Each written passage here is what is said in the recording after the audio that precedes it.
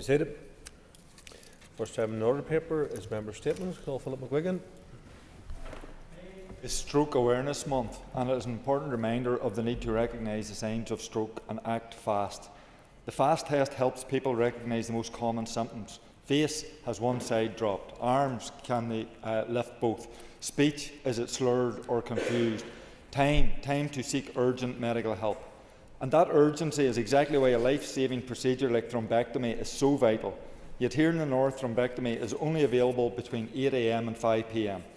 Last Friday marked World Thrombectomy Day, and also 500 days since the Stroke Action Plan committed to delivering a 24-hour service by the end of 2024. In that time, hundreds of patients may have missed treatment that could have helped them walk, speak, swallow, or live independently. One of my constituents suffered a stroke at just 39 years old. Thankfully, she did receive thrombectomy in time. Her family arrived at hospital expecting the worst, only to find her sitting up and speaking. Hours earlier, she had been unable to communicate. That is the difference this treatment can make. Every eligible patient deserves access to this treatment, regardless of when their stroke occurs.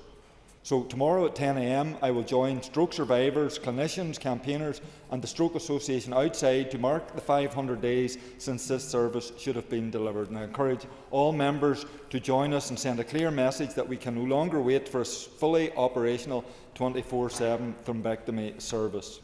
Cancollier, today also marks the beginning of Dementia Action Week, an important opportunity to recognise the growing impact dementia is having on thousands of families here in the north, where nearly 25,000 people are currently living with dementia, and a number which is expected to rise by more than 50% come 2040.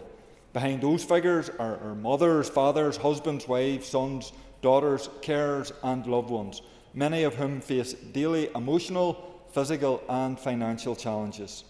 New findings from Alzheimer's Society show that many dementia patients continue to face long delays to diagnosis alongside major gaps in treatment and support here. Dementia is the leading cause of death across these islands, yet 1 in 3 people with dementia still do not have a diagnosis.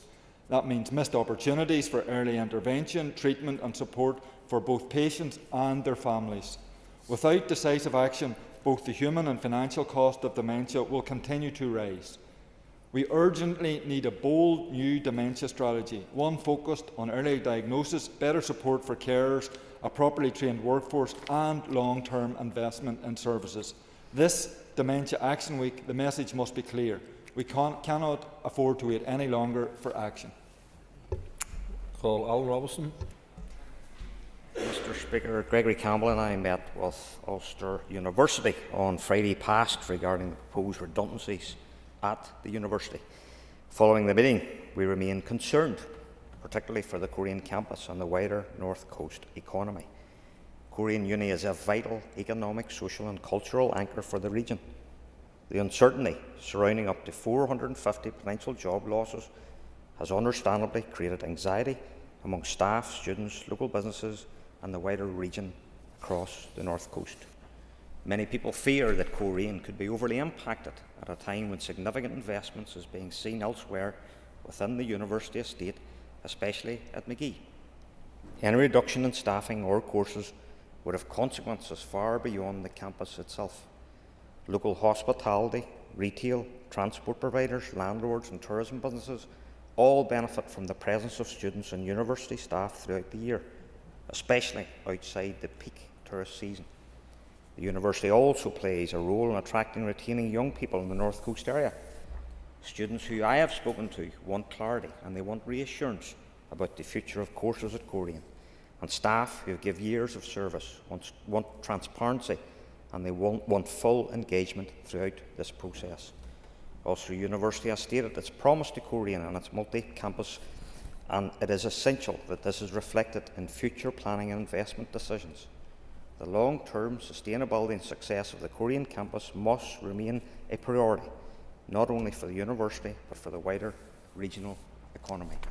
I want to be very clear today that Korean must not be an afterthought, and that was the message that the MP and I made clear during our meeting with the leaders of the university when we met them last week. Too often there's a feeling that everything gravitates towards Belfast, while other areas are expected to do less and make do with less. The Department and University leadership must work together to ensure there is a long-term future for Coleraine and to ensure that that campus is not weakened. The message from the North Coast is simple. We value our university, we value the jobs it supports, and we value the opportunity it creates, and therefore we want and expect a strong and ambitious future for the university in Coleraine. Regional assets such as this must be protected for generations to come. Thank you, Mr. Speaker. Donny Donnelly. Speaker, and today I am rising to highlight Arthritis UK's first ever Arthritis Awareness Month. An arthritis diagnosis can open the door to life-changing support. That's the message from health charity Arthritis UK during their first ever Arthritis Awareness Month, which is shining a light on the diagnosis of arthritis and other musculoskeletal conditions, which affect over 500,000 people in Northern Ireland. These conditions are a leading cause of persistent pain, disability and lost working days, yet they are often dismissed as just a bit of pain or a natural part of the ageing process, rather than as life-limiting and life-changing. Diagnosis can open the door to treatment, community and better symptom management, yet people with arthritis often struggle to get a timely diagnosis. This Awareness Month will lead up to the launch of an Arthritis UK report called The Silent Treatment: Why an Arthritis Diagnosis Matters. This report will highlight the barriers faced in achieving a timely and personalised arthritis diagnosis and why a diagnosis matters. As well as facing diagnostic challenges, people with arthritis in Northern Ireland are experiencing some of the longest healthcare waits here, with years spent in severe pain, waiting for vital care such as orthopaedic surgery. We must treat this as an urgent healthcare priority and take a relentless approach to drive down orthopaedic and rheumatology waiting times. People with arthritis deserve timely access to surgery and treatment, with support before and after treatment to secure the best possible outcomes. Without this, we'll see increasing disease progression and comorbidities such as poor mental health. So please join me in supporting Arthritis Awareness Month by following the campaign on social media and highlighting the information and support from Arthritis UK, which can help our constituents to open the door to a better way forward. Thank you. Robbie Butler. Thank you, Mr. Speaker. And I want to pay tribute, as I'm sure many members will want to do, to the Royal Ulster Agricultural Society based in Lough Valley on a very successful Balmoral show.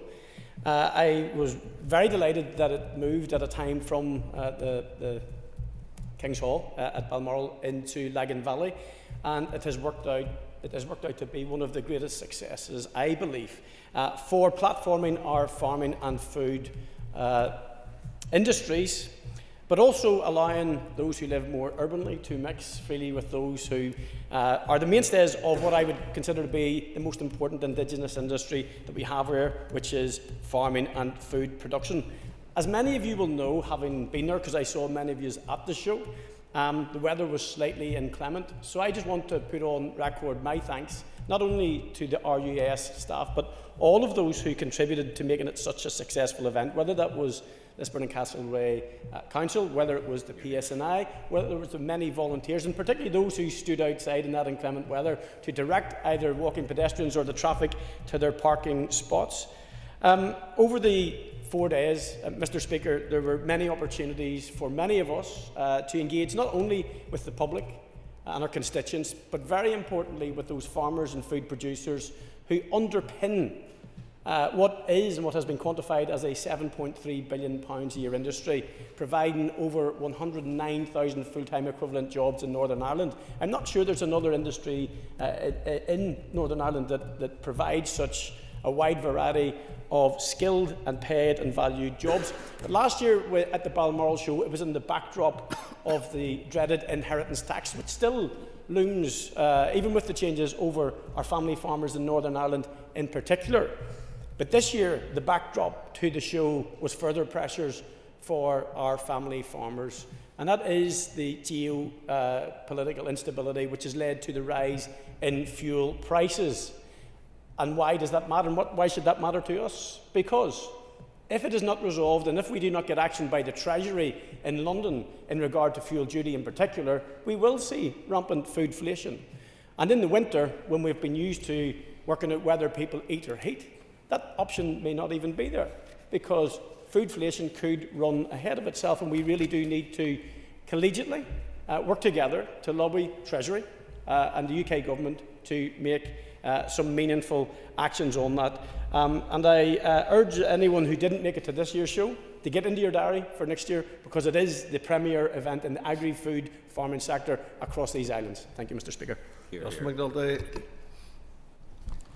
In 2008, walking out of St Chelmsford Park in Clonus after Paul McGrain had raised the Anglo-Celt Cup as Armagh captain, with Armagh having won 6 senior Ulster championships in the previous 9 years, no one would have thought it would be another 18 years before Armagh got their hands on the cup again. The Ulster Championship is by far the most competitive province, with 6 different counties claiming glory since 2005.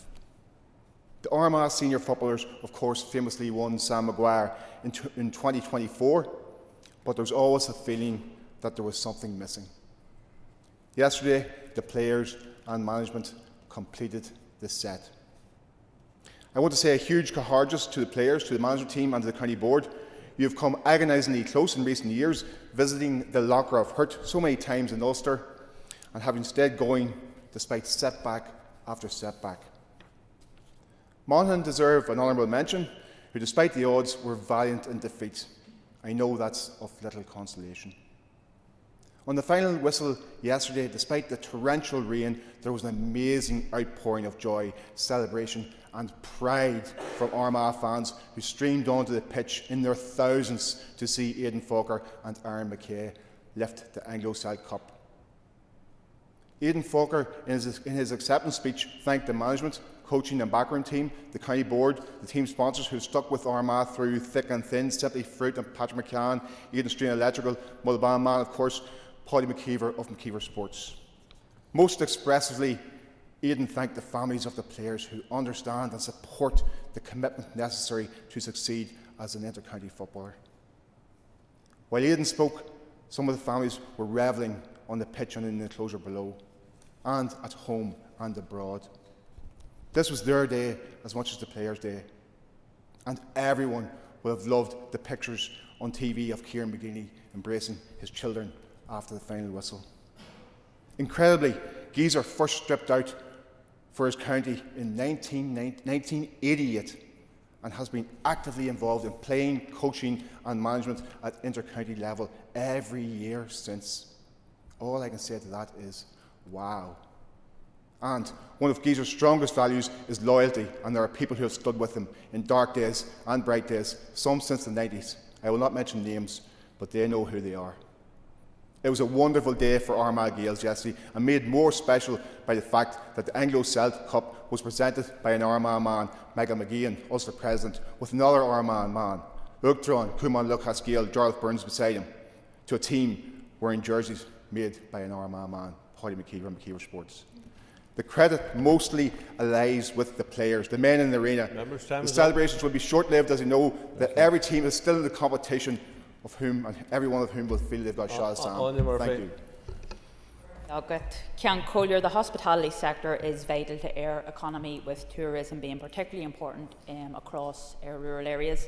Great progress has been made in my own constituency with the extension of Ireland's Hidden Heartlands brand into Fermanagh, announced by my Sinn Fein colleague Minister Kiva Archibald. But we need to see the British Government step up and reduce the VAT rate for hospitality across the north. We want to see VAT rates harmonised across our island. The gap is set to widen on the 1st of July, where VAT rates in the south will be reduced to 9%. They currently sit at 13.5%, significantly lower than the north, who sits at 20%. My Sinn Féin colleague, Minister John O'Dowd, has been consistently pressing the British Government on this issue. They need to start listening and understand the all-island nature of our hospitality and tourism sectors. The current VAT rate here means that hospitality businesses in the north face higher taxes and therefore are at an unfair disadvantage compared to neighbouring businesses in the 26, whose lower rate of VAT will increase footfall across restaurants, pubs and cafes. I'm calling on the British Government to reduce the rate of VAT for hospitality businesses here. This would be a vital help to those hotels, restaurants, cafes and of course pubs who have struggled in recent years with rising bills, supporting them to thrive and attract more customers through their doors.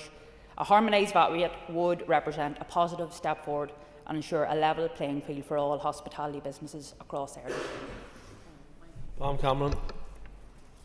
Mr Speaker, last Friday the official youth wing of Sinn Fein posted a video clip online which they insinuated was a statement made by me attacking the Communities Minister during a committee session.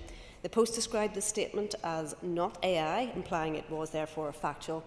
The post has received many comments and views, and its intention was clearly to bring negative, unwanted personal attention toward me. It's to intimidate, to humiliate, to gag me, and Mr Speaker, it will do nothing of the sort. This was a complete misrepresentation of the actual facts. I quoted word for word the inaccurate and fabricated statement of the committee chair, Colin Glen, from the Sinn Fein website. I would ask, Mr Speaker, that the First Minister ensures that the post be removed and that Michelle O'Neill distance herself from that potentially defamatory content. I understand and I accept the use of social media clips to highlight a disagreement or offering a differing view as part and parcel of political discourse within this House. I am disgusted by the post and ask why it was deemed necessary, perhaps inspired by the behaviour of the Chair and the Deputy Chair, who seem content to heap abuse on those in my party for simply doing their job with honesty and openness. Or perhaps they may be buoyed up by the Chair's comments that members would decide what facts they believe, while disregarding the actual evidence, and decided to post a fabricated video to support the Sinn Féin narrative. The committee session on Thursday was a complete farce, only because of the TikTok-making theme of pelting words out at the Minister and then continually interrupting and speaking over the Minister and laughably trying to pretend that it was a form of scrutiny. I must, however, put on record that no other committee member was involved in this other than the Sinn Féin members. Mr Speaker, in an era where it's difficult to put anything on social media without facing a barrage of abuse, especially as a woman, I ask the First Minister to call out this dishonest, childish and malicious behaviour, which was without doubt inspired by Sinn Féin's coordinated personal attack on the Communities Minister, who is being demonised for delivering for more than one side of the community. Having served on many committees within the Northern Ireland Assembly over many years, Mr Speaker, I have never experienced anything like the debacle which was dressed up as a scrutiny committee last week. It does sadden me, because we are all responsible for what the public witness in this place, and robust challenging is expected to be a fair and necessary part of those proceedings, but that cannot be replaced by personal attacks being peddled as legitimate political activity or some variation of truth. Mr Speaker, let me state, for the avoidance of doubt, and to help those behind this pathetic activity, that I am in full support of the Communities Minister and believe that he, like me, is more than willing to demonstrate tolerance, accountability and cooperation at committee and in this chamber, providing, of course, that our voices are allowed to be heard in the first place. Thank you. Thank you very much, Mr Speaker. On Thursday evening, Kiev was struck by a mass missile strike from Putin's forces, but killed at least 24 innocent people. This attack included destroying an apartment block in a residential part of the city. A city and people targeted just because they were Ukrainians. Ukrainians who do not want to succumb to the nationalist fascism being orchestrated by the Russian leadership, who were firing missiles such as the KH-101 cruise missile. Indeed, the horror and violence of Thursday's attack was even commented on and condemned by the Irish ambassador to the Ukraine, Johnny Conlon. The irony of his remark should not be lost on either of us, or by President Zelensky and by the Ukrainian people. Because one of the main materials that goes into the KH-101 cruise missile and many other Russian weapons is aluminium. You may or may not be surprised to learn that one of the largest sources for this aluminium comes from that centre of international neutrality, that paragon of global triple locking virtue, the Republic of Ireland. Onish in the Sharon estuary is owned by Rusal, a Russian smelting company with deep connections to the Russian arms industry. Examination of shipping tracks shows a near weekly sailing of vessels from Shannon to Russia. Bizarrely, the Irish government has lobbied extensively in the EU to keep Rusal free of sanctions, despite the key role of aluminium in the Russian arms industry. It has even lobbied the EU extensively to make sure aluminium is not prescribed as a commodity to Russia, because apparently it's vital for countless civilian industries. Really, Could a lack of soft drinks cans create a humanitarian crisis in Moscow, St. Petersburg or elsewhere? However, the same aluminium is purchased by dozens of arms companies that make weapons for Russia's war in the Ukraine. On this side of the chamber, we are well used to the Irish government's hypocrisy. Our leader, John Burrows, has recently pointed out how a blind eye was shown by Irish authorities to the theft of gelignite from the Republic of Ireland that made its way to the IRA, killing and maiming before the IRA's main supplier became that other paragon of virtue, Gaddafi, and his suppliers from the Soviet Union and the Warsaw Pact. Yet again, the Irish government are hypocritically supporting terror. Just why Onish has not been shut down for Russian exports. There are family and friends of 24 innocent Ukrainians who deserve answers, Mr. Speaker. Slava Ukrainia. Michelle Magwood.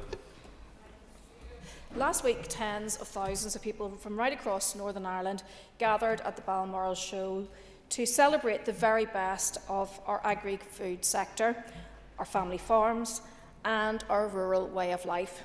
Like many members, I spent time speaking to farmers, producers, manufacturers, and local businesses. And the message that I heard repeatedly was straightforward.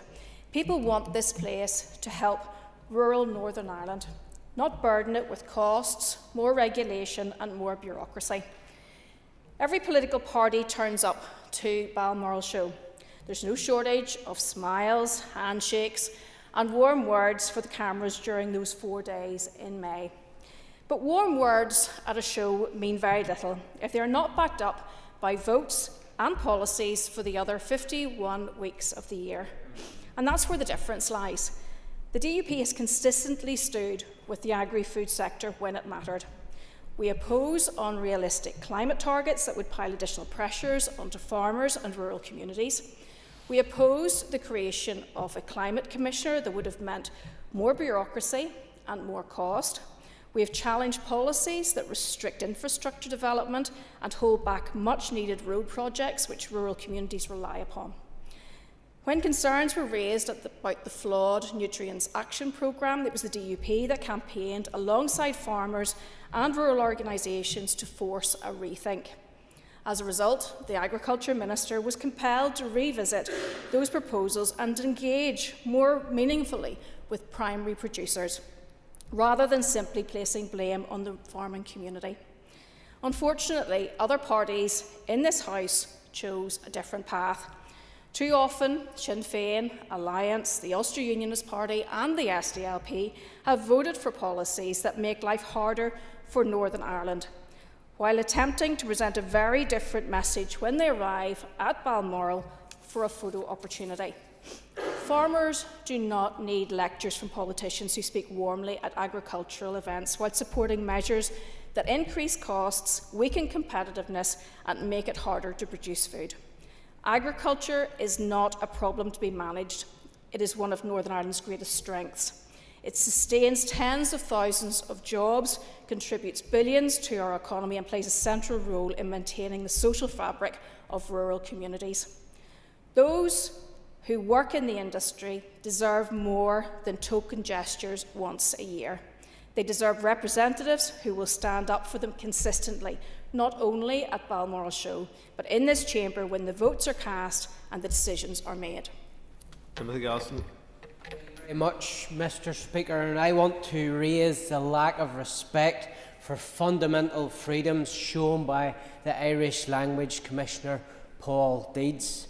For weeks he defied the powers of a committee of this House to which he is accountable, seeking to hide correspondence he had with the Belfast Telegraph about an interview in which he suggested people were using the law unlawfully and attacked a private citizen. After the interview, he appeared before the TEO committee and claimed many of the issues arose because of a bad translation. Last week, his letter to the Belfast Telegraph was finally released. Tellingly, Mr. Deeds did not dispute the translation of his interview when it was quoted back to him. But alarmingly, the Commissioner's letter says that constantly speaking out against the protection of the Irish language as provided for in the Identity and Language Northern Ireland Act 2022 may not be entirely lawful. That should concern all members of this House. Freedom of speech, the right to speak out against any law, is fundamental. It raises questions of what other dealings Mr. Deeds has had with the press and what other voices and views he has sought to suppress. The fact that a publicly funded commissioner should seek to abuse his office to suppress that freedom cuts to the heart of liberty secured on the battlefield. No jumped-up little Hitler in the Irish Commissioner's office should be permitted to undermine it. It's now time Paul Deeds started acting as an activist, or stopped acting as the activist that he is, and started acting as a commissioner. Ryan Kingston. Mr. Speaker, and yesterday I attended the memorial service for the 3 Scottish soldiers in proud memory of Fusiliers John McCaig, Joseph McCaig and Dougal McCaughey, recognising that this year marks the 55th anniversary of their murders in 1971. We are grateful to the Old Park Cave Hill branch of the Royal British Legion who organised yesterday's anniversary service and parade held at Ballysillan Presbyterian Church. We were honoured to have members of the McCaig family in attendance, along with the Lord Lieutenant, the Lord Mayor and the High Sheriff of Belfast, representatives of the Royal British Legion, elected representatives and members of the public. The brutality of the killings of these Royal Highland Fusiliers remains deeply shocking to this day. They were not on active service. They were off duty and unarmed, and they were taken from a city centre pub, most likely told that they were going to a party, but ultimately to be shot at close range by the cowardly Provisional IRA on a small country road at Whitebray in Lough Neagh, North Belfast. According to the Ministry of Defence, over 1,400 serving members of the British Armed Forces died during Operation Banner here, either from paramilitary attacks or due to other causes. We remember them all, yet the murders of these 3 young Scottish soldiers, aged just 17, 18 and 23, continues to stand out for the deceit and savagery involved. If the IRA considered themselves to be at war, then by that standard, this was the murder of prisoners of war, an act of total depravity. No one has ever been convicted of their murder. It is appalling to know that within the ranks of Sinn Fein in North Belfast are people who know which IRA terrorists were involved in these murders. Yet that information is withheld in a code of mafia-like omerta by people who demand that every action and every record relating to the state is examined in order to find some fault or some omission. This hypocrisy is a further insult to the victims of the IRA, and the contradiction in relation to truth and justice is stark. However, we hope it is of some comfort to the families of Fusiliers John McCaig, Joseph McCaig and Dougal McCaughey that their memory is cherished and held dear, and that 2 memorials in their honour have been funded by public subscription. We will remember them. Order. Mr. Speaker, I would ask you to look at the remarks of Mr. Gaston in his member statement and reflect on whether they violate provisions of standing orders in relation to unparliamentary language, and specifically the comparisons he made for the Irish Language Commissioner, which I think far exceed legitimate free comment in this House. I'm happy to look at it again. Yeah. Okay, moving on then, members, to the motion from the opposition on change in these islands. Clerk, please read the motion. That this Assembly notes the outcome of the recent elections in Britain, expresses concern at the rise of right-wing populism embodied by Reform UK, believes that a Reform UK-led government would be hugely damaging for people living here, as well as British-Irish relations. Further notes recent polling, which indicates majority support for a new Ireland within the European Union, affirms that any process of constitutional change must be carefully managed, protecting the relationships and multiple identities outlined in the Good Friday Agreement, and further affirms that the only credible way of decisively exercising democratic control over our future is to build a new Ireland. Thank you. I call Matthew O'Toole to move the motion. Moved. Thank you, Matthew. The Business Committee has agreed to allow up to 1 hour and 30 minutes for this debate. The proposer of the motion will have 10 minutes to propose and 10 minutes to wind. As an amendment has been selected and is published on the Marshall list, the Business Committee has agreed that 15 minutes will be added to the total time for the debate.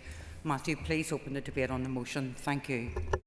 Madam Principal Deputy Speaker, and it's important to say and to acknowledge, first of all, as official opposition, that this motion does not completely relate to the business of the Northern Ireland Executive.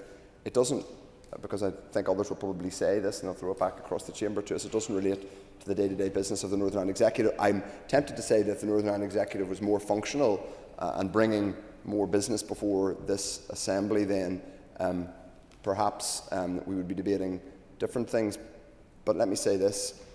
Our job as a constructive opposition has consistently been to confront this Assembly, and in a sense to confront and air issues, decisions, the consequences of decisions made and decisions not made.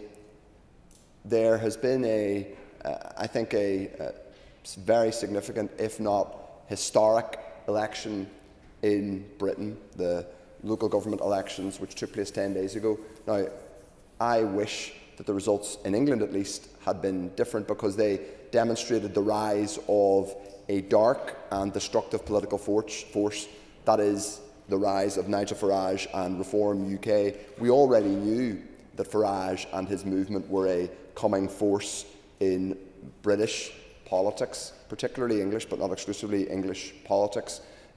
We already knew that his form of authoritarian populism, funded, we are increasingly learning, by offshore billionaires with shady connections, to put it mildly. We already knew that Farage, who was in many ways the intellectual force behind the Brexit movement, we already knew that his politics were a coming force in Britain. That was illustrated starkly Thursday week ago.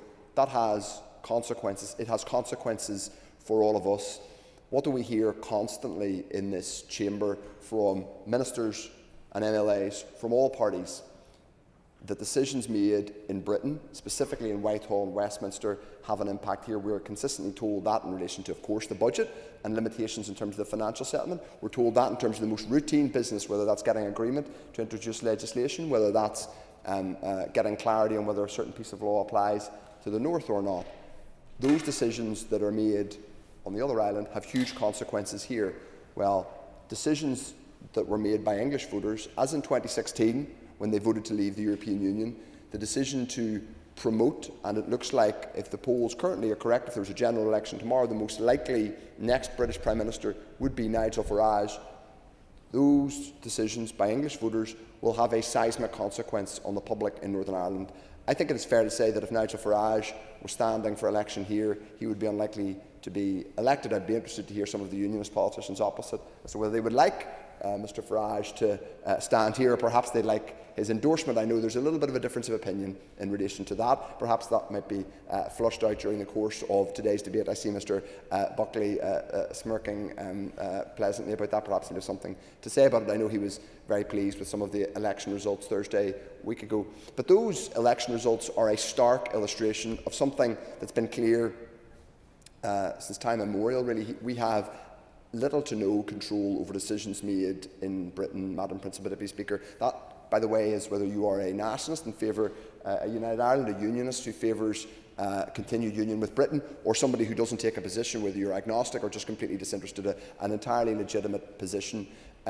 What is clear is that in 2016 we voted to remain in the European Union. We were dragged out against our will by votes that took place on the other island. I'm glad that we have a set of protections that exist specifically for this island, but it is far short of what I want and my party wants, which is full membership back in Europe for the people of this region, with all the opportunities and benefits of that vision in our party, is shamelessly and proudly the most pro-European in this chamber. But we can't kid ourselves that we have the ability to control who the next British Prime Minister is, whether that's the leader of the Labour Party, and that's a fascinating, if chaotic, process which is unfolding at the minute, in which we are largely observers, or indeed a general election in which, as I said, the current most likely next Prime Minister is Nigel Farage. I'll be clear on behalf of myself and my party, but also on behalf of my kids and everybody that belongs to me. I do not want to live in a country run by Nigel Farage. That's not really to do with the colour of my passport, whether I identify as Irish. I obviously do, Irish, British, whatever I think about a whole range of other issues. I simply do not want to live in a country governed by that charlatan. I really don't. And people here of all backgrounds, including many in my constituency of South Belfast, who are certainly not convinced dyed-in-the-wool nationalists, although many of them have been coming to my office in increasing numbers to have their Irish passport form signed, they don't want to live in a country run by Nigel Farage either. They want, in many cases, the possibility, the hope, the opportunity of rejoining the European Union. Now, the reason we're putting our motion down today is to confront, as we have done in the past, the Assembly respectfully with a simple but ultimately unavoidable choice, which is that if you live in this region in Northern Ireland and you do not want a future governed by Nigel Farage or the dark authoritarian forces he represents, the shady people who fund him, if you want a new future back inside the European Union, the only way to decisively make that choice is to opt for a new Ireland back inside Europe. Now, let me be clear, Madam Principal Deputy Speaker, that is a process that is going to take years. It's not going to happen today, tomorrow, and I and my party are sceptical about the worth of simply naming dates for a border poll rather than practically preparing, persuading and campaigning for change. But that question, that choice is one that more and more people are engaging with, and that we are, if we don't want to live in a country either governed by Farage or dictated to by the forces that surround Farage, we are going to have to make that choice at some point. And it isn't simply a choice between two options to get back inside the European Union. And it might come up in today's debate that there's been some chatter about the UK potentially rejoining the European Union. As people will know, because I've talked about it many times in this chamber, I was previously a UK civil servant and I tried to keep the UK in the European Union. I was not successful at that effort, as others weren't either. I think it still remains vanishingly unlikely that in any meaningful horizon the UK is going to rejoin the European Union, though I would like them to. But let me be clear about that. And if there was a referendum, I would campaign for the UK and Northern Ireland to rejoin. But, Madam Principal Deputy Speaker, here's the thing. Even if there was another referendum on the UK, rejoining the European Union, Northern Ireland could vote Remain by 99 to 1%. And our votes would be wiped out by English voters if they decided to vote to remain outside the EU. We don't have equal opportunity options in terms of our future in this place. We only have one decisive way of taking our future into our hands and choosing a European future, and that is via a new Ireland. And there are other, of course, practical challenges. Even were the UK to have a successful rejoin referendum, even were that to happen, as I said, I'd like it to, but I think it's unlikely, there would have to be a formal accession process. There would have to be a negotiation, which would take years, perhaps even more than a decade. Many countries have been formal accession countries and have taken a very long time and still haven't joined the European Union. I don't want that. I want a new Ireland back inside the European Union. It's much quicker, it's more straightforward, and I think many more people are engaging with that possibility. Of course, to be clear, and this is something that was established through the Brexit negotiation process, should Northern Ireland, should a majority of people in this region vote for a new Ireland, we automatically rejoin the European Union. We accede to an existing EU member state and we have automatic right of re-entry with all the possibilities that entails. I respect and acknowledge the fact that many people in this chamber, particularly from unionist parties, do not want that future, and that's not one they seek.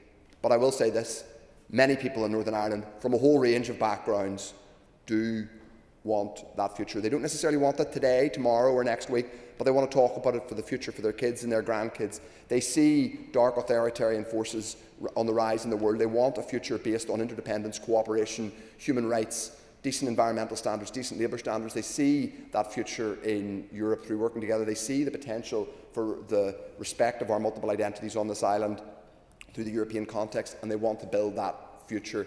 I sincerely hope that the rise of Nigel Farage is held off in Britain. Anything I can do to stop that, and my party will do it. But let's be clear, we only have one way in Northern Ireland of genuinely and decisively choosing a new future.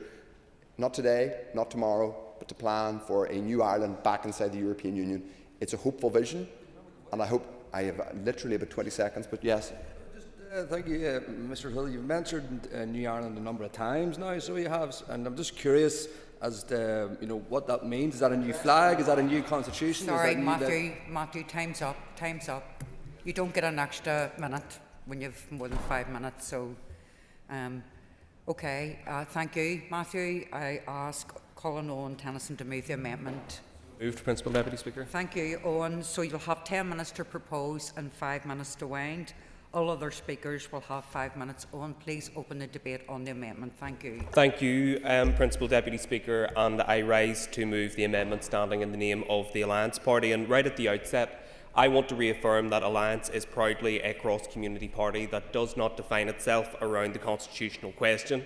We are proud to represent people from a broad range of backgrounds and who have a broad range of perspectives and aspirations on the constitutional question, including those who are unionist, those who are nationalist, those who are open-minded about the future, and those who simply do not prioritise the question. But what unites our members and supporters is support for the principle of consent in the Good Friday Agreement, that it is for the people of Northern Ireland and not parties in this chamber to decide the constitutional future, and a shared desire to make our society work, building a shared future regardless of either constitutional status quo or change, to build a united community, whether that be within the United Kingdom or within a united Ireland. That said, though, we recognise that there are fluid and live and open debates happening right across these islands about the future of the UK and Ireland. And factors such as Brexit, the rise of Farage, right-wing populism and English nationalism have given increased energy to them. We have always been clear that we are happy to take part in constructive, evidence-based debates on the constitutional question without prejudice to the outcome of that debate. And there are many push and pull factors at play, and there are many detailed points that need to be worked through regarding the political structures and institutions, regarding our public finances, regarding the impact on the economy and trade, the impact on public services, alongside key questions of identity and how minority identities would be protected in any different arrangement.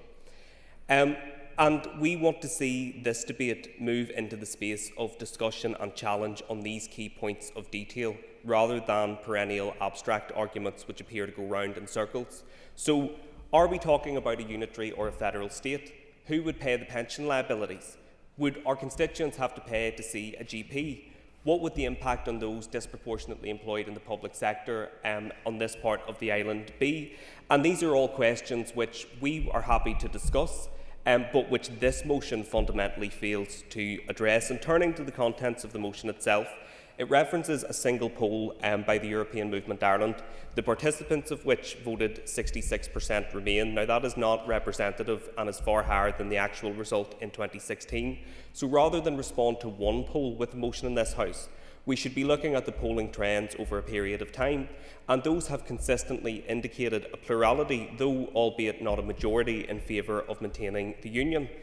With a significant portion of voters who are undecided on the issue. And there's also clear evidence that that polling has moved significantly as a result of Brexit. So the polling does show that a clear majority of people in Northern Ireland believe that Brexit was a bad idea. That has been backed up by recent polls by Queen's University and Lucid Talk, showing that a majority of people in Northern Ireland would vote to rejoin the European Union if a referendum was held today, and our amendment acknowledges that. Whilst Brexit has undoubtedly been a disaster for Northern Ireland, we can draw some salutary lessons for this debate about the constitutional question. First is, nothing is inevitable, People said for years that Brexit would never happen, that people would not vote against their own economic interests, and yet it did. And so no one in this chamber should assume that either constitutional change or constitutional status quo are certainties or guarantees. Secondly, it exposed the folly of running headlong into a referendum without a plan. Whilst that might be a fine strategy to win a referendum, as for every Leave vote there was a different version of Brexit, it was no way to create the kind of cohesion around the future that we had post-referendum. And again, there are important lessons and learnings in this debate, which is why moving to a debate around the actual points of detail rather than an abstract debate is important. And thirdly, it underlined that Nigel Farage is a charlatan who has no solutions, no answers and no interest in the consequences for the people of Northern Ireland. Now, this motion rightly acknowledges the concerns about the rise of right-wing populism, and those are concerns which I share. Nigel Farage and Reform UK trade in a brand of politics which exploits grievance, which pits the weak against the vulnerable against the marginalised, and the marginalised against the more marginalised. He told us that Brexit would make people richer, and it did. It made the DUP £435,000 richer, and Nigel Farage himself £5 million richer, whilst our constituents suffer. He cares not a bit about working people anywhere in the UK, and certainly not about Northern Ireland, given that he has threatened to rip up key cornerstones of the Good Friday Agreement. And it does beggar belief that unionist politicians in this chamber continue to fanboy over a man who sold them a pub once before and is trying to flog them another. But we should not overstate the rise of Farage, because the vast majority of people in Great Britain earlier this month rejected Nigel Farage. They voted against him. The problem is that the first-past-the-post system does not reflect that reality, turning a minority of votes into a disproportionate level of political noise. I will briefly. Could the member clarify whether or not he would perhaps more align with the policies of the leader of the Green Party, who believes that if he hypnotises women, their breasts can enlarge? No, I do not, and I actively campaign against the Green Party here in Northern Ireland. But on a serious point, I will say that we have seen worrying lurches, both left and right, with a number of candidates subsequently suspended from their parties for either racist remarks or anti-Semitic remarks, which are absolutely appalling and should be condemned by us all. So I think we should all be concerned by the rise of populism, be that left-wing populism or right-wing populism, and that's something that I can be absolutely categorically clear about. But more fundamentally, the constitutional future of this place is not for the DUP or Sinn Fein or the SDLP or the Ulster Unionists or the Alliance Party to decide. The Good Friday Agreement is clear that it is a matter for the people of Northern Ireland to decide. The agreement sets out the process for managing this debate, recognising the legitimacy of whatever choice is freely expressed by the people we represent, whether that be to maintain the Union or join a sovereign united Ireland. That principle has been the bedrock of peace and stability on this island over the course of my lifetime, and our amendment reaffirms that principle in full, recognising that both aspirations are credible and legitimate, and that it is for the people to decide. And that is the position that this Assembly should adopt, rather than trying to manufacture a border poll in this chamber in a bid to try and win back some relevance and political support. Mr. Speaker, the constitutional debate, or Madam Deputy Speaker, I should say, the constitutional debate will always be part of our discourse. My party is always happy to engage in that discourse when it is debating points of detail, and sometimes challenging those points of detail too. The beauty of the agreement is that that conversation can happen in parallel, whilst in the meantime we in this chamber get on with the issues plaguing our constituents' lives: record waiting lists, a lack of an agreed budget, a cost of living squeeze, and the need for public service reform and investment.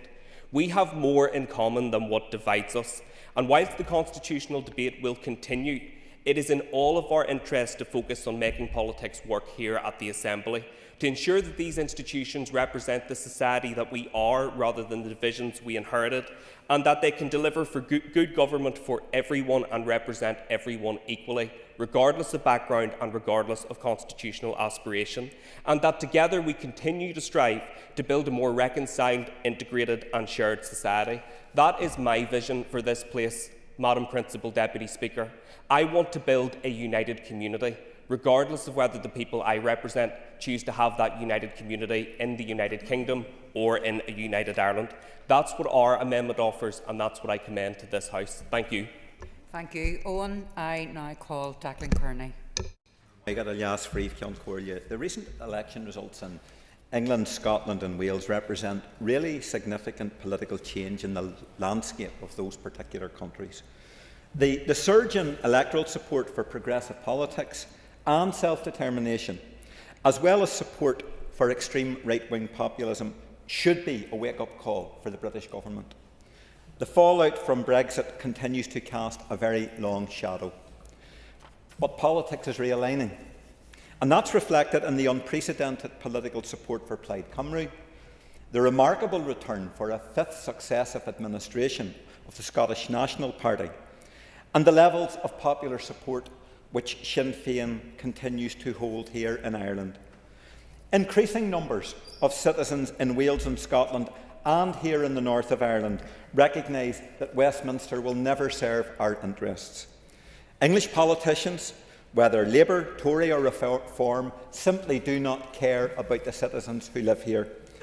And that realisation is increasingly shared in Wales and Scotland. The choice is clear. More Westminster political chaos, more austerity, more ongoing isolation from the European Union, and the rise of far-right reform politics. Or the alternative, which lies in self-determination and new constitutional arrangements. Irish unity is not inevitable, but it is more potential and more possible now than at any stage before. So the British government should take its head out of the sand and accept that the status quo has failed. It's time for British policy towards this place to change.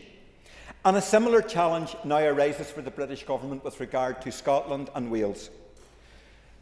And political unionism also needs to recognise that change is indeed fixed on the political horizon, and no amount of denial is going to change that reality. Partition hasn't worked, and it never will. We need a serious discussion about how future change should be managed. Successive polls demonstrate that there is growing desire across this island for constitutional change, reunification and rejoining the EU. The right to a unity referendum is set out under the terms of our Good Friday Agreement. And 28 years on from that agreement having been signed, there is no longer any justification in refusing to set a date. The need to plan and prepare for Irish unity is an established political consensus among the majority of parties across this island. A joint all-party Oireachtas committee from 2024 called on the Irish government to begin that process immediately, and the Irish government should do so. It should also demonstrate the leadership which is now required and formally engage this British government on developing a process of structured constitutional transition. It should establish a citizens' assembly on constitutional change and begin the work on drafting a green paper. Irish unity should not be feared. It is an opportunity to shape a new constitutional settlement which guarantees the identities, traditions, religious and civil democratic rights of all citizens. Yes. I thank the very much for giving way, and he's always very kind. Is the member aware of the Sunday Independent poll published recently, I think it was actually last month, in the South, where Southern voters were asked to rank priorities, political priorities? Would he want to care to reflect on the fact that Irish unity in the minds of the Southern people didn't even get 1% now in terms of their, the importance of Irish unity to voters in the South? The member's an extra minute. And the reality is that there is a momentum in the discussion around constitutional change which is organic, it's spontaneous, it's happening everywhere, in every street corner, on the side of every football pitch, in the shops, in the bars, people are talking about change. And the fact is that we are living through an historic period of momentous change. So let's positively engage with the challenges which that presents. The opportunities are huge. Self-determination gives us all a way forward. towards national reunification and national reconciliation, and securing a new constitutional settlement in all of our interests, built upon equality, inclusion, cultural diversity, pluralism and anti-sectarianism. Thank you. Declan, I now call Jonathan Buckley. Thank you. This motion tells us a lot about the SDLP, a party that loves to lecture us on how out of touch we all are, and how they alone are the party that has their finger on the pulse of Northern Ireland opinion. Yet, at a time when families are struggling with the cost of living, when waiting lists are dire, when businesses are facing enormous pressure, and when people want government focused on delivery, what do the SDLP do? They care and choose to bring a debate to the Chamber, lamenting the democratic election results in England, Scotland and Wales over bread and butter issues. Is this the best that we can expect from the SDLP? I mean, have a so-called lacklustre official opposition run out of steam so early? This motion warns about so-called right-wing populism. But people in Northern Ireland are already experiencing and living with the consequences of left-wing populism. Policy positions that are of the SDLP, and indeed the orchestra of incompetence in the Alliance and Sinn Fein and the Green Party, where we have laws where tadpoles and bats have more rights than the unborn child. We have net zero policies that let everybody else drill in the North Sea, whilst we import our own energy from the same countries at a higher price, giving us the highest energy prices in Europe. Never mind stopping roads being built. We have a benefit system that undermines the incentive to work. And for those who do the right thing, who get up early, go to work, are being taxed to the hilt. And they're simply asking, what is the point? Our families and farmers, I will in a moment, our families and farmers are working hard to feed the nation, yet the left-wing ideologues in this place want to tax the industry to death with incompetent, crippling inheritance tax and unrealistic environmental policies, parties more concerned with cows burping than farmers breaking even. I'll give way to the Alliance or the SDLP if they have a solution to the matter. Well, I thank the member for giving way. For someone that talks up about the importance of remaining in the United Kingdom, he does a great job of pointing out the reasons as to why we should leave the United Kingdom, particularly when he points out about the state of our health service, cost of living, schools, roads.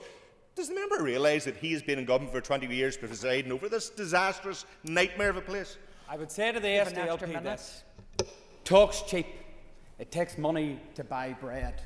And the policies in which the Members' Party have engaged in have resulted in low growth, have resulted in roads being halted. I mean, the member gets up and talks often about the A5 in this place, yet he and his party are the clear ones that are objecting to it with their net zero madness. So spur us the right-wing claptrap in this chamber. The allegations are clear from the member, but what are the answers from the SDLP? Not to fix any of this.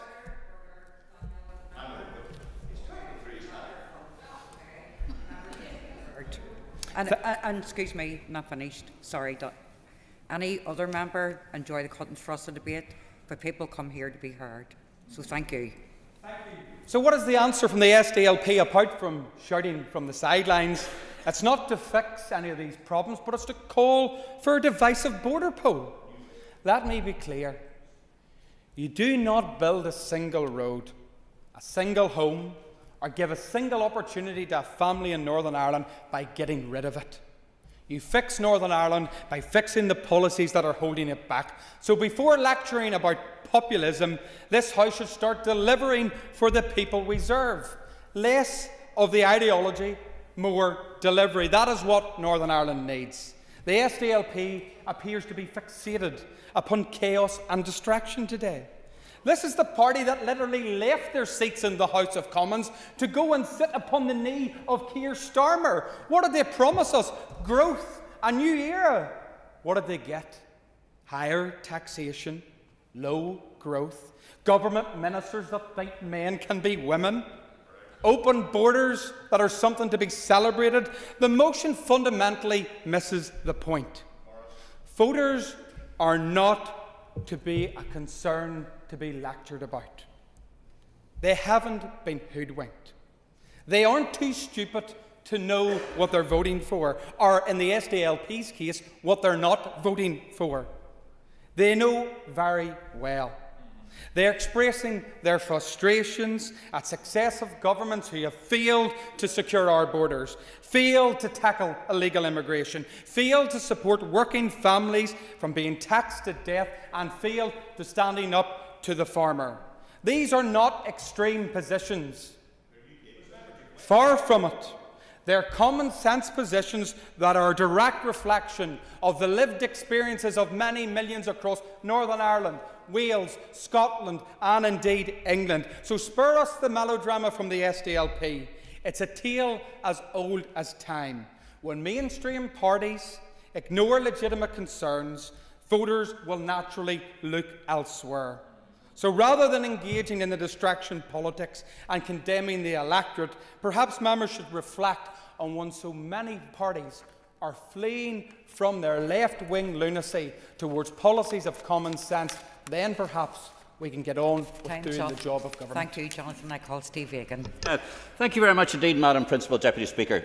Today is Opposition Day, and also the day when yet again we have an ill-disguised motion brought by the SDLP attempting to make the case for United Ireland again.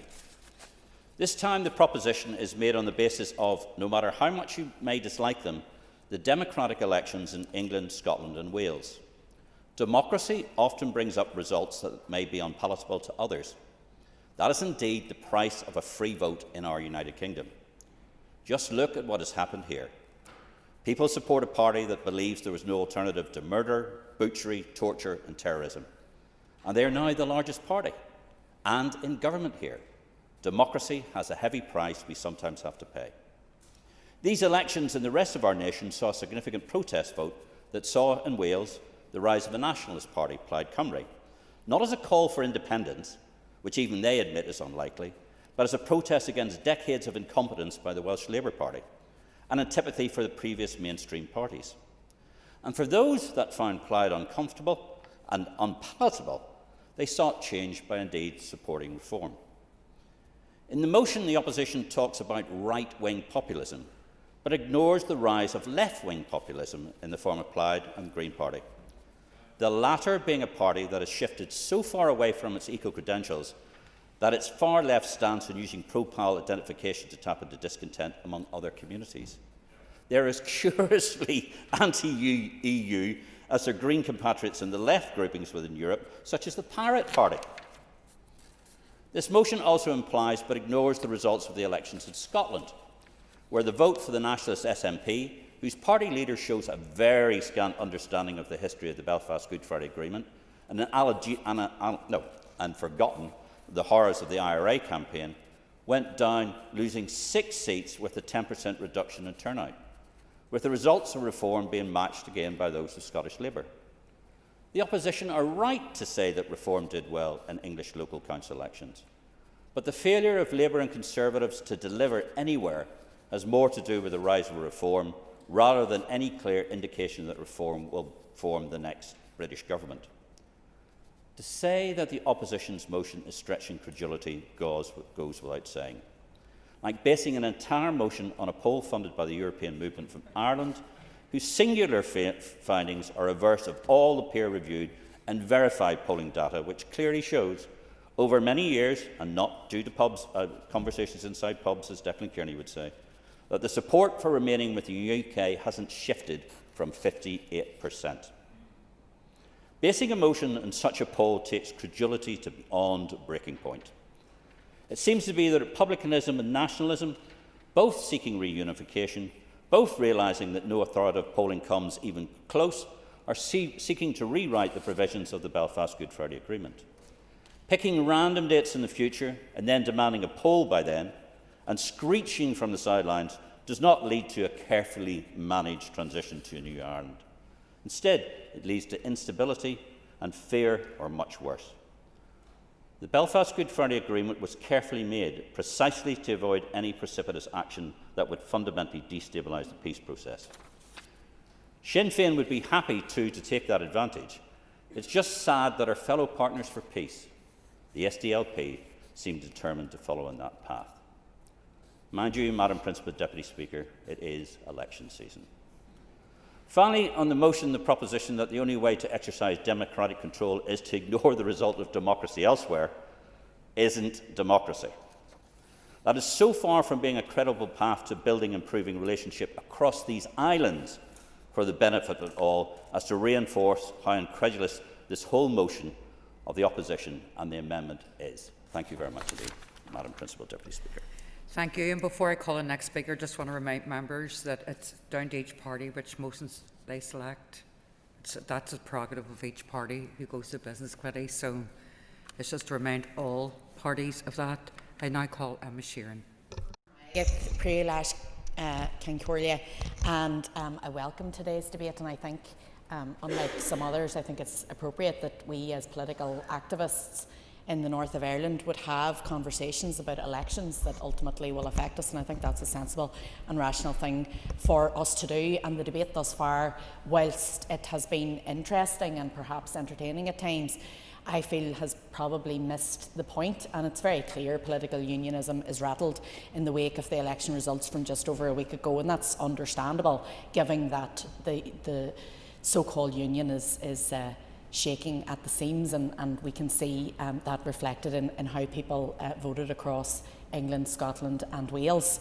And the big story and the headlines that came out of those local elections over a week ago was the success of pro-independence parties in Scotland and Wales, and the significance of that can't be overstated, and I think it should be something that we engage in conversation about. The fact that the SNP have won their fifth election in a row, the fact that Plaid Cymru have become the biggest party in Wales, that's people voting for change, and it's exhibiting bravery.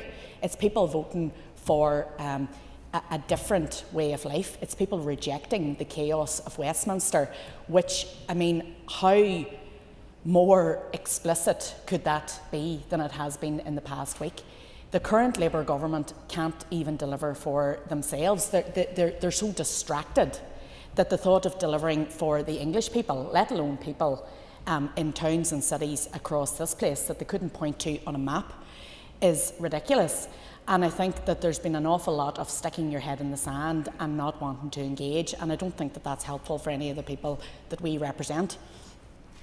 We've had references there to the fact that Sinn Fein is the biggest party in Ireland and obviously the biggest party in the 6 counties.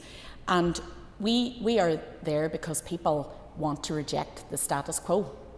And I think that in the body of the motion, when you see reference to the fact that we have to plot our way to a new Ireland, we have to bear in mind that that debate, without the calling of a referendum, hasn't actually started in earnest yet. The people are ahead of us.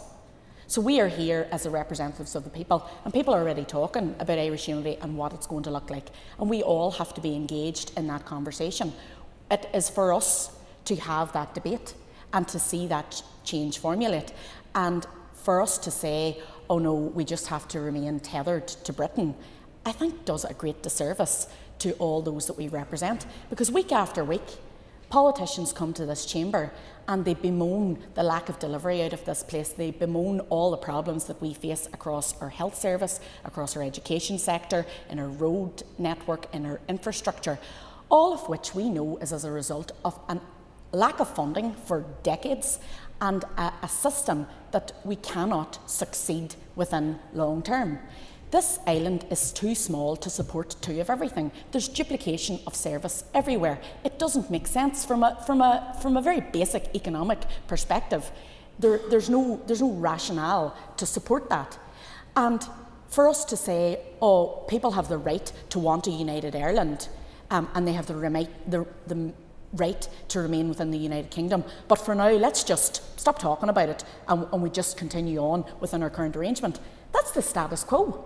And people are voting against the status quo. And it's our responsibility to have that conversation and to stand up for those people and to show them what a new Ireland could look like. And I think that that's what this motion should be about, and I think that that's the focus that we should have, because rather than allowing ourselves to be swept away by the hatred of Nigel Farage and his cohort, we should be talking about hope for the future and for a better way. This state hasn't delivered for any of the people that we represent. We know it isn't going to work long term. There's no length in it, and it's on us. Thank the member for giving way. She stated that this state, as she calls it, has not delivered for any of the people that we represent. Does she include her ministers in that they have not delivered for the people that they represent? Members next. The member knows rightly what I meant by that. You have ministers in government yourself, and you know how difficult it is to deliver in this place. And I say that as somebody who has ministers trying to deliver because your ministers are blocking them. And that's the nationalist people are continuously coming to us with complaints about a lack of delivery here, because we see the worst impact of a right-wing regressive DUP policy that's anti-Irish, anti-rights, anti-Bill of Rights, anti-delivery of anything progressive. No, never, never, never, that's all we ever hear. And that's just the tip of the iceberg in terms of the British establishment that we're trying to work with. So we know that this constitutional arrangement cannot go on forever. We know that it doesn't work for the people that we represent, and we're trying our best to work within that prism. And that's the challenge that we have. And this place allows us to make incremental gains, but that's all that they are. And you know that as well as I do. You referred to the farming families that you want to support. You only want to support some of them. You don't care about the hill farmers. You voted against Declan McAleer's ANC bill, and that would deliver Time's support up. to real people. Time's up. Okay, thank you. I call Philip Pratt. Thank you, Madam Principal Deputy Speaker. Madam Principal Deputy Speaker, the debate started off badly because the Leader of the Opposition had to justify or attempt to justify why he brought this motion today, and it only got worse from there. Not bringing a motion that his colleague, I'm sure Mr McCrossan, would support on delivering the A5. Not bringing a motion, Madam Principal Deputy Speaker, in relation to job cuts caused by Sinn Fein at Magee University, which I'm sure Ms McLaughlin would support, or indeed issues that Mr McLone would support. No, they dedicate their vital opposition time to wallowing in the defeat of their sister party, the Labour Party, across the United Kingdom. And rather, Madam Principal Deputy Speaker, dealing with the issues as to why the Labour Party was wholly rejected by the people of the mainland United Kingdom, the opposition blame the people for the decisions that they take. Not looking at the issues in relation to the failure by Matthew O'Toole's sister party to deal with illegal immigration, not an issue raised by the Leader of the Opposition in relation to taxing the businesses and workers to death, not an issue raised in relation to picking the pocket of pensioners, which perhaps the SDLP supported at Westminster. No, instead, let's blame the people. And there is an obsession, Madam Principal Deputy Speaker, with the party opposite when it comes to the issue of reform and Nigel Farage. I took a short look at Hansard yesterday, and which politician do you think in this chamber has used the word Nigel Farage more than any other person in this chamber? In fact, Madam Principal Deputy Speaker, the Leader of the Opposition has mentioned Nigel Farage in this chamber more than every other MLA in this chamber combined, because he is utterly obsessed with him. But I understand the obsession, Madam Principal Deputy Speaker. It's because the SDLP have been rejected by the people of Northern Ireland that instead they try to find a boogeyman that will increase support for their party. Instead, from chuntering from a centre position, Mr McCrossan, perhaps you would be better listening to this. They get up and they talk about the great victory of the SNP. They talk about the SNP being a model that we need to follow. so interested in the opposition party across is that they completely rewrote him out of history. Now, Ian Paisley achieved a lot, Madam Principal Deputy Speaker, but my recollection, as outlined by the leader of the SNP, that Ian Paisley signed the Belfast Agreement is very, very different from the childhood that I grew up in. Not a mention or a criticism, of course, for the SNP by the leader of the opposition. We are used to mystic Mary Lou MacDonald predicting border polls here in Northern Ireland, but now we have mystic Matthew O'Toole. So Mary Lou MacDonald promised the people that voted for her party in 2022 that within 5 years we would have a border poll. Mystic Mary Lou then looked at her crystal ball again later that year and changed it to 2030. Happily give way. When he's on the term of mystic, perhaps they'll make good bedfellows for the hypnotist-in-chief, Mr. Zach Polanski. And what we have now is Members Mr. for next O'Toole trying to predict the outcome of the next UK general election, and that is because they have been unable and unwilling to articulate a case for themselves. We often have the rewriting of history in this chamber, Madam Principal Deputy Speaker, but let's look at the outcome of the so-called historic elections let's deal with Scotland first. The SNP lost 6 seats and over 500,000 votes. Now, the Leader of the Opposition may say that losing seats and losing votes is a victory, and indeed is a pattern in which his party continues to go down, but I don't think that any other political party would state that that is a great election victory. In Scotland, we were in a position before the last election that unionism and those who want to break up the United Kingdom in terms of the popular vote were neck and neck. Now those parties who advocate for Scotland remaining in the United Kingdom have a 17% lead over the SNP and the Green Party. Those are the facts, Madam Principal Deputy Speaker, that the parties opposite do not wish to engage in. They then, instead of trying to outsource their failed breakup of the United Kingdom to the Irish government, who are refusing in any way to advance constitutional change on this island, try to cling to the coattails of election results in other parts of the United Kingdom. It's quite interesting, though, that the party opposite has dropped their new historic line of 3 so-called nationalist First Ministers across the United Kingdom. I wonder, Madam Principal Deputy Speaker, is that because the First Minister of Scotland and the First Minister of Wales refused to meet Sinn Fein last week when they ran over to Westminster on bended knee to try and meet with them? Because they see the truth, Madam Principal Deputy Speaker, that the people of Northern Ireland want all of us here today and use time in this House to focus on the issues that matter to them. Mr Kearney, I would encourage you to go to some street corners, to go to some pubs, because the issues that people are raising are not about constitutional change. What they are raising is the fact that Sinn Féin ministers continue to fail the people of Northern Ireland, and you're trying to expose the fact that you're unable to deliver for the people you claim to represent. Timothy Garson, please. Thank you very much, Principal Deputy Speaker. The SDLP motion before the House is fundamentally dishonest. But we can't let that get in the way as the SDLP attempt to hold on to the Sinn Féin coattails.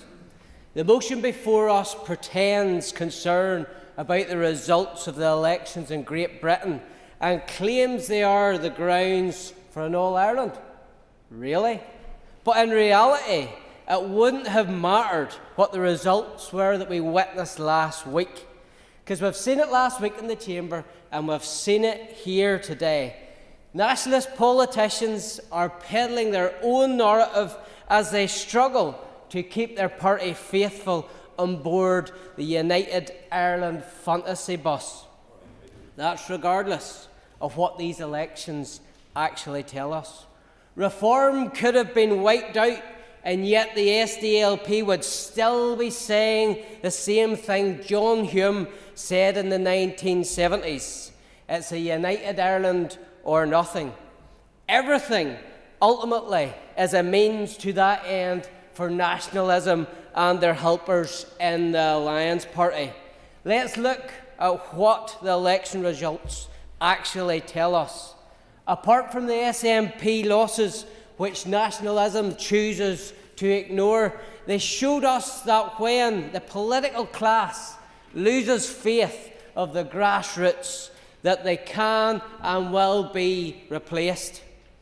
I listened to members on the benches to my left, and they are keen to downplay the rise of reform. But why did reform perform so well?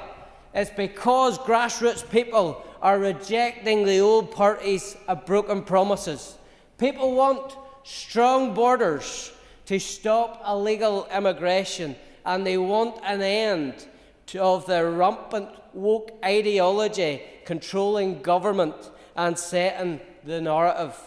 The DUP, well, they would do well to also reflect on why reform made the breakthrough that it did. It was because of the arrogance of people who thought they had a divine right to rule in many parts of England and Wales. It was because of the lack of delivery on the part of a political party which had been trusted time and time again with the votes of people who they took for granted. But most of all, it was because people believed they had been lied to. Labour came to power promising change and failed to deliver anything other than U-turn after U-turn. There are members of this House who are only here because they told the Unionist people that they opposed the Northern Ireland Protocol in all its forms. Yet as soon as they got the Dodd-Donaldson deal over the line, and after the first sale in the ministerial limo, all the promises were forgotten. It's actually worse than that. We had Gavin Robinson write an article with the headline, "DUP set out to remove internal trade border. We've achieved exactly that." That was a lie, Mr. Robinson. The DUP presence in the executive is built on that lie. And for me, the lesson of the GB elections is that you can only get away with doing that for so long before the public hold you to account. Happy to give way. Thank the member for giving way. He knows him and I would agree on many issues, and he knows full well my position in relation to the Windsor Framework and other accords. But would he also acknowledge that he needs to be careful what he wishes for, because some of the members in which his party have endorsed and supported actually signed and voted for the Windsor Framework itself and its predecessor, the Northern Ireland Protocol, whilst members of the European Parliament? Members in action. I thank Mr. Buckley for his intervention, but he completely gets away from the issue that I was trying to set out before the House, and the warning indeed that I was trying to set out. Turn your back on the electorate and they will turn your back on you. That is something each and every party in this House would do well to remember. I want to finish off my remarks in this motion by picking up on Mr. O'Toole's points about dark forces. He was obsessed about dark forces and about Nigel Farage. Mr. O'Toole is very selective when it comes to dark forces. Imagine if you had people in government with a private terrorist group overseeing them. Imagine, would you class that as a dark force, Mr. O'Toole? Mr. O'Toole, you're happy to have Sinn Fein in government here in Northern Ireland, so spare us with all your bluster, your concerns about Reform UK and Nigel Farage. Timothy. You practice what you preach. Sorry, Timothy, your time's up. Apologies, the clock. One clock was working and the other one wasn't, so I'm keeping an eye on this one. So I actually give you over the 6 minutes in case. I'm accused of bias. Perish the thought. Yes. Yes, absolutely. Perish the thought that that ever happens in this place. Anyway, Jerry Carroll. Deputy Speaker, hope I get the 6 minutes as well.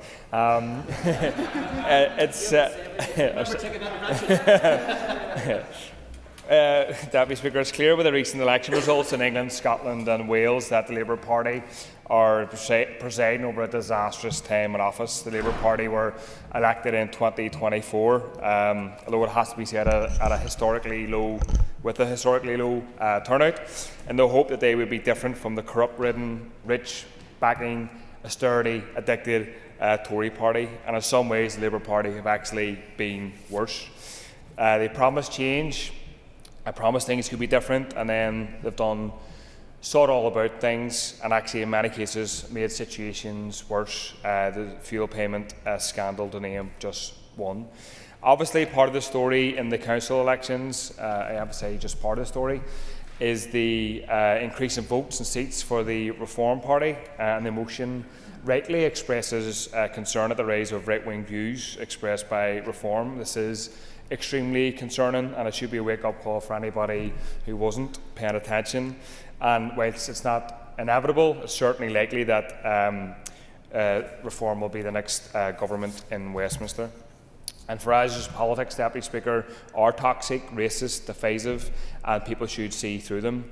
Though it has to be said, the reason why he's in the position that he's in is that he and his arguments have been bolstered over the years by most mainstream coverage of many issues, like migration or asylum seekers. And I want to say quite clearly that migrants aren't a problem. They shouldn't be seen as a problem. They shouldn't be seen or presented in this House or anywhere else as a drain on society or resources. They are net contributors to our society, financially, socially, culturally as well. Keir Starmer, Deputy Speaker, in my and many people's view, also shoulders a lot of the blame for Farage and the rise of Reform. He has tried to cloak himself in the Union Jack, quite literally, and also repeated some of the talking points of Nigel Farage. He also had the audacity, shamefully, to quote and echo Enoch Powell in speeches, something that he knew about. He knew what he was doing, but got called out and tried to backtrack. I suspect that Nigel Farage was probably rubbing his hands when he heard that speech. The Labour movement in Britain itself, Deputy Speaker, was built by all sorts of nationalities, by obviously people who are British, but how many generations of Irish people go on building homes, railways and buildings right across Britain, Caribbean, people from the Caribbean, people from Pakistan, Africa and many, many more. And I want to say shame on Keir Starmer for many things, but this dog whistle politics, he should be ashamed of that as well. The motion references a growing support for United Ireland. This is obviously an important and welcome phenomenon. People are, despite what has been said, am I right, are breaking from old traditions, and more people are being open to or certainly considering the possibility of a United Ireland, and I think that's a positive, a welcome thing. But I do have some concerns in the motion, maybe ask for an elaboration on the fact that it mentions carefully managed approach. I don't know what that means, and I'd be wary of such an approach, which could obviously sound like quite a timid form of politics. This is a time when we need bold politics. We need a vision for a workers' republic in the 21st century. Yeah, look away. Member will know that I'm certainly no advocate of a United Ireland, but could he perhaps elaborate what issue we'd have with the word carefully managed state? Well, I asked the question to Deputy Speaker of the mover of the motion, and I think it's really, it risks adopting a political approach which just says we just need to merge the northern and southern states together with the Fianna Fáil type politics dominating across the island, or Fine Gael politics, and that would be very detrimental to people on this island. So I think we need to paint a vision, a positive vision. You can't have everything, every I dotted T crossed beforehand, but some general principles about what a United Ireland could look like. An all-Ireland, publicly funded NHS, no support for US military going through Belfast International, Shannon Airport or anywhere else, and the empty home scourge, which sees hundreds of thousands of homes across the island, north and south, empty and not being used while there's a homeless crisis, not be the bedfellows of US and other corporations. And it was mentioned about the SDLP's obsession with reform, and I leave it up to them to kind of come on to that. But I'd say, Deputy Speaker, that Johnny Farage had a bit of an obsession with the Green Party. He mentioned them an awful lot of times. I just remind the member that such obsessions aren't really good for your health.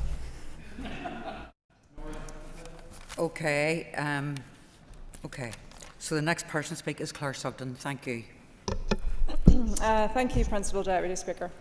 People today are worried about getting a GP appointment, paying their mortgage or their rent, accessing childcare, finding housing, or whether public services will still be functioning in 5 or 10 years' time, because let's face it, they're barely functioning now. Now, these issues are not mutually exclusive to the context in which we provide them, but these issues are where we should be focusing. And I appreciate there are people in this chamber whose genuine constitutional aspiration is a united Ireland, and you are entitled to that aspiration. You're entitled to advocate for it peacefully and democratically, and I have absolutely no issue with that. But what I do take issue with is the constant attempt to frame constitutional change as somehow inevitable, urgent, or the singular answer to the challenges facing people in Northern Ireland today. It's gaslighting. It disregards my aspiration, and I can assure you it is not endearing me to the vision of a new Ireland. Because what are we really saying to people if that is our answer? Are we saying that the Northern Ireland Executive is not working? Are we saying that every minister in the current government is failing? We cannot fix our health service, improve our economy, reform public services, so instead let's just hand it over to another jurisdiction and hope for the best. And let's be honest here too, the Republic of Ireland has significant pressures of its own. Housing pressures, healthcare pressures, cost of living pressures, political frustration, rising polarisation. We may not have a Nigel Farage in the south, but we do have left-right politics. The idea that the south of the border is somehow immune from instability, division, is often conveniently overlooked. And if we're genuine about improving people's lives, then surely it's the responsibility of this chamber to focus in making this place work rather than constantly talking it down. We've already heard it already. Northern Ireland described as a failed state by people who, quite frankly, have been responsible for governing it for the past 10 years. Please go ahead. Given way, and what you've outlined there at the beginning of your contribution sort of goes to the heart of one of the frustrations that I personally have as somebody who believes in a united Ireland and wants to see it delivered. We don't want to just, rub away the border and click the two states together. And we're not, as a representative of Sinn Fein, I know how hard our ministers in particular work. The point of the matter is that they're working within an arrangement which is there to stymie growth and delivery. And that is because we have to rely on a Westminster government to provide us with the funds to deliver for the people here. And we see how chaotic that is. Yeah, Claire, you have an extra minute. Thank you, Principal Deputy Speaker, and I appreciate the contribution, but I do struggle to accept the point you are making, because after 10 years, the First Minister is a member of Sinn Fein. We're not seeing any progress. So are you saying that you're failing in that respect? And if you are, then I did listen to what you said, and I've been listening to what Sinn Féin has said for the past 10 years. And if we're going to describe this as a failed state, then parties right across this chamber who have been involved in the executive of Northern Ireland need to take responsibility for that failure. Because the purpose of jurisdiction is not simply to satisfy identity. It's there to organise society in a way that allows people to live well. It's about public services, opportunities, security rights, responsibilities, and people to build a decent life. So I do not accept that the answer to every difficulty in Northern Ireland is to move that responsibility elsewhere. We're essentially advocating to take our responsibility away. And under devolution, many of the powers that people are concerned about already exist here. Housing, education, justice, economic development. So when people point to failures in those areas, again I will say we should be honest enough to acknowledge that many of those failures are not failures of the United Kingdom. They're failures of devolved government, failures of decision making, failures of reform, and at times failures caused by the absence of government that both the big parties in this House have been responsible for in the past 10 years. So changing the constitutional status of Northern Ireland does not automatically fix that. I also think this motion does make a fundamental mistake by trying to link frustration with British politics to the support for constitutional change. Yes, I have concerns about the rise of reform and the type of politics it represents. I think populist politics, if anything, thrives by exploiting that frustration rather than actually solving problems. It offers simplistic, usually wrong answers to deeply complex issues, and it tells people that all their problems are somehow someone else's fault. People are feeling abandoned. They have watched successive governments promise change when public services deteriorate and living standards decline. And that frustration is real, even if I profoundly disagree with some of the political conclusions that people are reaching because of it. And I think it's also important to note that it's not just a rise in right-wing politics, it's a rise in the middle and a rise in the left. But political frustration does not automatically translate into a united Ireland. Elections are not border polls or opinion polls. This Assembly is an example of that. The make-up of this Assembly, I do not believe, would ever represent of how people outside of it would vote. They vote for all sorts of reasons. Some are against the parties rather than for them. Sometimes they feel they are politically homeless. Sometimes they are angry, and sometimes they simply feel that no one represents them. That does not amount to evidence that constitutional change is inevitable or even close. In fact, I don't even think we're anywhere near. And I think there is a danger in constantly pushing the idea that major constitutional upheaval is around the corner. People often say that Brexit brought us closer to that. If anything, it took us further away. We can't have another constitutional upheaval on these islands, and that includes on the island of Ireland. I call Daniel McCrossan.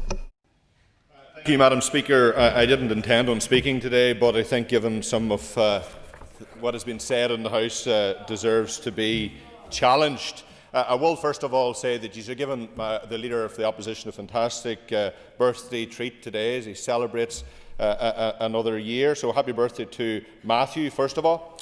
I also think it's important to point out that whilst the DUP are very quick to their feet to challenge the SDLP's vision for this island and the future of all our people, they do a very poor job in laying out their stall as to why we should remain a part of the United Kingdom.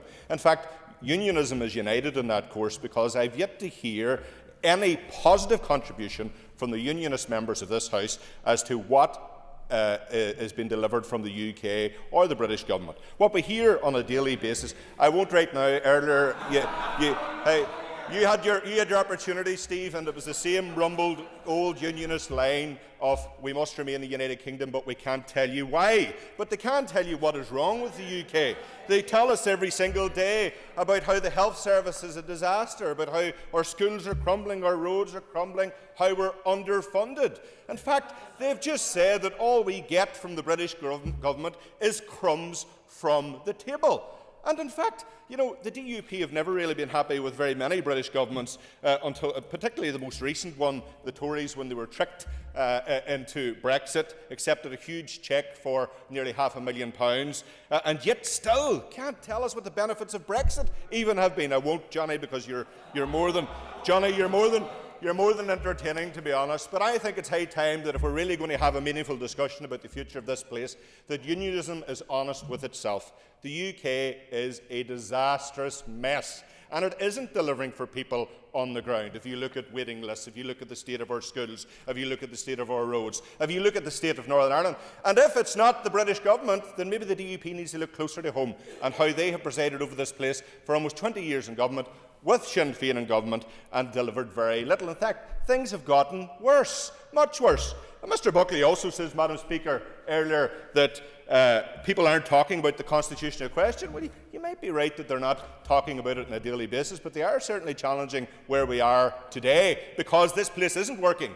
And then I'll tell you what they are talking about, Mr Buckley, Madam Speaker, is how useless the DUP and Sinn Féin are in government, about how useless their ministers are to deliver on anything, about how they cram in legislation at the end of a mandate so they look as though they're doing something meaningful, how they reverse then after the election, should it be car parking charges or anything else. The truth is, you two in government are the greatest advert for why we need change, why we need to move to a new Ireland, why we need to get away from this orange and green chaos of distraction, because you can deliver absolutely nothing.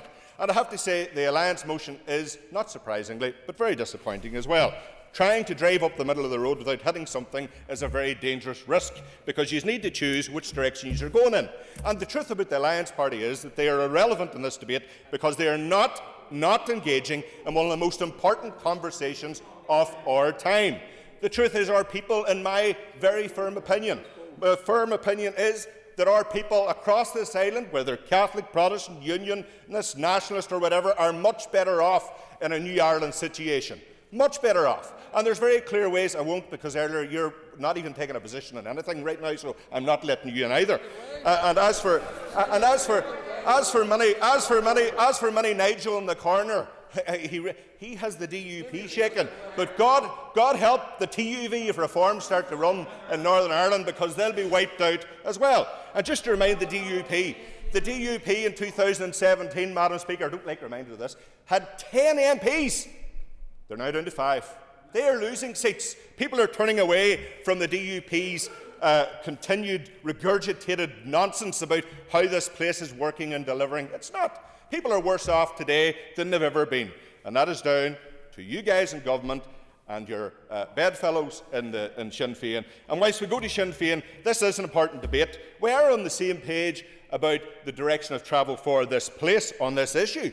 But the SDLP's way will be very different in terms of persuading and bringing people forward. We're not sticking up billboards saying, let's have a border poll. Let's have a border poll tomorrow. We want a united Ireland. It's about having an actual meaningful conversation and sitting down and creating a pathway and a clear policy direction on the key issues that actually Mr Tennyson did raise in relation to the health service or pensions or schools or those important areas. Time's up, Daniel. It's important, folks. Time's up. You don't like the truth. You don't like the truth. Time's up. Okay, you all need to tell your jets. Okay, I now have Paula Bradshaw to wind on the amendment, and the advice you, Paula, you've got 5 minutes. Thank you. Thank you, Principal Deputy Speaker. What an entirely predictable debate so far today, and I wasn't going to get dragged into it, but that last contribution from Daniel was quite enlightening. He said that we are an irrelevant party now in this debate, but we now have 17 MLAs, and it was because we went to the voters, the electorate last time round, and said our focus is on education, on health, on fixing our economy and doing better government here, and we were rewarded in the polls, and that's maybe something you in the SDLP should maybe reflect on as we approach this election in 12 months' time. Principal Deputy Speaker, I'm going to make some remarks on our amendment, and I spoke in this chamber last week about the predictable rush to the microphones following the election results in Great Britain earlier this month. Once again, every result was immediately interpreted through the narrow lens of constitutional division, identity politics or the culture war. And I will acknowledge the historic nature of the 3 First Ministers of the devolved administrations as outlined by Emma Sheeran, but in my opinion the clearest message from those elections was something entirely different. That is that for far too many people politics simply is not working. And perhaps we should all reflect on what happened when large numbers of people who have lost their faith in politics are seeking a political home elsewhere. And this is something that Timothy Gaston raised. We should reflect on what fills that vacuum when trust in institutions collapses, when public services deteriorate and when communities feel ignored. Because into that vacuum steps those who offer easy answers, simplistic slogans and someone else to blame. And I would totally agree with Jerry Carroll in this regard whenever people do start trying to blame those most vulnerable and marginalised, like the migrants, who do have something positive to contribute to society, because this is the context we're moving into now, and that is where populism grows. And this is something my party colleague Owen Tennyson highlighted, as did Declan Kearney.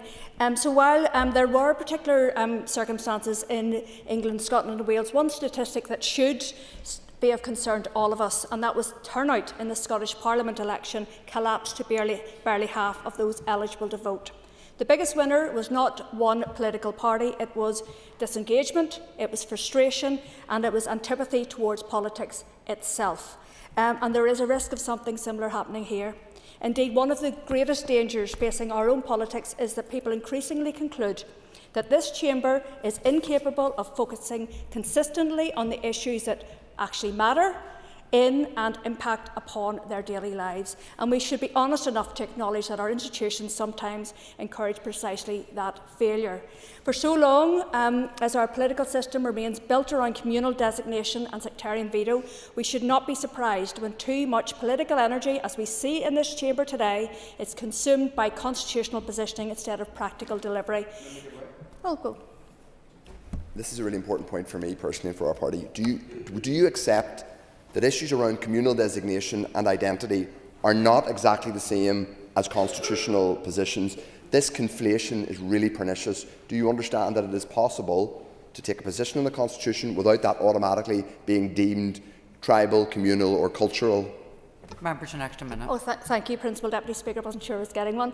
Look, we have said before many times, Matthew, that there are people in the Alliance Party who take a number of constitutional positions. Some people are for United Ireland, some people are to remain in the United Kingdom, and some people just feel very natural and comfortable being Irish, British, or both. So I do recognise that there is a distinction, but we focus our energy as a party on making this place work for people.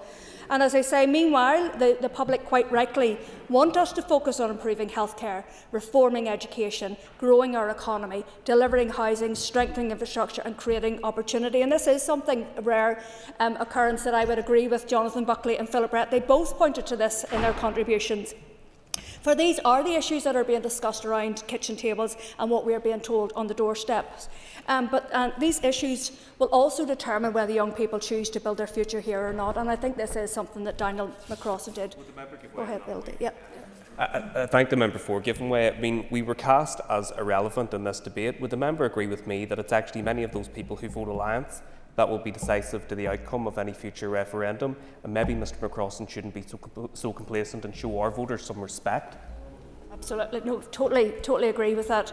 And Principal Deputy Speaker, as we head towards another Assembly election in less than a year's time, we are seeing, as today, attempts to drag politics back into this endless constitutional headcount. And I think Steve Aiken pointed to that as well, that in some ways this is about people gearing up for the election. And frankly, it is astonishing that almost 3 decades on from the Good Friday Agreement, our political structures still directly incentivise that dynamic. And as my party colleague Owen Tennyson clearly stated, the agreement absolutely and rightly provides the mechanisms through which constitutional questions are resolved peacefully and democratically, and it recognises the legitimacy of whatever choice is freely expressed by the majority of people here. Thank you.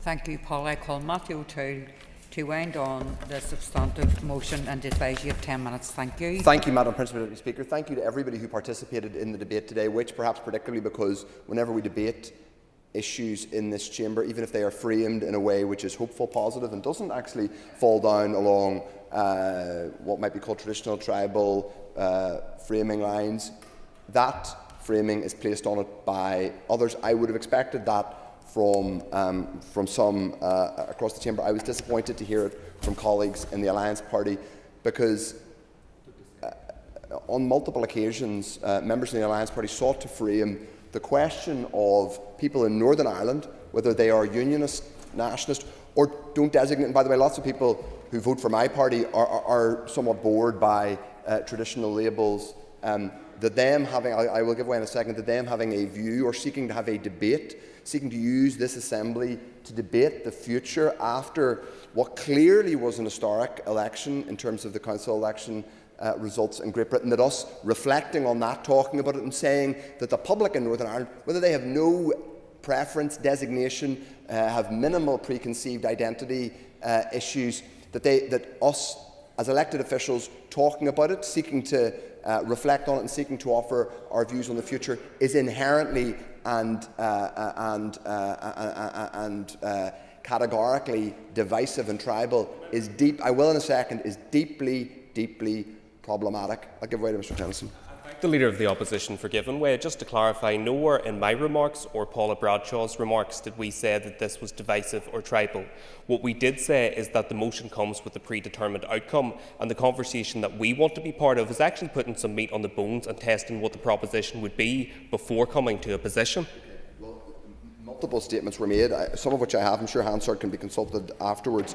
There was this phrase that was used, I think, by Paul, whom I have a huge amount of respect for, by the way, as a constituency colleague, where she talked about constituency colleagues and identity politics. She said she talked about a constitutional head count. It was was referred to. I don't think that is particularly constructive when it comes to anyone having a debate. The point was made that others are focused on making this place work, and us having a debate about the future isn't about making this place work. It's a constant pernicious framing, and I'm afraid Claire Sugden, who I also have a lot of respect for, did that too.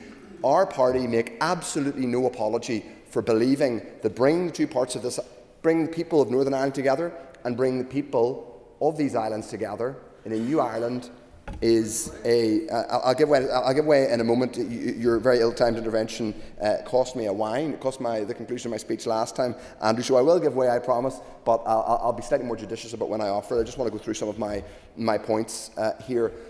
Our motion today was not intended to thrash out a kind of tribal green-orange debate, as Daniel McCrossan said, and those who frame it as such are going to have a problem. I think I do have a problem in talking about the status quo, because if anyone talking about change is accused of engaging in some kind of green-orange slang match, then I think that's a problem, and it says a lot about the status quo. I'll just go through some of the remarks that were made, and I'll reflect on them, because I do think it's important to respond to them. It's important to say, as I said in my opening remarks, we talk constantly in this chamber about decisions made in Britain, frustrations with the British government. You know, I heard Timothy Gaston talk about the awfulness of this Labour government. Clearly it hasn't been anywhere near the expectations of even its most supportive followers. Clearly the Tories were 15 years of austerity and chaos and Brexit. I'd like to hear from a unionist politician the kind of British government they would like to see, because I hear them come into this chamber time after time and talk about the limitations and the frustrations of different British governments. But then, whenever we say, well, could we think about planning carefully? Yes, Jerry Carroll, it is important that we plan it carefully over the years and decades ahead, a new future for ourselves on this island. By the way, which would involve a new and close relationship with jurisdictions on the island of Britain. No, that's divisive, that's backward. I just find that deeply frustrating, I have to say. The elections in Britain were a legitimate reason for us to debate in this chamber our response to it in Northern Ireland. That's what we're using opposition time to do.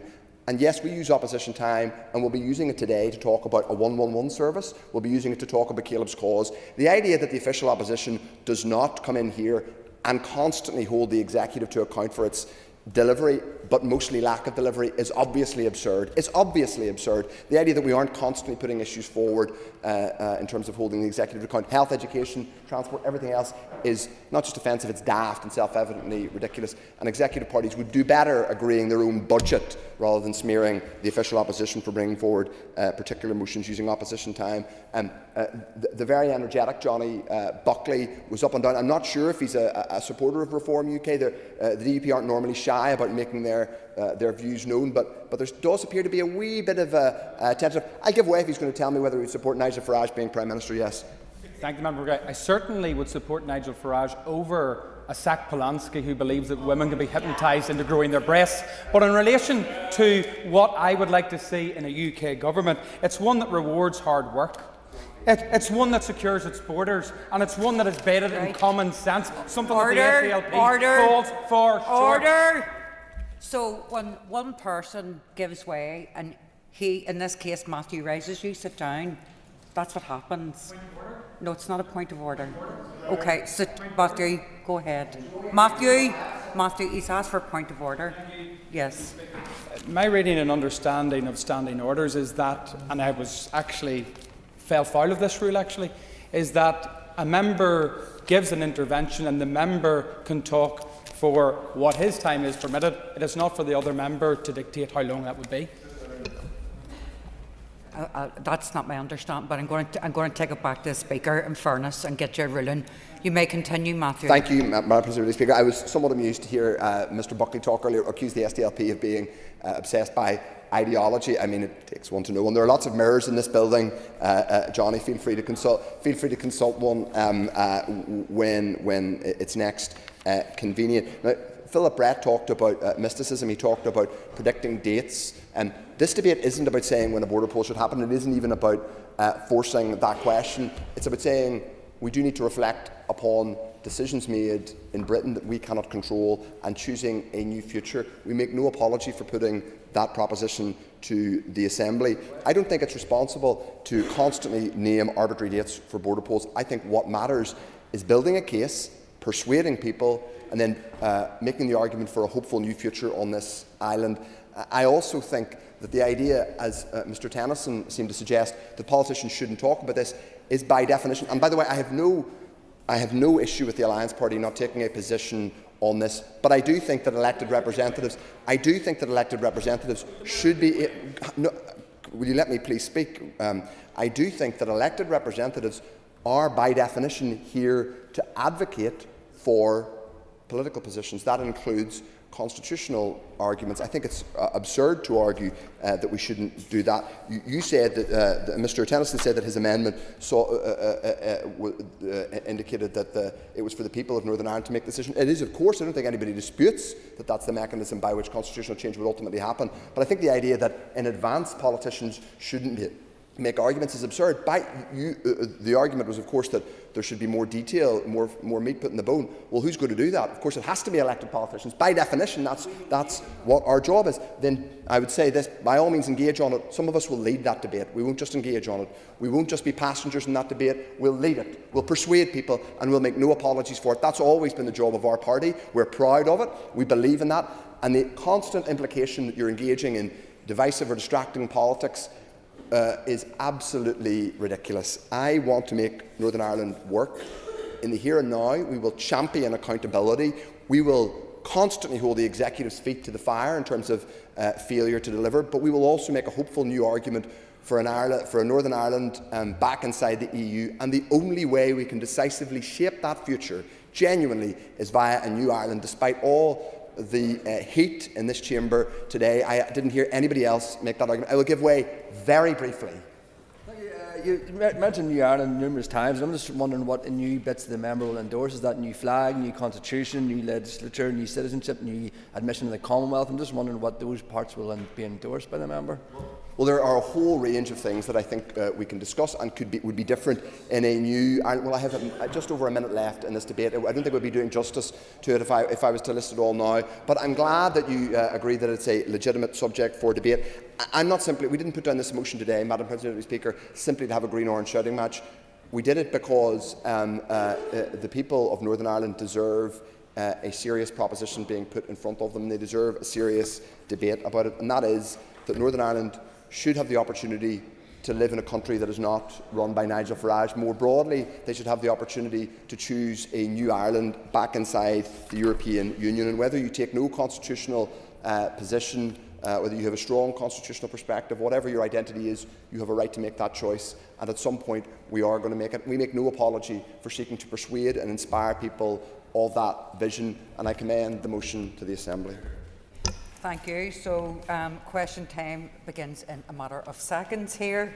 So I suggest that this business will continue after the urgent oral question, when I will put the question on the amendment first. Thank you.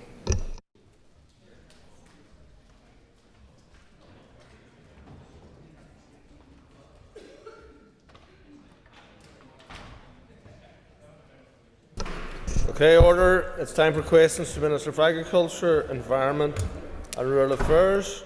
We will start with the listed questions. Question 10 has been withdrawn, and I call Diane Dodds. Thank you, Mr. Speaker. Question number 1. In the last 5 years, the shortest and longest response times for planning consultations are the same day as received and 515 days respectively. The varying time frame for consultation responses can be due to the complexity of the case and capacity within consultee teams. Additionally, response times can be affected by poor quality consultations and insufficient information being provided from the outset, leading to requests for information and reconsultations. Therefore, the median response time of 11 days for all planning consultations across the last 5 years provides a better overall performance indicator. The statutory performance of DAERA and other statutory consultees is monitored and published quarterly and yearly by DFI. The performance rate for all statutory consultees over the last 5 years, from 2020 to 2025, has ranged between 69% and 77%, and my department's performance rate ranging from 59% to 72%. My officials are committed to doing better. There is an early indication of improvements in performance from the outworkings of the Northern Ireland Environment Agency Planning Improvement Plan. From the 1st of April of this year, my department has received 510 planning consultations, with 364 responded to. Of these responses, 99% have been responded to within the statutory target. The outstanding cases are also on track to meet a similar performance rate. Tackling the planning consultations outstanding from 2025 and 2026 remains a priority, and my officials are taking forward targeted actions to secure steady and measurable reductions. To date, 90% of applications received during the 2025 and 2026 financial year have been responded to. My officials are aiming to clear all remaining outstanding consultations by the end of September of this year. Dodds. Thank you, Mr. Speaker, and thank you, Minister. I think, Minister, one of the things that frustrates us greatly, and you will understand what I'm talking about, because we've spoken about it, is the length of time that it takes significant planning applications with economic impact to actually get through the system. What are you doing to measure the length of time versus the economic impact? Or is this something that NIEA just simply exists in a vacuum?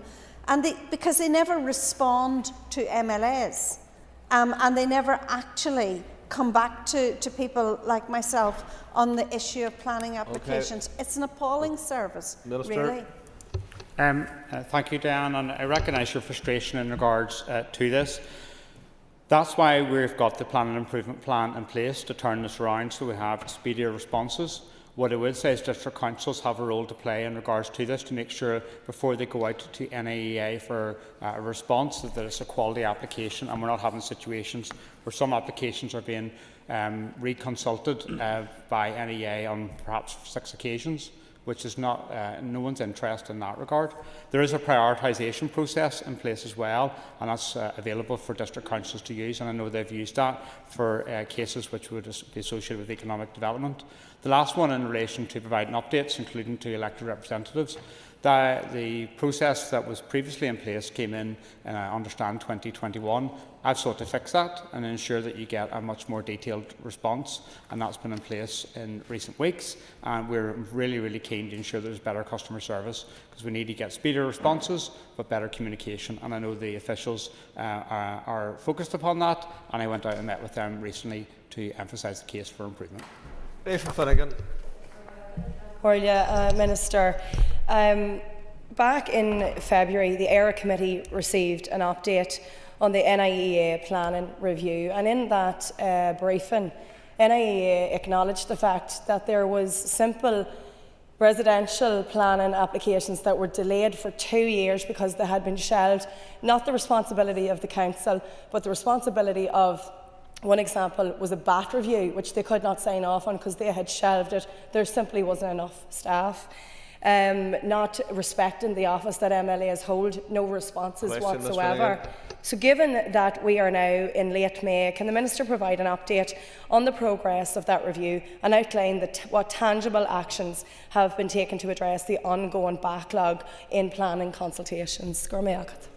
So I respect the office that MLAs hold, and as I've already outlined, we have provided for more detailed updates to be put in place, and they are taking place now. This was a previous arrangement that I inherited. I understand the importance of making sure that you're getting timely and detailed updates, and that's what we're seeking to achieve. We are trying to strike a balance here, because what we do is when we're asking for updates, we're taking officials off dealing with the consultation to give updates in regards to this. But there is a process now in place to give more updates in relation to this. I have on this sheet of paper quite significant pieces of work in terms of what's been done and what's ongoing, and I will write to you and set that out. It's important that we give responses in a timely manner, but it's also important that we respect environmental law, because NEA have an obligation in regards to that, and district councils have a role to play to make sure that when the applications come in, that those queries are dealt with through the agent primarily. Before then, we go through a process, sometimes 6 times with their engagement with NEA. That's in no one's interest. Thank you very much, Mr. Speaker. Thank you, Minister, for your answers so far. Minister, may I ask you to give the House an update with regards to Northern Ireland Water's wastewaters policy and their ability to permit pollution, known as SORPI. This House needs an update on that, Minister. I'm very conscious of that, and I know it will be covered later on in question time. This is an issue that I don't think is right or fair, that there's a separate regulatory regime in place for Northern Ireland Water, and I'm seeking to get support from my executive colleagues to bring that to an end. Daniel McCrossan. Thank you, Mr. Speaker. I share the frustrations by Mrs Dodd and other members of this House. In fact, this is an area that unites this House with frustration. Minister, in responses to written questions from me in February, there were 364 statutory consultations that exceeded the statutory consultation deadline. In this May, that figure stands at 459. Things seem to be getting worse. When are you actually going to get a grip on this issue and take some leadership on this and get this sorted out? Because it's creating huge frustration for my constituents. And as a member will be aware, I've outlined the actions that have been taken in regards to this and how that we're focused in terms of turning this around as part of the Plan and Improvement Plan. One of the key issues here is in regards to resourcing. The member will be aware, as a member of the Public Accounts Committee, in terms of the recent Northern Ireland Audit Office report, it takes approximately 7 months to get someone into post. The process in terms of recruiting and putting people into post is far too slow, and it's holding back delivery in terms of this issue and many other matters, and it needs to be addressed, because it's something of great concern to me. We have posts that we want to fill and we can't get it done because Nick's HR is far too slow and ineffective. Question 2, please. Colin Glen Forest Park and Colin Park were transferred to Colin Glen Trust via community asset transfer under a 999-year lease in 2018.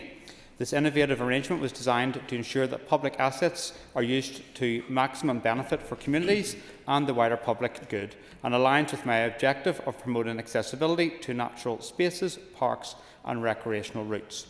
The transfer included a 3-year programme of funding to support the Trust as it worked towards long-term financial sustainability. This remains an ongoing process, and my officials continue to work closely with the Trust to support its efforts to achieve this goal. In addition, my department has supported the Colin Glen Trust in delivering significant capital investment and initiatives aimed at increasing visitor numbers. A range of projects have been supported through the Rural Business Investment Scheme, the Rural Tourism Scheme and the Forest Parks Enhancement and Community Trails Development Scheme. Carol, you declared interest. Speaker, I used to work there about 10 years ago or so. Minister, would you agree with me as Colin Glen Trust is a green haven in West Belfast and there's a lack of green space generally in the area? Could you detail any work your department are working on alongside the Trust to increase access, to repair footpaths and to make sure that people who wheel and have mobility issues can get proper access around the park? Mr. I do agree with you that it is a really valuable green space in an urban area. I've been to there on a number of occasions, whether as Minister or also taking part in the park run, and I'm very grateful for the work that the Trust does in terms of maintaining this. There is opportunities for the Trust to make applications to the Department through the Environment Fund, and we're happy to consider those. We're also quite keen to see the ongoing sustainability of the organisation, and we'll continue to engage with them in regards to that. These spaces are really valuable. I appreciate the work that they do, and as a department we're going to continue to engage with the Trust to ensure that it has a strong and successful future. Mr. Speaker, question 3. Sure. The Lough Neagh catchment comprises the Upper Bann, Moyola, Ballinderry, 6 Mile Water, Braid and Main, Blackwater and the Lough Neagh local management areas. Northern Ireland Water has commissioned integrated environmental modelling to assess the impacts of its assets on river bodies and to support future investigations into pressures on Lough Neagh. This modelling will evaluate the relative contributions of nutrients from wastewater, agriculture and other sources. Baseline results are now available for Main, Ballinderry, Moyola and Blackwater and are being considered by my department, and I've asked for a copy of that. In addition, a material flow analysis for the Neagh Bann catchment completed under the EU-funded New Harmonica project applied source load apportionment modelling to estimate nitrogen and phosphorus flows for the 2021 reference year, and a copy of that is in the Assembly Library. As set out in the Lough Neagh Action Plan, work is underway to develop an integrated data platform with enhanced modelling capability. This will strengthen the evidence base, improve understanding across spatial and temporal scales, and provide more detailed insights into nutrient inputs to inform policy and decision making. My department regulates sewage discharges through the water order, discharge consents, requiring treatment levels that protect receiving waters. My department will continue target investigations to identify sources at failing sites and work with stakeholders to implement measures to improve water quality. Erskine. Thank you, and I thank the Minister for that answer. But there is a fundamental problem here with overflows along the Lough Neagh site. Farmers are continually being singled out and blamed for pollution around Lough Neagh, yet the evidence around performance of NI water tells a very different story from the FOI that I got recently. There are 106 storm overflows in the vicinity of Lough Neagh. Of those, only 11 have been assessed. And of those assessed, just 2.8% were deemed satisfactory.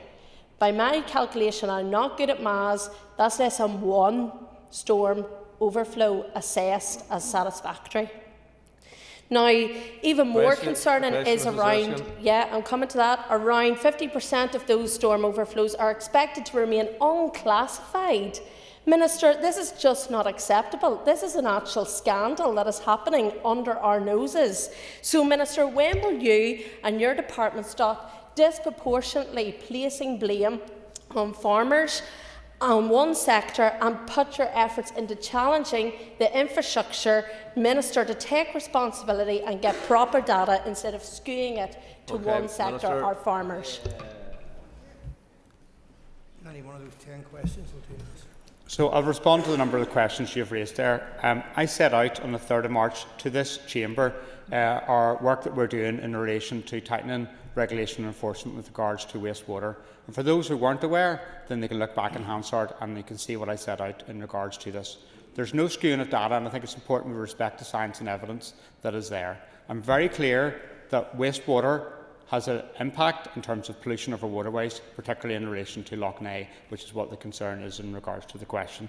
I'm very clear that we have a number of actions that we must take in regards to that, and part of that is reviewing the consenting methodologies and review the standards within discharge consents. When I set out in terms of that oral statement, I also indicated what's the potential outcome likely in relation to this. There's a serious issue in relation to sewage pollution in Northern Ireland, and the need to tackle it and to face the need for investment in terms of the infrastructure that goes alongside that. That's something that we've got to do. I've been on the record consistently in regards to this. I'm looking for the support from my executive colleagues in relation to ending that special dispensation that's wrongly been given to Northern Ireland Water in regards to Sorpy. And I've also been very clear that also we need to make a special designation in relation to Belfast Lough. There also, in terms of review of the discharge consents, that must occur. We need to have a stronger regulation and enforcement around wastewater pollution in Northern Ireland. I'm seeking to do it, and I'm looking for the support from others in regards to the implementation of that. Mr. Speaker, thank you. The Minister will be aware that in relation to the special circumstances for Northern Ireland Water, known as Sorpy, the public purse pays a public body to pollute. It pays a government agency to investigate the pollution, and then it pays the penalty if a penalty is issued. Can I ask the Minister for an update on his efforts to remove these exceptional circumstances for Northern Ireland Water, known as Sorpy? In my oral statement on wastewater regulation and enforcement, which I delivered on the 3rd of March of this year, I set out my key interventions to strengthen the regulation and enforcement of wastewater activities and to reduce pollution across our water environment. Among these interventions is my proposal, which I am seeking support from my executive colleagues on, is for the Northern Ireland Environment Agency to withdraw from the 2007 Statement of Regulatory Principles and Intent, otherwise known as SORPI, arrangement with Northern Ireland Water. I am seeking agreement for this proposal with the aim to ensure a consistent and level regulatory playing field for all organisations and individuals whose activities may impact the water environment. It is important that my department delivers its respective statutory duties under the Water Environment Water Framework Directive Regulations 2017 and the Urban Wastewater Treatment Regulations 2007. I am seeking to bring out stronger regulation and enforcement in relation to sewage pollution. It's important we do that because it's having an impact not just in terms of Lough Neagh but other water bodies such as Belfast Lough. That's what I'm seeking to do. Everything I do in life is about being fair, and that's why it's important that we have equity in relation to regulation and enforcement with regards to pollution. We all know there's a problem in terms of water pollution. It's set out in the new Harmonica report, which is in the Assembly Library, and it's important we take action in regards to this. Matthew Till. Thank you. Mr. Speaker, Minister, hundreds of people were at a protest in the Lough Shore yesterday, including our party leader and indeed Patsy McGlone, my colleague. there's a real sense that despite all the talk about Lough Neagh, whether the source of the pollution is water or agriculture, and clearly both have contributed to the decay at this island's biggest body of water and a source of 40% of our drinking water, that we are not meaningfully forward in terms of restoring the lough to health. You've talked about your intentions around Sorpy. You've talked about your intentions around nutrients. Can you give us any clarity as to what meaningful progress will have been made in terms of restoring Lough Neagh by the end of this mandate? Minister. Thank you, Matthew. And I can understand people's concern in regards to the situation, because the communities living around the lough are the ones that have been most affected as a result of this. We also have 40% of our drinking water coming from Lough Neagh. So it's imperative that we address this issue. It does mean difficult decisions. There's issues in regards to pollution, and I've set out what we're seeking to do in relation to wastewater pollution. We also need to have mature conversations in terms of investment in Northern Ireland water, and it's important we do that. Alongside that, in relation to the Nutrients Action Programme, we consulted about that last year. There's been a stakeholder task and finish group set up to consider the outcomes from that consultation and any other proposals people may have. I hope that that group will finish its work shortly and will do a further consultation in regards to this. And I will be hopeful for people's support in regard to that just transition for our farming community. But it's not just around agriculture, and it's important we respect the science, but we also take this in a holistic fashion. There's also an issue in relation to climate change. You know that the issues associated with Lough Neagh are not unconnected from the rise in temperatures. So that's why I'm seeking support from this chamber in terms of a climate action plan for Northern Ireland. Also, I'll be seeking support from the Executive in terms of Fisheries and Water Environment Bill. And alongside that, there's a long-standing commitment which was given a new decade new approach, but one of my partners in government have decided to block it, which is an independent environmental protection agency. And that makes the case, yet again, for why these institutions need to be reformed. And that's something I know we're on the same page on. Arson. Mr. Speaker, Northern Ireland Water are responsible for 200,000 tonnes of sewage and 70 tonnes of phosphorus being discharged into Lough Neagh catchment each year. It's time farmers are stopped being used as the scapegoats for Lough Neagh turning green. Minister, what timeline have you set your co-part and the Minister of Infrastructure to see a real-time reduction in the amount of pollution into Lough Neagh from Northern Ireland Water? I've been consistent in terms of my concerns in regards to this. Northern Ireland Water has reported that more than 20 million tonnes of untreated sewage and wastewater spill into waterways every year, with storm overflows discharging over 24,500 times annually. I will be seeking support at the next executive meeting, which is next Thursday, for the ending of that arrangement known as Sorpy, and for that special designation to be made in terms of Belfast Lough. We also need to have that mature conversation in relation to investment in wastewater infrastructure, because that must occur to ensure that not only the damage that's occurring to our environment, but also the constraints in terms of house building and economic development can be addressed. Nick Matheson. Question number 4, please. Sure. Earlier this year, my department made regulations to introduce a closed season for periwinkle harvesting between January and April each year in the Northern Ireland intertidal area. There was significant support for this in a public consultation in 2022. It was disappointing that these had to be subsequently revoked after the ERA Committee voted its opposition to these a few weeks before coming into operation. Strangford Lough holds designations as both a special area of conservation and a marine conservation zone. An Agri-Food and Biosciences Institute report on periwinkles in Strangford Lough was published in 2022, which recommended a closed season from January to April to protect spawning stocks of periwinkles in Strangford Lough. I've asked my officials to bring forward a statutory rule for a closed season for gathering of periwinkles within Strangford Lough based on recommendations in that report. My department remains committed to meeting its environmental obligations and promoting the long-term sustainability of our fisheries, and will take timely and proportionate action where this is necessary to protect marine resources. Mr. Matheson. Thank the Minister for that update. Can the Minister provide further detail on whether or not he expects to see a closed season for periwinkle harvesting in place in Strangford Lough before the end of this mandate? It is my intention, and I will seek the support of the committee and, if necessary, this chamber, to introduce a closed season for periwinkle harvesting for Strangford Lough by the end of this mandate. It's important that we respect the designations that are placed in terms of Strangford Lough, and we protect important habitats, features and species. The AFB report sets out very clearly the recommendations in regards to this, and it's important that we regulate this issue and we introduce that, and I'm looking forward to the support of my colleagues in regards to it. Michelle McElveen.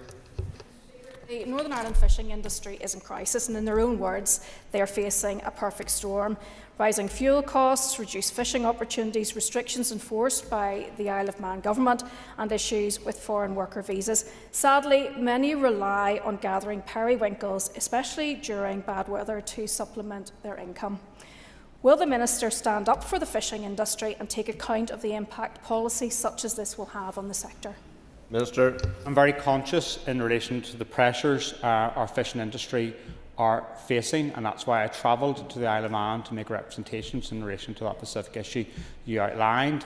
We engaged alongside the Secretary of State in regards to those pressures, particularly in relation to fuel and also migration policy that the UK Government are implementing, and we will continue to explore what is possible within the very limited budget that we have in Northern Ireland, but I recognise those issues and there will be significant engagement. In relation to the issue at hand with regards to the closed season for periwinkle harvesting, it's important we respect the science and we also protect our environment, and that's what I'm seeking to do in a proportionate manner. Bobby Butler. I thank the Minister for his answer. In the first answer that you gave to the question, I think you seemed to apportion blame to the committee for not passing the SR in the limited time that we had. But in reality, Minister, would you not accept that the AFB and science relates to Strangford? That's what the evidence relates to. What you wanted to do was put a periwinkle ban right across the shores, right up the eastern seaboard of Northern Ireland, when in actual fact the science is telling us that due to global warming, the water's getting warmer and the periwinkles are moving north. Minister. So what happened here was a few weeks before it was due to come in place, the committee expressed a position that they wanted to annul these, and I was very conscious of that decision that you took. I was also very conscious that when we were seeking to introduce this more widely than Strangford Lough, we were seeking to address the concerns in relation to displacement. What I'm trying to find here is a way forward which protects Strangford Lough, respects the science and also protects our environment, and that's why I'll be seeking your support in regards to that, and I'm happy to meet with the committee in due course and as our officials to discuss this further. Question number 5. Sure. It was absolutely devastating to witness the recent spate of wildfires across our landscapes, including the Mournes. Using satellite imagery, we can estimate the extent of the area within the Mournes that was impacted by these wildfires. Initial estimates are that the fire to the north of Bloody Bridge extended to approximately 93 hectares. The fire to the south of Bloody Bridge extended to approximately 726 hectares, and the fire in the western Mournes extended to approximately 1,339 hectares. We will have to wait for a period to see how badly the habitat itself has been impacted. There's likely to be regrowth of vegetations in most places over the next year or two, but we'll have to see if species composition is adversely affected in relation to the expected condition of the site and whether intervention measures will be needed. Over this period, we will also be able to get an indication if any areas have been severely damaged and seed bank lost. In such areas, additional measures may be needed to ensure that vegetation recovers. Mr. McRae. Thank you, Mr. Speaker. Thank you, Minister. Minister, can I ask what work is ongoing to prevent future fires in this natural environment? What actions the Minister is taking to promote recovery in the nature, in the environment, and also will the Minister come to meet stakeholders in the Mournes in order to see at first hand some of the effects of these fires? Sure.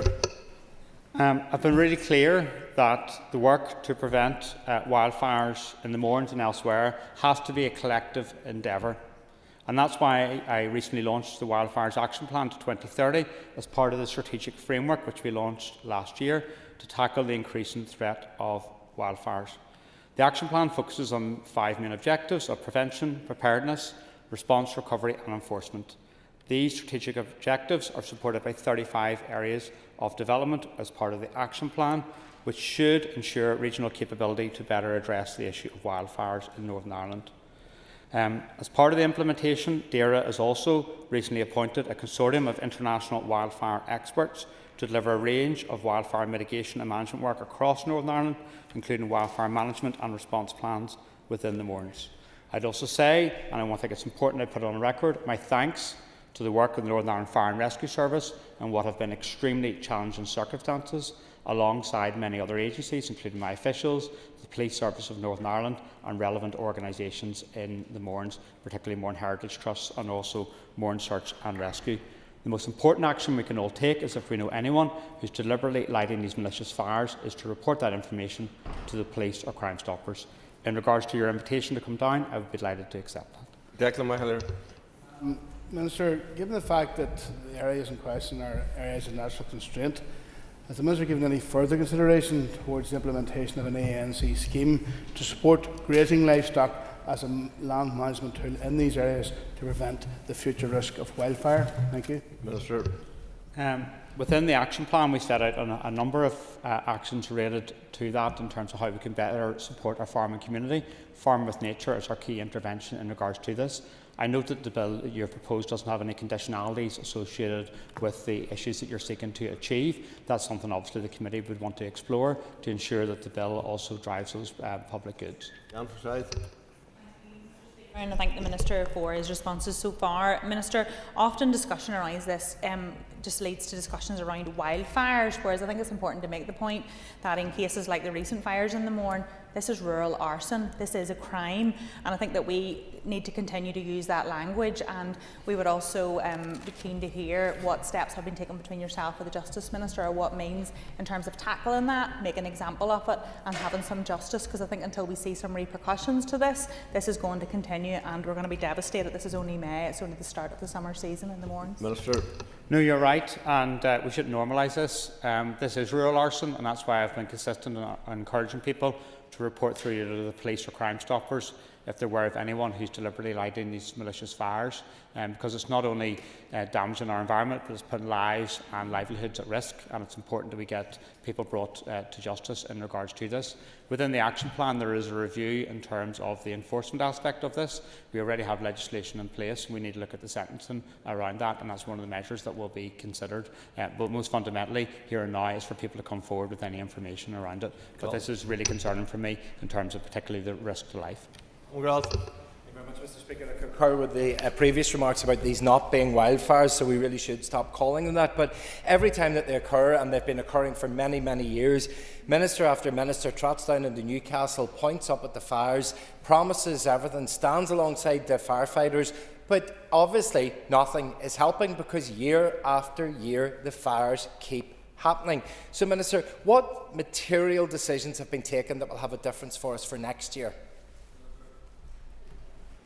I've set out in my answer in relation to the strategic framework and also the action plan that we're taking place, but we've got to do this together, Colin. This has to be a collective effort in regards to this, because you're rightly saying it is rural arson.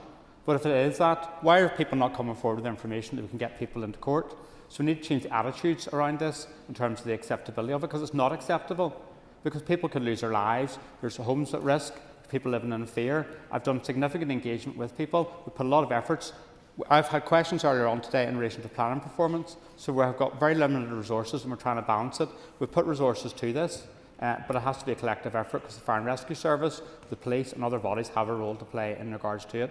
So we'll continue to implement the action plan. If we get other additional resources, we will look at what more we can move at a faster pace. We've also put in place those international experts in terms of those wildfire management plans. So I'm trying my best in regards to this. Often a lot of stuff that I'm getting involved in regards to this, you could argue that's another department. That's not what I'm seeking to do. I'm fronting up and I'm trying to show leadership in regards to what is a real issue, and I see the concern from local residents, particularly in the Mournes, because this should not be occurring. There's been people on the phone to me in tears, worried about their homes, and that is not right. And I would ask anyone that if there's good weather comes along and have any idea in terms of going down there to light fires, to wise up, not to do it, but also for those when there is fires, not to be engaging in wildfire tourism, because we're having a situation where then we have a lot of people coming down, and that makes it very difficult for the agencies trying to fight these fires when there's people on the mountains as well.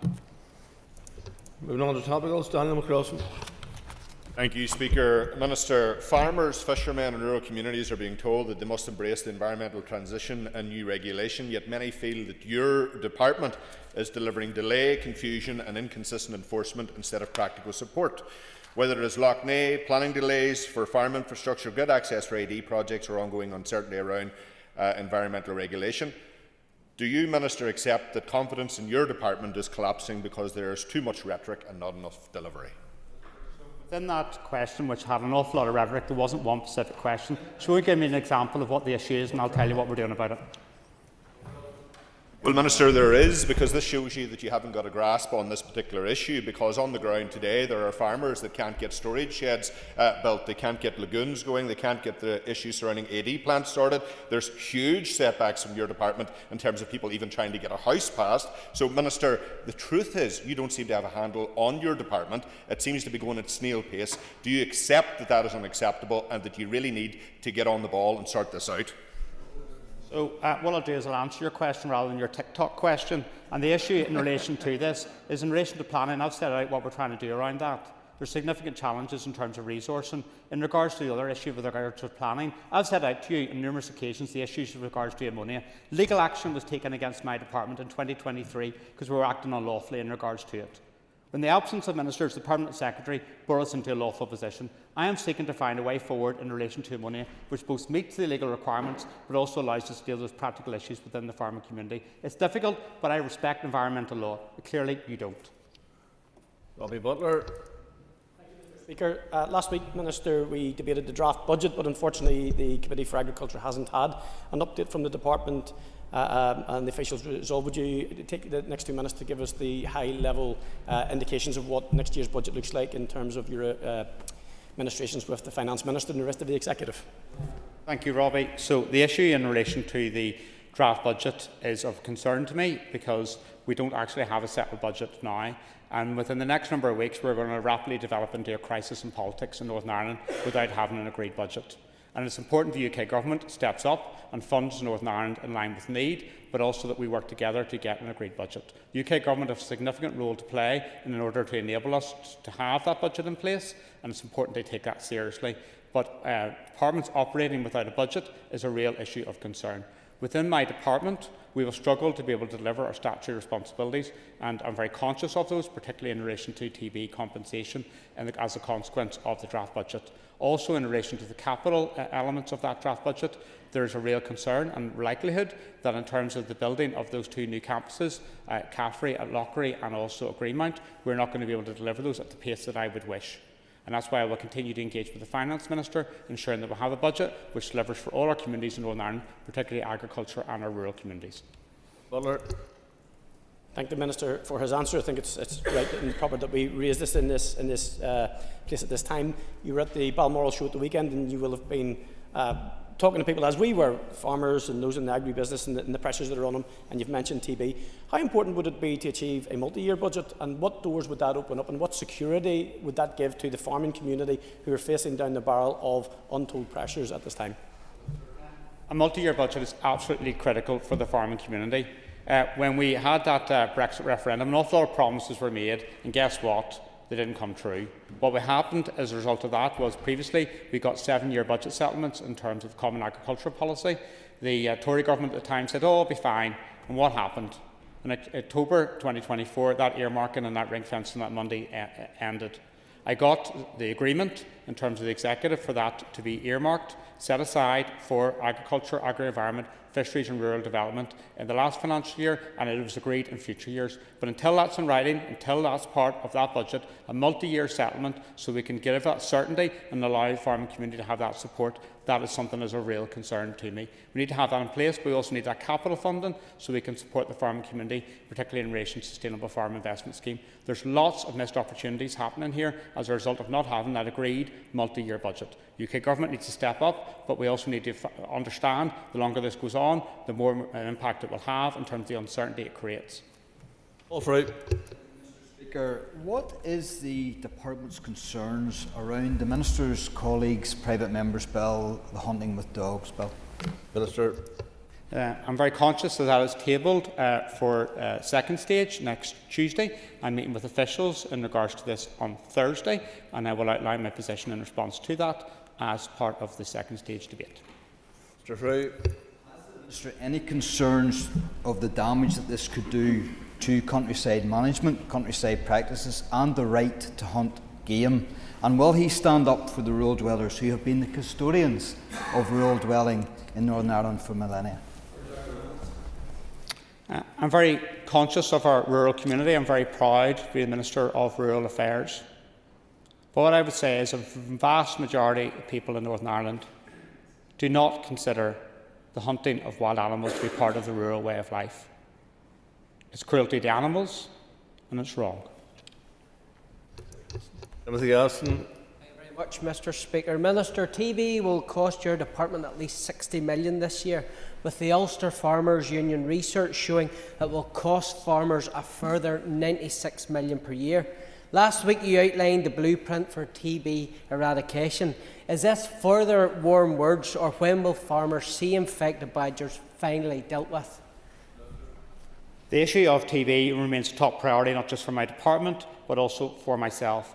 I understand the real impact it has on farmers and their mental health when there is a herd breakdown, and that's why we have both the blueprint and we're also implementing the actions arising from that. There is, and it's very clear in terms of setting this out last week at the Balmoral show, increased use of the blood testing, and it's important we continue to fund that. We're also going to have our procurement process for vet-led on-farm biosecurity advice. We're also looking at, and we're agreeing on new criteria for alternative control herds. We're also introducing pre- and post-movement testing. It's something that we're considering. We're also, in terms of giving farmers more information with regards to their herds and TB history. There's a Shared Island regionalised research pilot that we're implementing, which is really important based upon the 3 platforms of people, cattle and wildlife. And in addition to that, we will go out to consult very shortly in relation to wildlife intervention options in Northern Ireland. There's lots of actions taken. If this was so easy, it would have been resolved decades ago, but we're seeking to do that, take action on this, be guided by the science and evidence. Minister, I raised with you previously about the need to bring forward the legislation to enact a badger cull, and you responded with bluster. More biosecurity assessments and advice won't put bread on the table of farmers whose herds are the only thing being eradicated. When can farmers expect progress on the eradication of TB, or will you continue to stall until the next minister comes in? So I'm very conscious of what I inherited. An announcement was made on the last day of this Assembly mandate in terms of a wildlife intervention. It proceeded to court and the department lost. So it's important we learn lessons from that in terms of the way forward. That's why we're undertaking this consultation. I could have progressed an awful lot, but we lost 2 years of this mandate because one party decided they didn't want to go to work around this. So the issue in terms of legislation around this will fall to the next mandate. But I'm very clear that the wildlife intervention is essential as part of our approach to TB. Alan Robinson. Speaker, the Minister, if he has any plans to introduce tougher fines against those involved in illegal dumping and fly tipping. That is being considered as part of that review of environmental offences being taken forward by the Department of Justice. What I would say is 2 things. First of all, the councils also have a responsibility in relation to this, not just myself, and also that there is a need for people to come forward and give evidence in regards to these crimes, because often they're occurring in rural areas and we need to get information so we can bring cases to court. And I would encourage everyone in terms of that messaging and in terms of coming forward and giving evidence. Robinson. Thank you, Mr Deputy Speaker, and I thank the Minister for that response. Can I ask him also what additional powers, if any, does the Minister intend to provide to local councils and enforcement agencies to help tackle illegal dumping? The Department has already introduced in recent years a number of powers around this. I will write to you and set them out because they're in here in a number of pages around this. There is powers there for councils to use. I'm disappointed that 2 district councils have decided not to sign the cooperation agreement between Northern Ireland Environment Agency and district councils around this. I would urge Armagh, Banbridge and Craigavon and Mid and East Antrim Council to sign it. I haven't named it before, but I'm doing it now because I think it's absolutely ridiculous you don't sign an agreement so you can cooperate to tackle this issue. Julie Middleton. Mr Speaker, will the Minister agree that the Community Infrastructure Fund, instigated by the Communities Minister and then supported by DAERA, is set to deliver real and practical benefits to local communities right across Northern Ireland, with 243 groups now receiving letters of offer, including many organisations in my own Foyle constituency, and will he commit DAERA's support for future rounds of the scheme? Minister. Thank you very much. First of all, welcome to the Chamber. On this issue, I think it's a good initiative supporting both urban and rural communities. My department has supported it in the initial phase, and we're considering in terms of the work thereafter. But I know that many organisations have benefited from it, and we have to recognise those facilities are absolutely key in rural areas. Mrs. Middleton. Minister, I thank you for your answer. Given the level of interest the scheme has generated, does the Minister accept that there remains a significant unmet need within many rural and working class communities for investment and local facilities?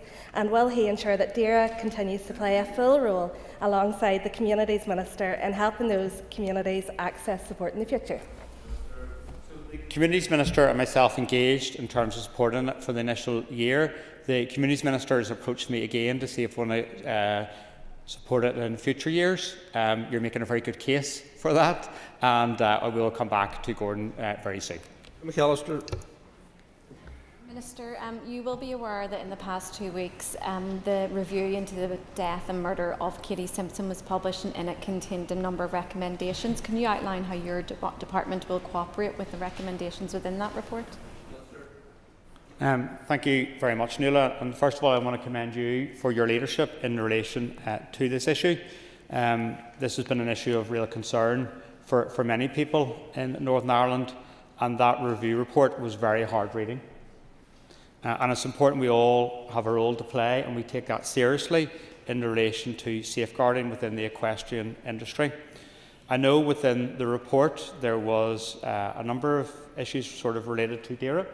One of the recommendations was that DAERA should consider safeguarding information in licensing and renewal forms. I've asked officials to consider that report and also those recommendations and what role that we can play working with others in regards to this, because it's important that we take those recommendations seriously and we all step up to ensure that lessons are learnt and the recommendations are implemented. McAllister. Thank you, Minister, for your answer. You'll be aware that the equestrian industry runs across North and South of Ireland, and indeed Katie's killer absconded to the Republic of Ireland and was able to still carry out his work there. So can you speak a little bit more about North-South cooperation regarding the review and its recommendations? Thank you. So at the North-South Ministerial Council plenary about a fortnight ago, this was discussed. And my counterpart there, Martin Hayden, was present and was keen to engage on the issue. I also, with Martin Hayden, as part of a North-South Ministerial Council agricultural sectorial meeting on Friday. We discussed it further at that, and what we're going to do is consider how we can engage more on a North-South basis, reflecting the all-Ireland nature of the equestrian industry, and also in relation to the history in regards to this case, and why we need to learn lessons and ensure that we're taking a joined-up approach. So what I'm happy to do is further to this is I write back to you and give you an update on where we are in regards to this, because this is something that is of real concern for so many people, and I know something you've shown immense leadership on. Ryan Kingston. Mr. Speaker, can I ask the Minister for an update on the development of a new farming for the generations scheme? Thank you very much, Brian. So there was a pilot in relation to this. We're very important that we learn the lessons from that, and the plan is to launch the main scheme at the end of this year. It's important we also take learnings not just from the pilot but also from the Young Farmers Payment to ensure that any intervention we make changes the dial, because this issue in terms of succession is not just one in Northern Ireland, it's a wider issue, and it's important we support getting young people into farming, and I was meeting with the Young Farmers Clubs of Ulster last week, and they're a key part of in terms of our engagement on this. Time to move on to Minister for Communities questions. I call Colin Glen. Question number 1, please. Mr. Speaker, I have been proactive in taking decisions to improve support for victims of domestic abuse. I removed intimidation points from the housing selection scheme, ending the overriding priority that intimidation had over other forms of violence or abuse. This has ensured that all victims of violence or people at risk of violence or abuse for any reason, including domestic abuse, can access the same categories of points in the scheme. This has levelled the playing field for all those seeking housing as a result of abuse, trauma or violence. I also tasked the Housing Executive with reviewing the primary social needs criteria and points, including those awarded for victims of violence, abuse and trauma. It has now submitted proposals as part of the fundamental review of allocations, which I will consider in due course. I want to assure this House that I will work to ensure that the scheme fairly reflects the housing needs of the most vulnerable applicants, including victims of domestic abuse. This work will be concluded and the proposals implemented within the Housing Executive's timescale for the review, which is due to be implemented in spring 2027. The Housing Executive also works closely with the PSNI, health and voluntary sector partners, to provide holistic support alongside housing assistance.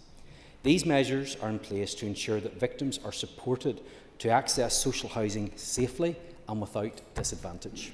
The Housing Executive's Domestic Abuse Action Plan operates a trauma-informed, victim-centred approach to all applications involving domestic abuse, and its staff are trained to identify and respond appropriately by actively signposting victims to specialist domestic abuse support services. Mr. Cullinan. Thank the Minister for his response. I have met in the same multi-agency approach with the police, social workers and all the rest to try and support, particularly women at this stage. What I'm saying to the Minister is I welcome there's been a review, but at the minute a woman fleeing her home with her babies under her arm gets 20 points as someone who's listened to a row in the next door flat. I'm sure the Minister agrees with me that that's not fair and it does need to be looked at with urgency. And I understand the concern that the member has expressed. I would just point out that under the current housing selection scheme, victims of domestic abuse are assessed on the basis of housing need and may receive 70 points for homelessness and up to 40 primary social needs points for violence or the threat of violence, giving a total of up to 110 points. Experience of violence or trauma can also be recognised through other or complex social needs points depending on that person's individual circumstances. The applicant will also be entitled to any other selection scheme points they qualify for through their housing circumstances, such as sharing and overcrowding and or relevant health and social well-being assessed based on their housing needs. So I do recognise the importance of this issue. I've set out the steps that we are going to take. It's not that there isn't the support in place right now, and I do believe that the categories identified for priority need in Article 5 are sufficiently broad to ensure that those at risk of domestic abuse qualify for homelessness assistance as well. This is a very important issue. I'm committed to doing everything that I can. The Housing Executive is working for others to make sure that we have the best possible supports in place, because this is a horrendous situation for any individual to find themselves in, never mind the children and other people that may well be affected as well. So he has my commitment that I'll do everything that I can on this issue. Julie Middleton.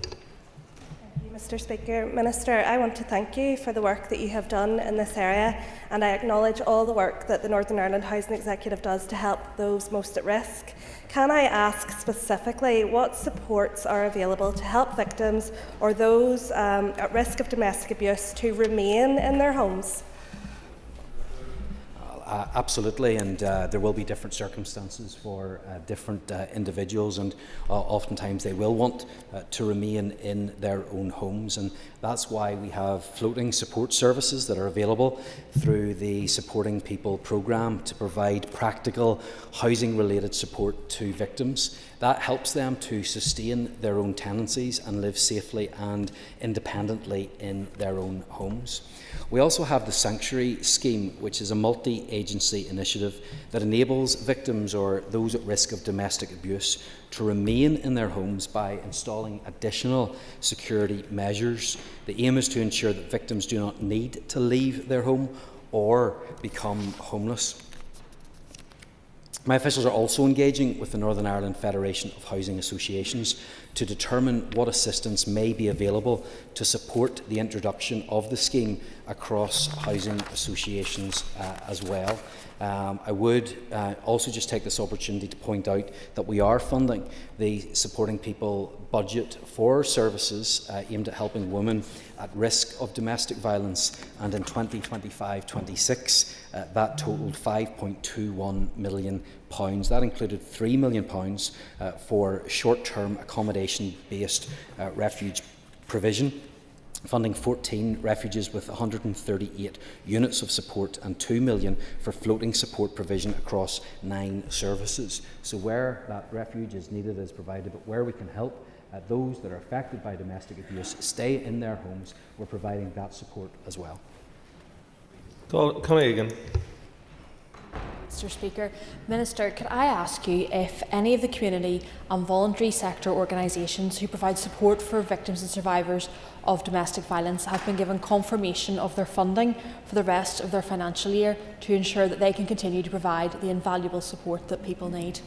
First of all, I want to place on record all of those in society that are helping us to tackle this issue, and there are many, in many different ways, that are helping those that are affected in the community and voluntary sector. That is to be commended, and I want to see that continue because of the impact that I have seen firsthand that they have on those that are affected.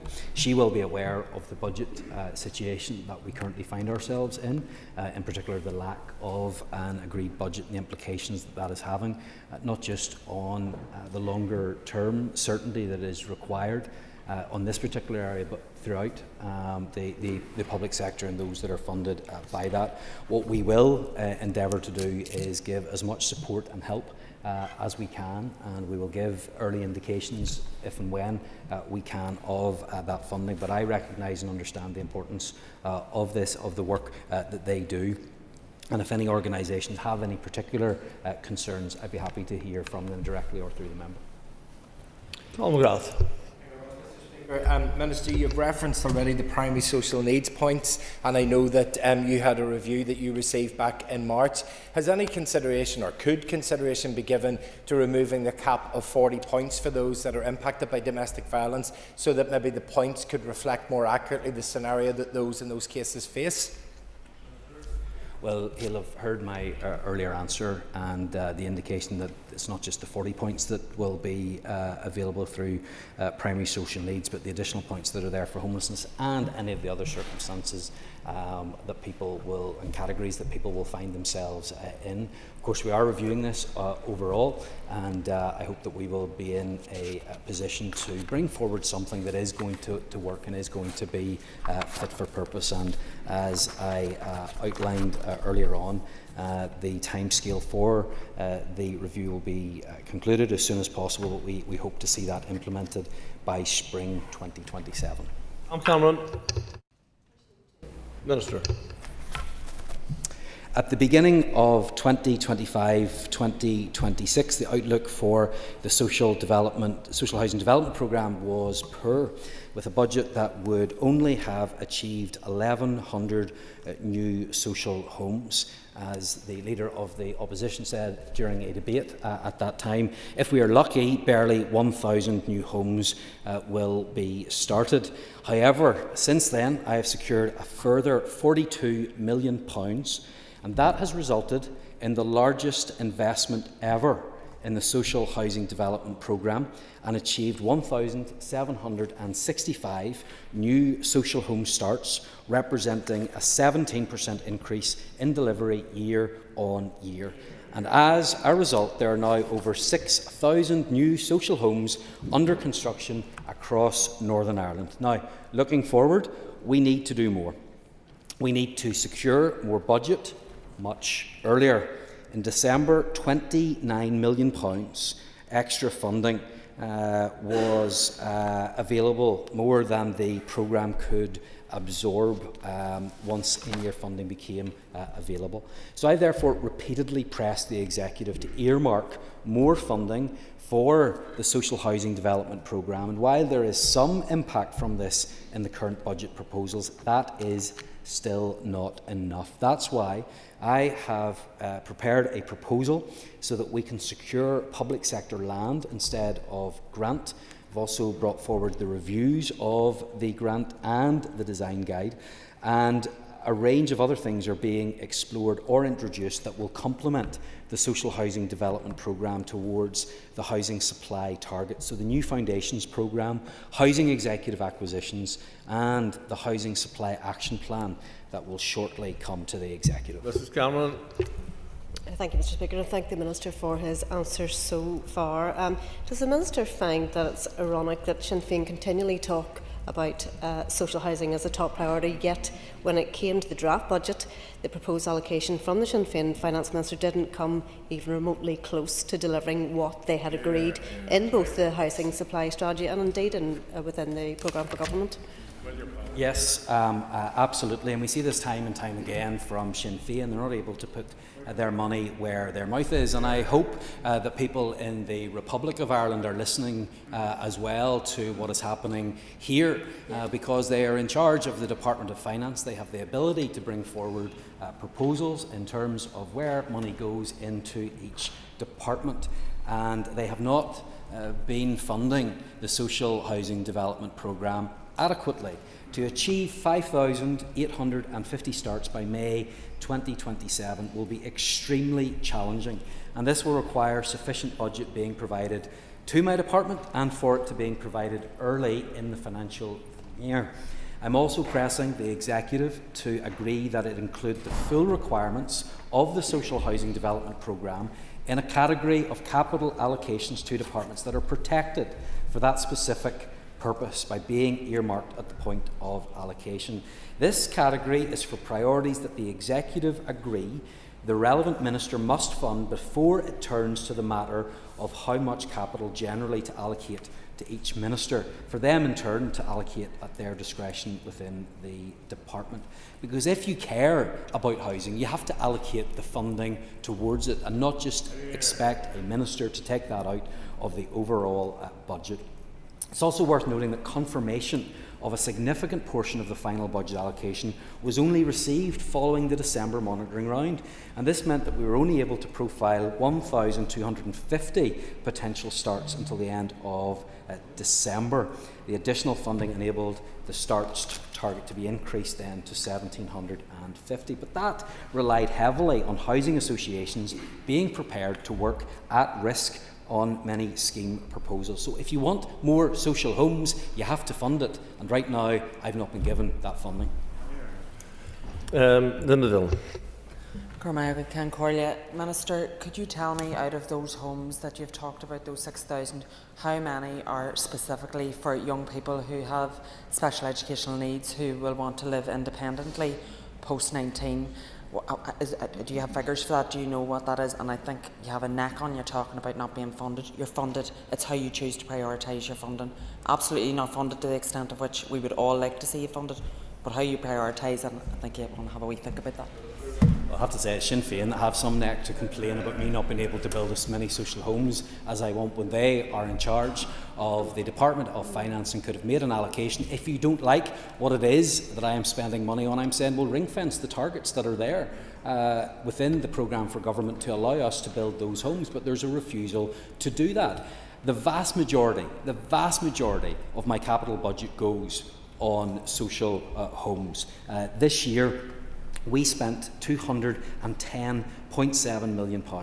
The year before it was 176. The year before that was 161. So I do need more finance. I will do everything that I can to get that, but it's not just about getting more money, it's about using that money better. That's why we're looking at how we award the Housing Association grant and looking at the design guide to make it as simple and straightforward as possible to build more homes. That is work that others in this House have opposed, but it's work that I am doing because it will actually make a difference. I don't have the specific information that she's referring to at the start of her question, but I'm happy to provide that. Dixon. So far, Minister, in terms of your social housing targets and programme, how realistic is it you're actually going to be able to deliver that, given the failure of Northern Ireland Water to tackle wastewater and the implications that that has for all new housing in Northern Ireland? Certainly is a significant issue. It is not the biggest issue, but it is still a challenge in certain areas, and we do need to see a resolution to that.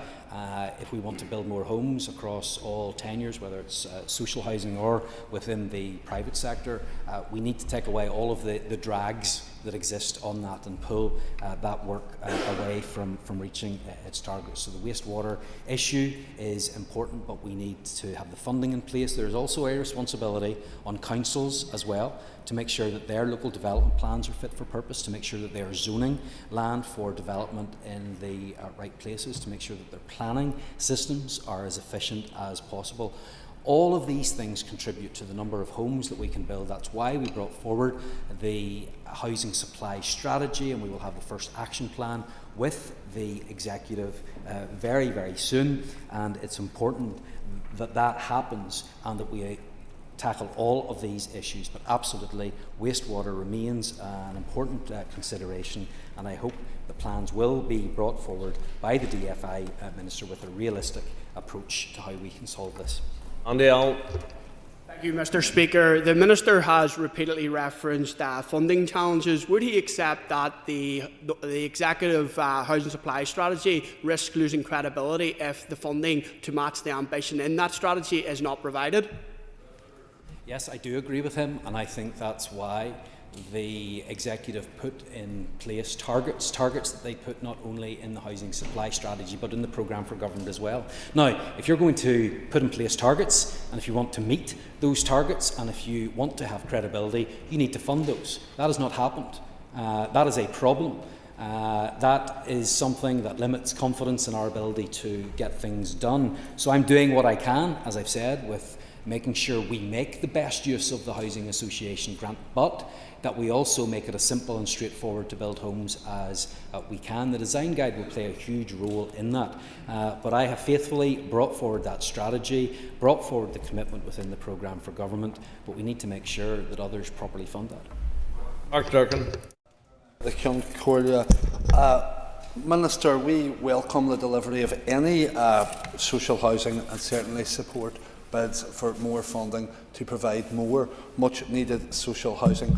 Well, the Minister waxed lyrical there in terms of his achievement around housing starts. The reality on the ground, certainly in Foyle, is something different, where last year we only had 18 completions of social housing units in an area where you have almost 9,000 people on the list. Surely the Minister will agree that this can't really be heralded as any sort of success. And could he update us on his actions to achieve more social housing and affordable housing through the intermediate rent scheme and his attempts to identify and acquire public land for social housing? Yeah, well, Mr. Speaker, I think it is worthwhile acknowledging that we had a significant increase in the number of starts that we made this year. That has gone up now for the last couple of years, that we need to make sure that we do more, absolutely, but it is positive that we've got this far. However, I would have been able to achieve the overall target for this year had I been given the money that I was eventually given earlier on in the year. If we had have received that, it would have been a different outcome, but this is still a positive one. But that's why we have to do everything. Yes, we have to get more money, we have to make sure that the grants are used in the right way, we have to make it as straightforward as possible, and he's right to mention the intermediate rent scheme as well.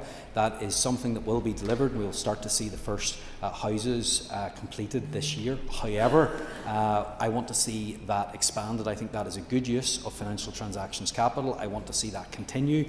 I want to see that increase. And I am also working with executive colleagues to bring forward a plan that I can get support from other ministers on in relation to how we best use public sector land, because it is a big factor in the overall cost of a home, and I'm determined that we can make use of land that is lying vacant, that doesn't have a use elsewhere within the public sector, because there's a huge demand for housing, and I'm going to push that as much as I can.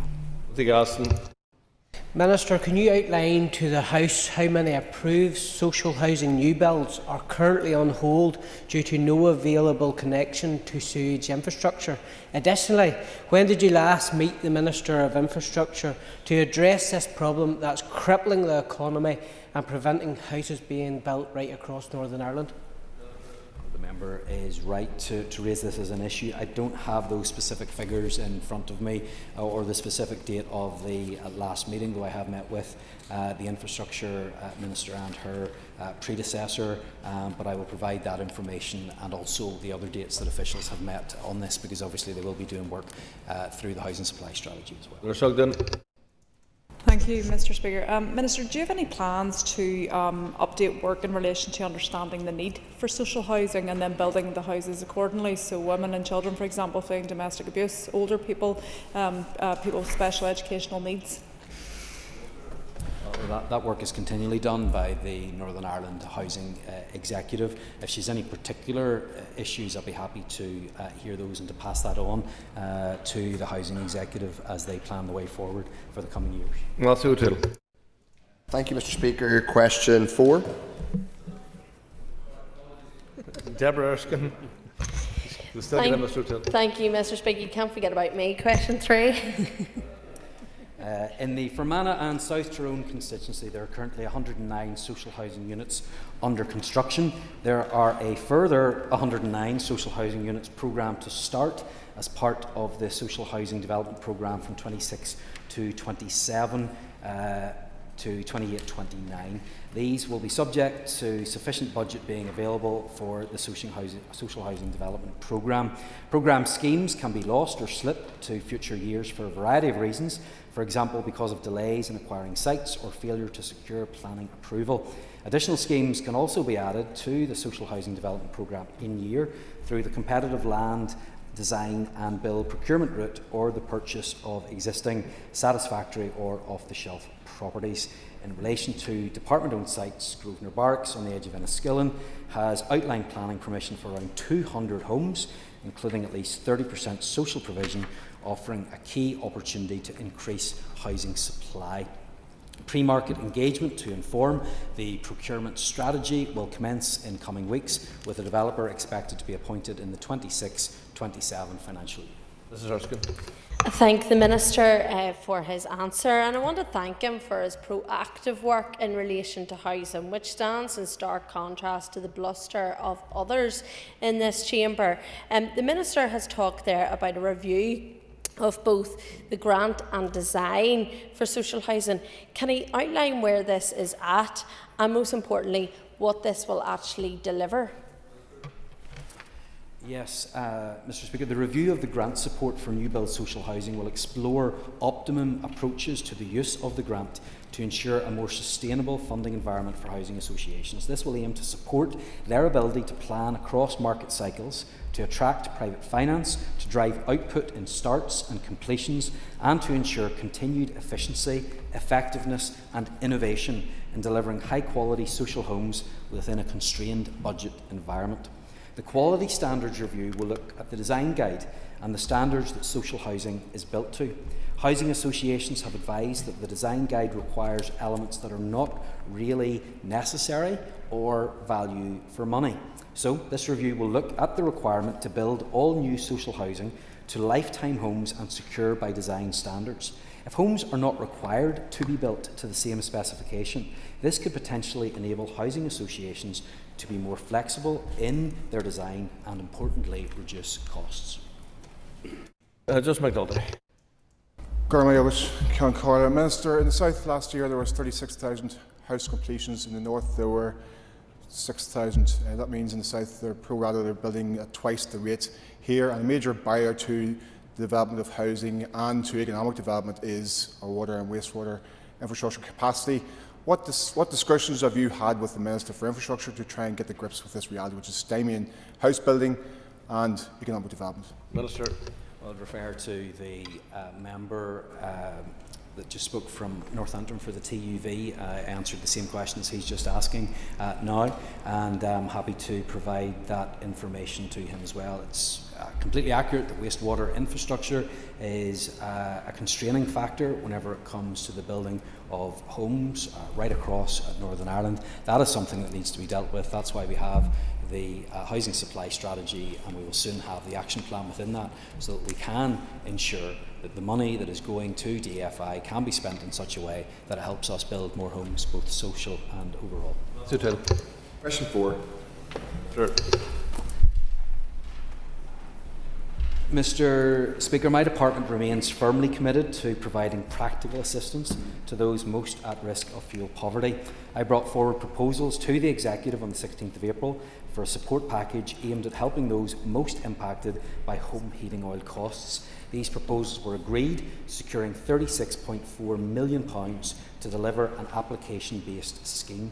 Assistance of £100 for home heating oil will be offered to over 340,000 households across Northern Ireland. This covers a range of vulnerable groups, including those with disabilities, older people and those on a low income. And for clarity, Mr. Speaker, for households, low income is defined as annual income below £30,000 after deductions such as national insurance, income tax and pension contributions. My officials are continuing to work at pace to deliver the necessary IT system development and put in place the legislative, contractual and administrative arrangements required for the scheme, and it is expected to launch in early August 2026 with the aim of providing support ahead of winter. My officials will shortly be briefing the Communities Committee on the scheme policy. However, there are other measures that are in place as well. The Oil Savings Network, part of NI Energy Advice, funded by the Department, offers support and advice on purchasing oil. We also have the Northern Ireland Energy Advice Line and the Warm Healthy Homes strategy that I have brought forward will bring options on how we can support vulnerable oil users and how that can be improved. Thank you, Mr. Speaker. Minister, I welcome the additional detail you've given us today. We've never been churlish in relation to the home heating oil support package. It was welcome, if belated, from the Executive, so I welcome the fact that it exists. However, Brent crude is still more than $100 a barrel. The price of 900 litres is way above the average, the historic averages, as you well know. So while this is welcome and continued instability in the Middle East it's not going anywhere, it would appear, given who is in the White House, can I ask that you work with your executive colleagues, Minister, in a way that is constructive to prepare for additional support that might need to be provided to households here later in the year, because the spectacle we had earlier in the year, notwithstanding the fact that support eventually arrived and was welcome, was utterly unedifying. The squabbling between yourselves and Sinn Fein. Will you work constructively now to plan for all contingencies later this year? Sure. Well, I have worked on this when others failed to step up. I did actually step forward again, as I did last year and as I did when I was in the Department for the Economy, to make sure that support and assistance was there for those who need it most. And so, yes, I will continue to help in whatever way that I can. However, this is not without complexity. There is difficulty here. It has taken a lot of time to put this together. I would rather have something that's far simpler. And there is something that would be simpler, and it would be for the UK Government to respond and to ensure that they quickly put in place the cuts to fuel duty that would actually make a difference, not just for oil customers, but for everybody in Northern Ireland that needs to move around. The SDLP boasted at the last general election of the influence that they would have with the Labour Party, so I hope that they could maybe start to use this great influence that they have so that we can see a reduction in duty and tax, which is what will make a real difference immediately, rather than something, unfortunately, that we're going to have to wait for, limited as it is. Philip Brett. Minister, whilst we have no control here over the impact of the ongoing conflict in the Middle East, which is driving up costs, what we do have control over are net zero policies, which are also increasing energy insecurity here in Northern Ireland and driving up people's bills. Would the Minister join me in calling on the Leader of the Opposition to support our proposal to remove unreachable and unneeded targets? Well, yes, I absolutely would, and we often hear in this House about the importance of following the science and following the evidence. Well, we were presented in the last mandate with evidence and advice that said that the cost of increasing our targets from what was originally proposed to net zero by 2050 will cost us more. And it was very clear how much that would cost because it was provided to this House. It was publicly available. £900 million more per year by the end of the period. £900 million per year by the end of the period leading up to 2050. And Mr O'Toole is looking around the House. I don't know if he's been shocked by that figure or if he's trying to ignore that figure, but that is the truth. Regardless of what we do, in terms of the climate change targets. It is going to increase the cost. The targets that were put in and voted for by other members of this chamber on the other side will have an impact. We need to face up to that reality. I don't think that there is anything wrong whenever you get something wrong in admitting that you got it wrong. So I would encourage everybody in this House to move to a more sensible position and back our plan so that we can get something that's realistic and something that's not going to end up costing the people of Northern Ireland dearly, because that is the trajectory that we are on right now with the targets that they voted for. Moving to topicals, Nicole Mark Durgan. Minister, last week your department acknowledged in the High Court that the long overdue Irish language strategy, and indeed an Ulster Scots strategy, will not be introduced before the end of this Assembly mandate. This has caused understandable concern across the Irish language community and beyond.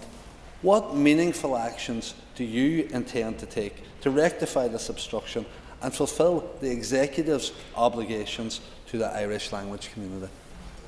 Well, the member is absolutely right to acknowledge the fact that it is an executive strategy, and that's why there was a cross-departmental working group that was set up so that they could examine the work of the Ulster Scots and Irish language strategies. And I'm happy to inform the member that ministers were invited to respond to the draft action plans for their individual departments by the 11th of March 2026.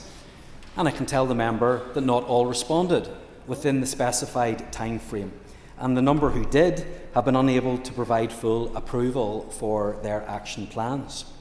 Some ministers have in particular expressed reservations about the budgetary implications, and in fact a final response from the Department for the Economy is still outstanding. And by way of evidence, and because I know that Sinn Fein are very interested in this issue, here is a letter that I received on the 14th of May 2026. It's from the Minister for the Economy, and in it she says, "I refer to your note of the 9th of April 2025. 13 months after I wrote to her asking about her plans and the work that she would engage in on the Irish language and Ulster Scots strategies, she responded to me 13 months later. We have a DOF minister who would only note the strategy and not give it approval. Don't even get me started on the Department for Infrastructure, but we've had continual delay and feet dragging from Sinn Fein ministers. And so I would remind everybody in this House that it is a cross-departmental strategy, both on Irish and Ulster Scots, but if other ministers are not prepared to respond in a timely manner, or not at all, it's going to be very difficult for the Executive to make progress.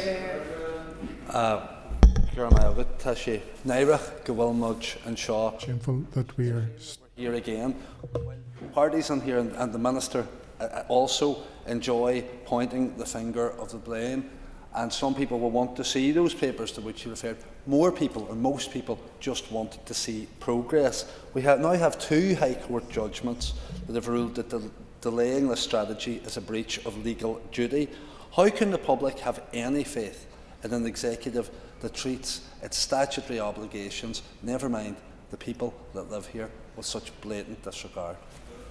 Those are questions that he would need to address in the first instance to Sinn Féin ministers. My job was to facilitate the work that came back from departments, but Sinn Féin were dragging their feet on that, and that's a question that they need to ask, why they were not prepared to engage and why they were not prepared to sign off on those things. I note a press statement that Mr Gildernew issued last week on this issue. I know he's not in his place today, and I'll read from it, but just for the benefit of the youth wing of Sinn Féin, this is not my quote, this is somebody else. We know how they deliberately misrepresented my colleague Pam Cameron last week. I wonder where they get it from. We see it plenty, how the Sinn Féin benches have told mistruths and have deliberately misled the public around this issue. But it says, this is the latest example of a deliberate, provocative and intolerant approach by Gordon Lyons towards the Irish language. Well, let's be very clear today. The exact same words can justifiably be used about Sinn Féin, because they are the ones that are dragging their feet. So I look forward to the statement from Mr Gildernew accusing his executive colleagues in Sinn Fein of a deliberate, provocative and intolerant approach. Buchanan. Thank you, Mr Speaker. Minister, Northern Ireland has a dire economic inactivity rate. Many of those people can work, and I had many conversations with farmers and other people at Balmoral last week. Not just farmers. Many people can work that perversely, for some reason, this mindset that if they don't work they get more, so the system is obviously wrong. What do you say to those people, Minister? Well, it be farmers, electricians, of any trade. What's the benefits of working and not working? Well, I want to thank the member for that question, and I would speak directly to his constituents by saying I understand the frustration that they feel and that I am on their side, because the figures are stark. Northern Ireland has an economic inactivity rate of 26.5%, 5.5 percentage points higher than the UK average. Too many people are stuck outside the workforce. Too many people are on benefits who don't need to be on benefits. And here's what I know from speaking to people in my own constituency and across Northern Ireland. They go to work, they pay their taxes, they do the right thing, and they look at the welfare system, a system funded by their taxes, and they feel with justification that something has gone structurally wrong. Now, they're not heartless. They believe in helping people who genuinely need help, but they also believe that a system that traps people in dependency, which has grown year after year without producing better outcomes, and in which nobody in power seems to be willing to scrutinise honestly, that is a system that is letting everyone down. The taxpayer funds it, and it is the people it is meant to serve. So that's why I have brought into place our jobs programmes, so that we can tackle the real barriers to employment, getting people off benefits and into work, because work is not just an economic transaction. It's about dignity, purpose and independence. And that's what I want for the people of Northern Ireland. That has not been funded by the Department for Finance in their draft budget this year, but I hope that they will see the problem with that and make sure that they invest in it. Mr Buchanan. Thank you. Thanks, Minister, for answers so far. Minister, can you provide an update to me in the House then with respect to benefit fraud, what you and your department is doing to tackle that issue? Because, and I don't want to be labelled as far right, but there is people out there that are doing benefit fraud. They're doing it. There's no grey area with respect to that. Yes, the member's absolutely right. Too much money is being lost through benefit fraud every single year. Hundreds of millions of pounds, money that should be going to schools, to hospitals, to wastewater infrastructure that we've been talking about today. And I have an executive paper with ministerial colleagues on welfare fraud. It would see us properly resource this work and ensure we claw some of this fraudulently stolen money back, but I can't even get it on to the agenda of the executive. I don't know why Sinn Fein are so opposed to tackling this issue, but I will continue to push it because it is the right thing to do. Fraud takes money away from those who genuinely need it, or by every hard-working taxpayer in this country, and it needs to end, because the people who get up every morning and go to work deserve a government that is straight and honest with them on this issue. Danny Donnelly. Thank you, Mr Speaker. Could I ask the Minister what discussions he has had with the Minister of Health regarding strengthening safeguarding arrangements in sport, particularly in relation to children and young people who are participating in community and grassroots clubs? We haven't had those conversations directly with the Health Minister, although I know there is substantial work that is going on within Sport NI around the issue of safeguarding. I'm happy to come back to him if there are any other engagements that have taken place between the Department for Communities and Department of Health on this issue. Thank you, and thanks for that, Minister. Can the Minister acknowledge how there may be legislative gaps in safeguarding, and will he commit to working with the Minister for Health to strengthen protections for children who are engaging in sport? Well, absolutely. If there are gaps in legislation on this, one of the most important of issues, I'm more than happy to work with colleagues and to work with anybody, quite frankly, to make sure that the legislation is right, and indeed any other guidance or any other provision that we can make sure that we can fix or put in place if it's not there. Samuel Holland. Much, Mr. You, Deborah? Deborah Armstrong? No, or Diana Armstrong? Thank you, Mr. Speaker. There we go. There seems a pattern here. Thank you, Mr. Speaker, and I thank the Minister for his responses so far. Minister, can you outline the Department's long-term vision for the Northern Ireland Housing Executive as a social landlord, given the delivery and maintenance of new social housing is primarily undertaken by housing associations? Of course, we always keep our structures and parts of the department and ALBs under review, but the housing executive is still a substantial social landlord, and there's still a significant and leading role for the housing executive to play in that. Of course, if it can be improved, that's something we will look at. Ms Armstrong. Thank you, Mr. Speaker. And Minister, thank you for your response. Minister, can I further ask how you see the balance evolving between the housing executive and housing associations in delivering social housing over the next decade? Well, first of all, I would like to think that we will get that clarity on the revitalisation of the housing executive and the ability for the housing executive to borrow. Of course, if that is the case, there may well need to be some examination of all of these issues that might need to be looked at to make sure that the relationship is as it is. But overall, my vision for the next decade is to make sure that we use the money that we have to best effect, that we're building more homes and that we're cutting down on those waiting lists so that we can make a real difference in the lives of people of Northern Ireland. That's what we're here to do. Shamil Hold. Thank you, Mr. Speaker, and thank you, Minister.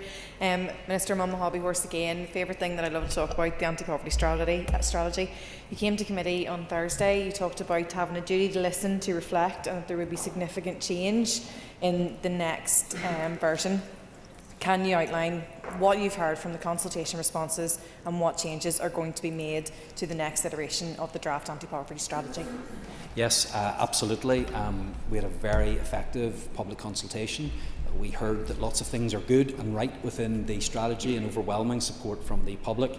Some of the other interests and lobby groups had their concerns as well. So we do take that all on board. That was a genuine consultation process, and as a result I've tasked the Permanent Secretary to work with other officials in my department to make sure that we're bringing forward something that includes everything that needs to be within the strategy, includes all of the things that we're currently doing, because I think there is a little bit of a mismatch there. We're doing a lot more throughout our departments that aim to tackle poverty.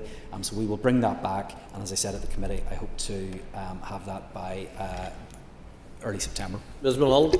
Thank you, and thank you, Minister, for that. And you'll know that I have a personal interest and a personal passion around breaking the cycle of child poverty, and I'm just wondering what interventions, specifically targeted interventions, are you and your department thinking of putting into that next version of the strategy to really address the rising rates? Well, absolutely, and that is one of the areas that we're going to be looking at. Child poverty can be impacted by so many of the issues that we're already dealing and the things that we're progressing with within the strategy. However, I do recognise the need for us to put a particular focus on child poverty. I think that's implicit throughout the document. We need to do some things maybe that are a little bit more explicit, and I'm happy to look at that, and that's what I've tasked my team to look at in particular. What are those measures that we can bring forward that are costed, that are deliverable, but in particular that are targeted, because I think we talk often about measures that can put in place that aren't really particularly targeted. There is a bit of a scattergun approach there. We want something that's going to help those most in need. Minister, a recent report by the Centre for Social Justice titled The Benefits Budget revealed the staggering statistic that a working family in London would need to earn over $71,000 before tax just to match the income of a jobless household with 3 children on combined benefits. Does the Minister share the concern that figures like these point to a welfare system that is fundamentally broken? And what does that mean for working families here in Northern Ireland? I want to thank the member for his question. I do agree with him. I think those figures are troubling, but I don't think that they are surprising. That's not a welfare safety net. I think that that is a system that's lost its way entirely. And I have said it before and I'll say it again, I do believe that we have a welfare system that is broken. It's not working for the people it's supposed to serve. It's certainly not working for the hard-working families across Northern Ireland who do the right thing, pay their taxes, and are left wondering why it doesn't pay to work. So our party will always be on the side of working families. We believe work must pay. and we will not apologise for saying so. And if the reason why our welfare bill is the highest in the UK is because our population has the greatest need, then after decades of this level of spending, what are the results? Where is the evidence that high spending is translating into better outcomes? Where is the improvement in mental health, in employment and in economic participation? I don't believe that it is there. I think the system is fundamentally broken and we need to change it. That concludes questions to the Minister. Neil McAllister has given notice of an urgent oral question to the Minister of Health. And my members want to ask supplementaries. Please rise in your places. Clerk, please read the question. To ask the Minister of Health to outline why he will not establish a public inquiry into issues related to the Northern Ireland Cervical Screening Programme, despite the failures highlighted in the report by Professor Sir Frank Atherton. I'm sure everybody in this House will agree the thoughts should be with the women and the families involved. They all had a reasonable expectation of better. To me, Mr. Speaker, a public inquiry is a means to an end, to discover what happened, why it happened, who was engaged, and what can be done to prevent it happening again.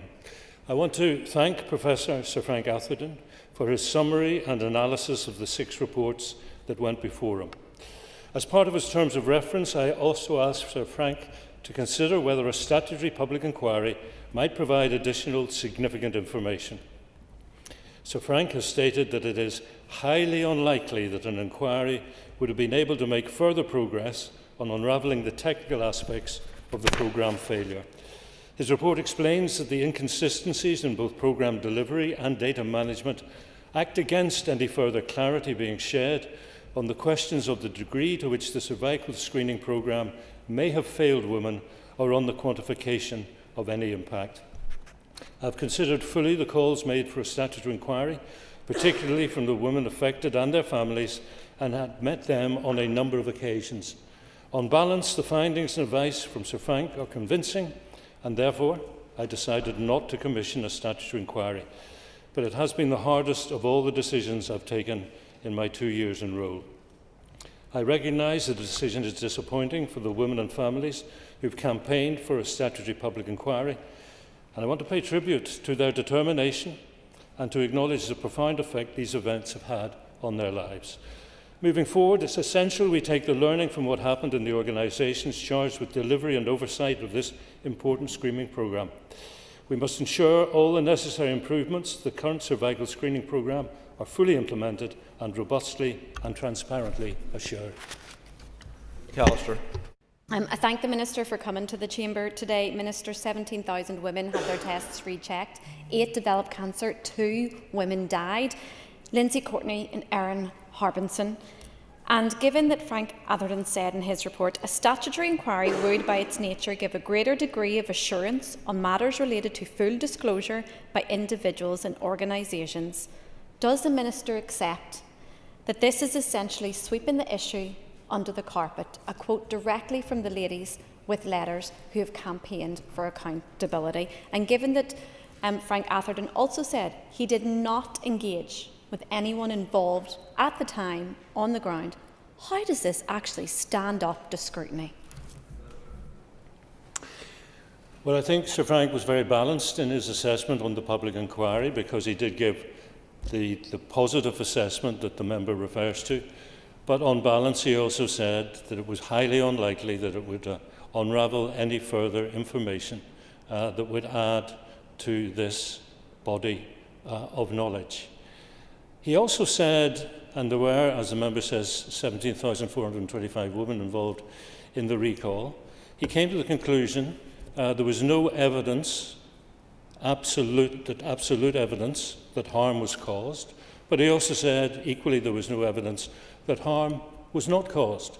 But what he did conclude, because there were 17,425 involved, that there was evidence there was no widespread harm involved. Now, the member said, it seemed to imply that Sir Frank did not engage with anybody. For the record, he did. To begin with, I asked him to do a desktop review of the 6 reports that had gone before him. And then the ladies with letters, in a meeting with me, suggested that there was information that was pertinent to this cause, which was not included in any of the 6 reports. So I then asked Sir Frank if he was willing to meet with the ladies of letters, which he did, and he met with other people involved with the screening programme as well, because the Courtney family, Mrs. Courtney raised a question about not meeting with her. I understand after the ladies with letters had met with Sir Frank, information relating to Sandra Courtney and her daughter Lindsay was then submitted by the ladies with letters groups, and while that information was passed to Sir Frank, unfortunately, and this is very, very unfortunate, it appears the request for a meeting was missed. Dan Dodds.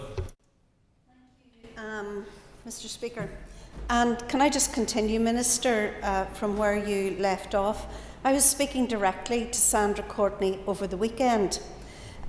She wanted me to ask the question which she said was not answered to her on Thursday when you met with the ladies. In fact, she went further and she said that she was not invited to the event on Thursday but was told about it by the Ladies with Letters group, but she was not individually invited.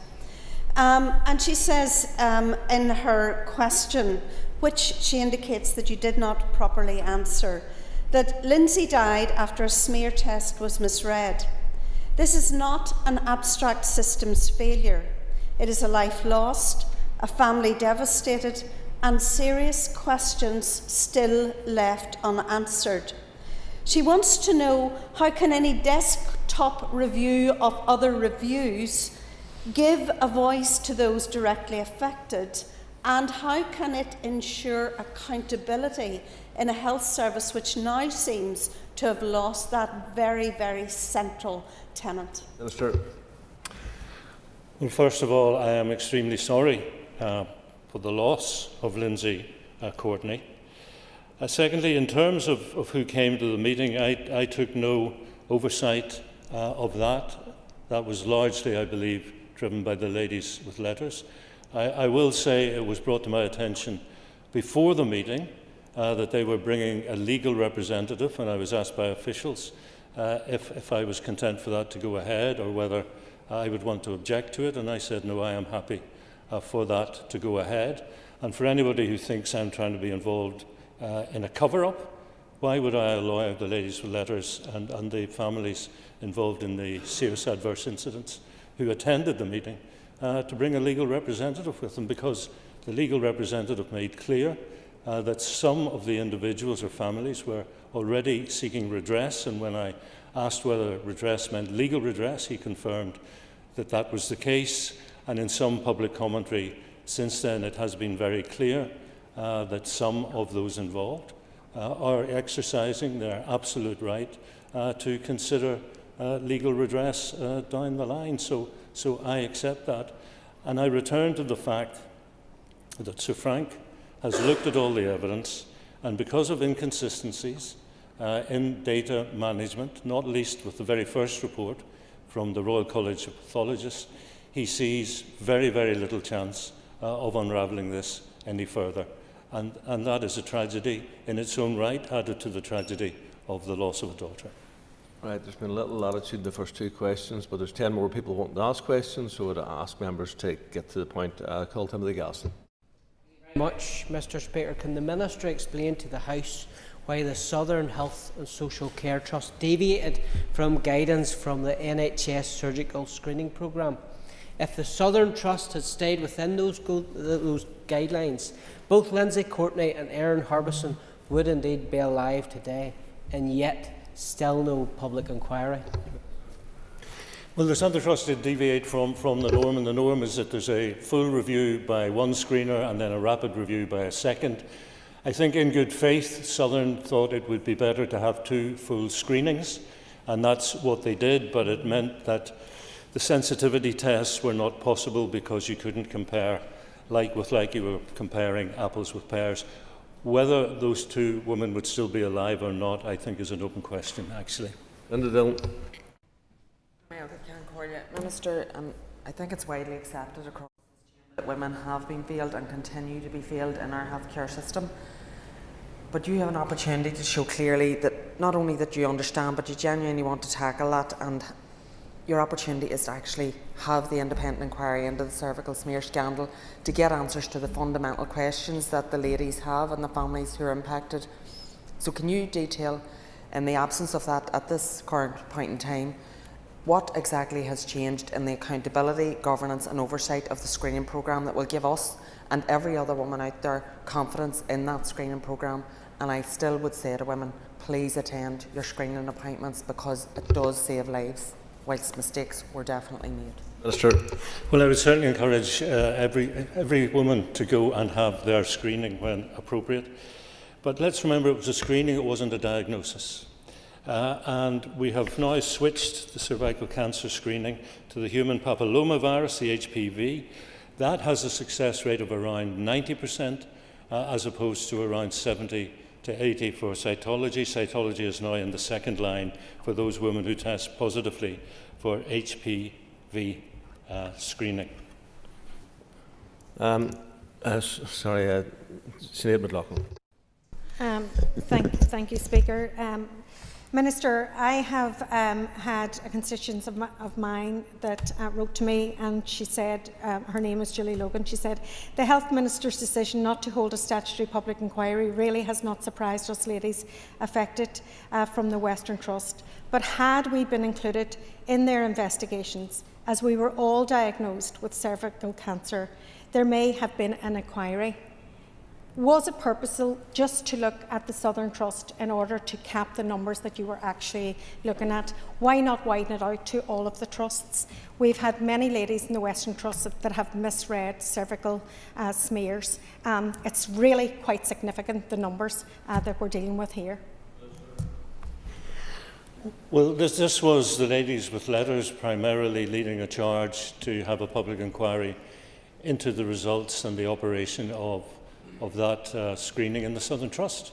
Now, if there are issues with the Western Trust, I am more than happy to engage with the member or people the member wants me to engage with on that issue. Thank you, Mr. Speaker. I think just following on from Sinead McLaughlin's comments, I think we should all be concerned that this is actually a prevalent issue, not just in the South Eastern Trust, but across every trust in Northern Ireland. And that in itself warrants this to be given more attention and potentially a public inquiry. Will the Minister reconsider it on that basis? The members used the present tense, and as I said previously in this session, we have now moved away from cytology as the front line of testing to HPV. So I simply encourage women to go and get that screening when appropriate. Chambers. Thank you, Mr. Speaker. Minister, I know this can't have been an easy decision for you to make, but I do welcome the fact that it was one that you took after a period of extensive and independent fact-finding, and my thoughts remain with all the women and families involved. Can you give the House an assurance of what can be done to prevent anything like this ever happening again? Well, a lot has happened in the last 3 years. For example, all 8 recommendations from the Royal College of Pathologists report are implemented. As I said, we've made HPV screening the primary test.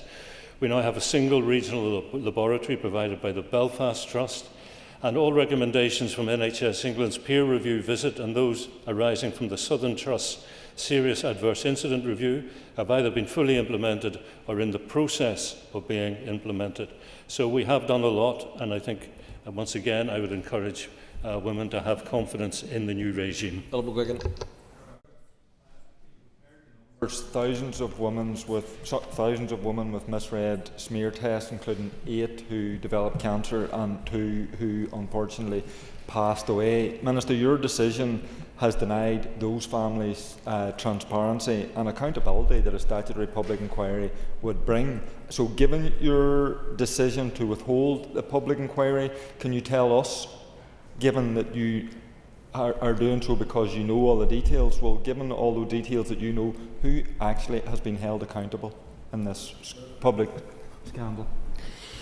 Well, as the member will know, because I know you will have studied Sir Frank's report, he has deemed it would not be appropriate to hold individuals accountable. but the Southern Trust has been held accountable and the Public Health Agency has been held accountable, and we have now moved to a new regime and it's being run by the Belfast Trust, and they will be held accountable both in terms of their quality control, which is an internal matter, and quality assurance, which is an external matter, and the PHA are currently in negotiations and talks with colleagues in Scotland to provide that external quality assurance. Thank you, Mr. Speaker. Minister, in your statement to the House on Thursday, it was wholly regrettable that you did not speak about the women who died.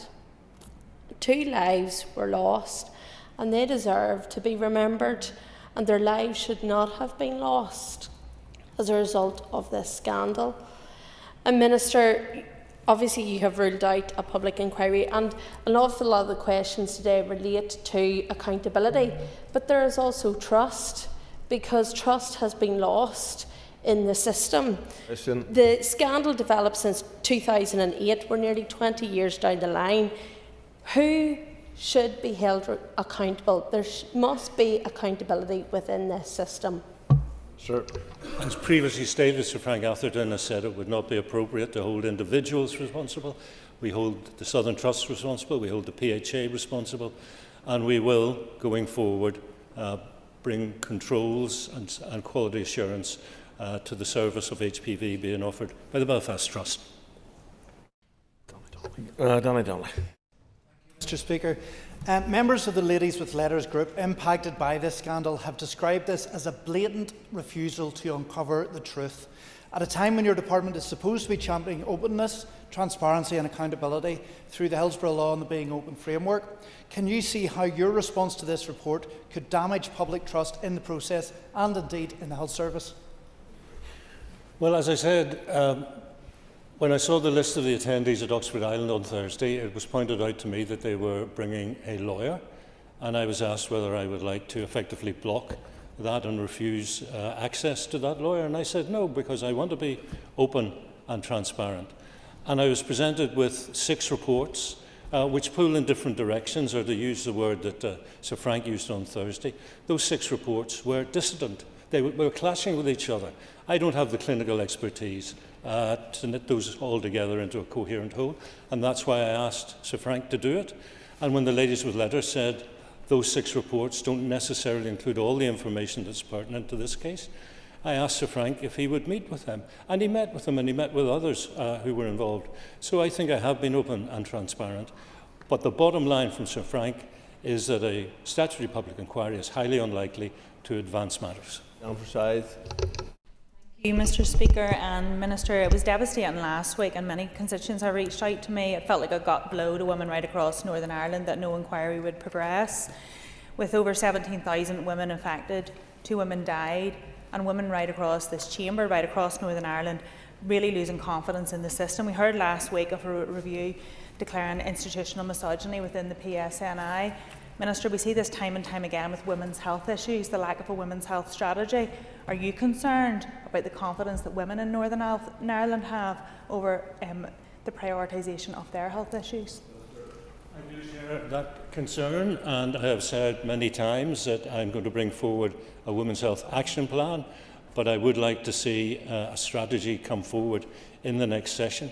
And when I bring forward the action plan, I hope to be in a position to mention something else which I think is a very significant first for any government department in terms of gender. Mr. McNulty. I thank the Minister for coming today to answer these important questions. In relation to the cervical screening programme report, our thoughts are first and foremost with the women and their families that have been impacted, and also I thank the Ladies with Letters for their determined and persistent campaign for truth. If the Minister is not going to establish a statutory public inquiry, what is he and his department and the Southern Trust going to do to re-establish trust with women and to ensure they are encouraged to continue attending screening promptly and in a timely manner? I think, and I said this at Oxford Island when I met the Ladies with Letters and the other families, that I think the most appropriate and the best legacy, not least for the 2 women who so sadly lost their lives, would be to ensure that the HPV screening currently being undertaken by the Belfast Trust is world class. Owen Tennyson. Thank you, Mr. Speaker. Minister, just a matter of months ago, your own party colleagues stood alongside me and campaigners from Ladies from Letters on the steps of Stormont calling for a full statutory public inquiry. Your party also voted in November in favour of a statutory public inquiry. Do you accept that it was wrong to raise hopes and expectations, and will you apologise to the women for that? Mr. Speaker, that is clearly a party political point, and some time ago the Ulster Unionist Party made a determination to take politics out of the delivery of health and social care in Northern Ireland. And one of the outworkings of that is that members are more than clear to go and do their constituency work. And if that involves representing the wishes of their constituents, that's perfectly fine by me. That leaves me clear to pursue the evidence and take evidence-based decisions. Now, in this case, the evidence was so complex clinically that I decided I needed an expert to advise me. Hence, I brought in Sir Frank Atherton to do that for me. I didn't have to put into the terms of reference advice on whether or not we should call a public inquiry, but I did. Alan Robinson. Thank you, Mr. Speaker. Could the Minister detail to the House the targets and the timelines that the Department has set for restoring public trust and increasing cervical screening uptake across Northern Ireland? Well, what I can tell the member is that we've made very clear to the Belfast Trust that the PHA will be making extremely clear to them what they expect in terms of quality control within the system, and will be monitoring that very closely. I would also try and assure the public that we will move as quickly as possible to secure that external quality assurance. Jill Guy. Thank you, Mr. Speaker. Minister, in the report, Sir Frank Atherton explicitly states that it is impossible to say that harm has occurred to some women or that there has been no harm to any.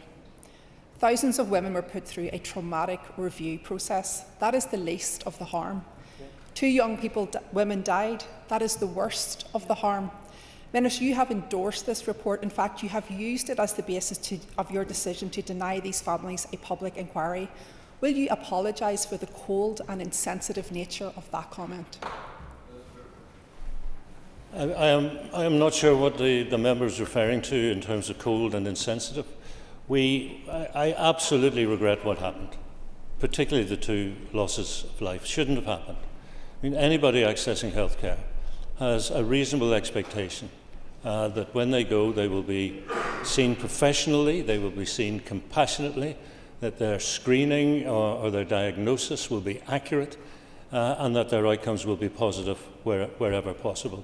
This clearly was not the case. I regret that very much. I have tried to engage with the Ladies of Letters and some of the other families who had serious adverse incident reports, and some of those meetings were shockingly insensitive. And I turn to the RQIA, who have a policy of being human, and I expect everyone delivering health and social care to be human, to look on their patients and service users and say, what if it was my relative, what if that was me, what sort of treatment would I expect? Thank you. That concludes questions to the Minister. Point of order. Mr. Speaker, it would be helpful if you'd be able to give some guidance on the matter of when we'll be able to debate further the budget, Mr. Speaker, the absence of which is becoming a slow-running crisis in this place. Just at question time today, the Minister for Communities confirmed that funding for domestic violence services, I believe he said, was being held up as a result of the absence of a budget. This is a crisis for the people of Northern Ireland. The Executive cannot or will not agree a budget, so it would be helpful if the Speaker could offer some guidance and when we might be able to debate that. I can give you very clear guidance right now, Mr. O'Toole, and I would hope that you would have known what the guidance would be. Debates are brought forward in this Assembly either by a department, through their Minister, or by private members' motions, which are well capable of putting forward. We now move to the previous item, and we are now on the vote. So the question is that the amendment standing in the name of Owen Tennyson and Paula Bradshaw be made. All those in favour say aye. Aye. Contrary, if any, no. Clear the lobby. The question put in 3 minutes.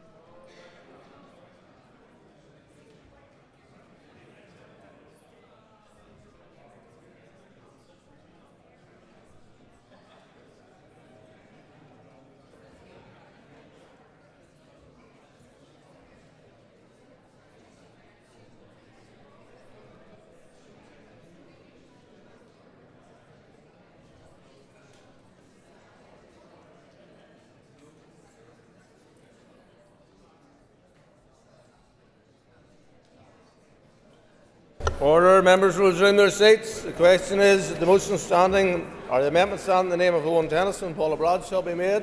All those in favour say aye. Aye. Contrary, if any, no.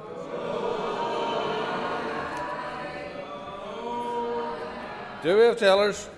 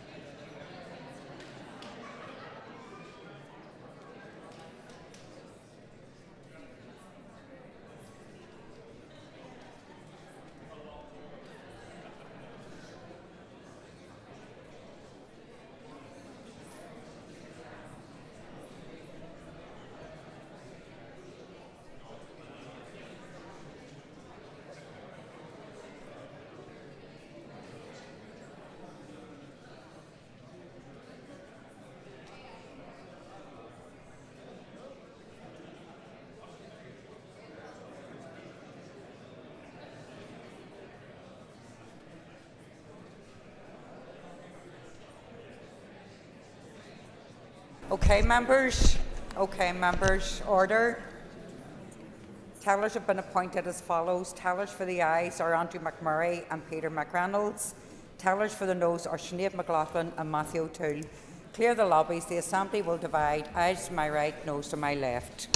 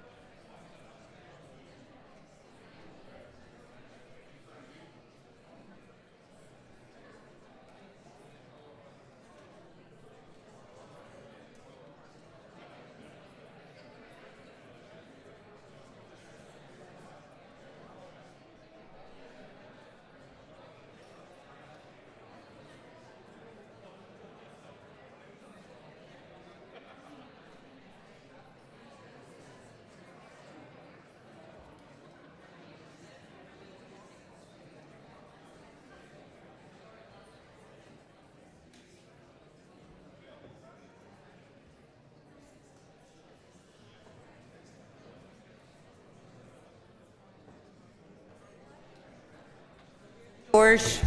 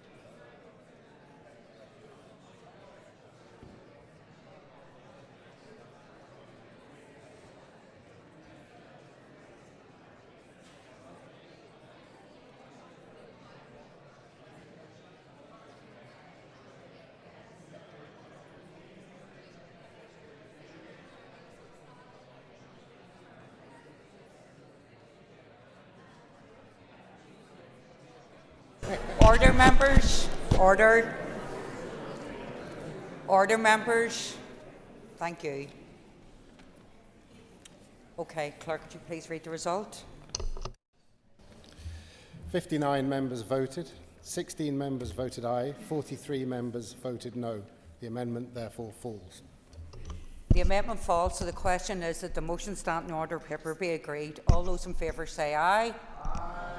Contrary of any noes? Okay. I've been advised by the party whips that in accordance with Standing Order 27A, brackets, blah, blah, blah, there is an agreement that we can disperse, brackets 1A and B, that there is agreement that we can disperse with 3 minutes and move straight into the division. I now call for tellers. Do we have tellers?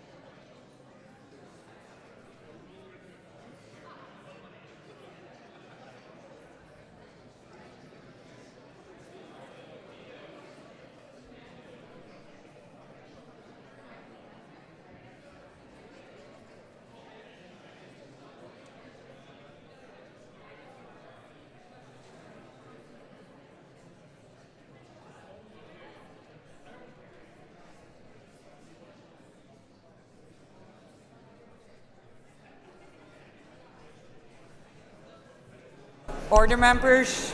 Order, members. Tellers, order, members. Tellers have been appointed as follows. Tellers for the ayes are Colin McGrath and Cara Hunter. Tellers for the noes are Pam Cameron and Philip Brett. Clear the lobbies. The Assembly will divide. Ayes to my right, noes to my left.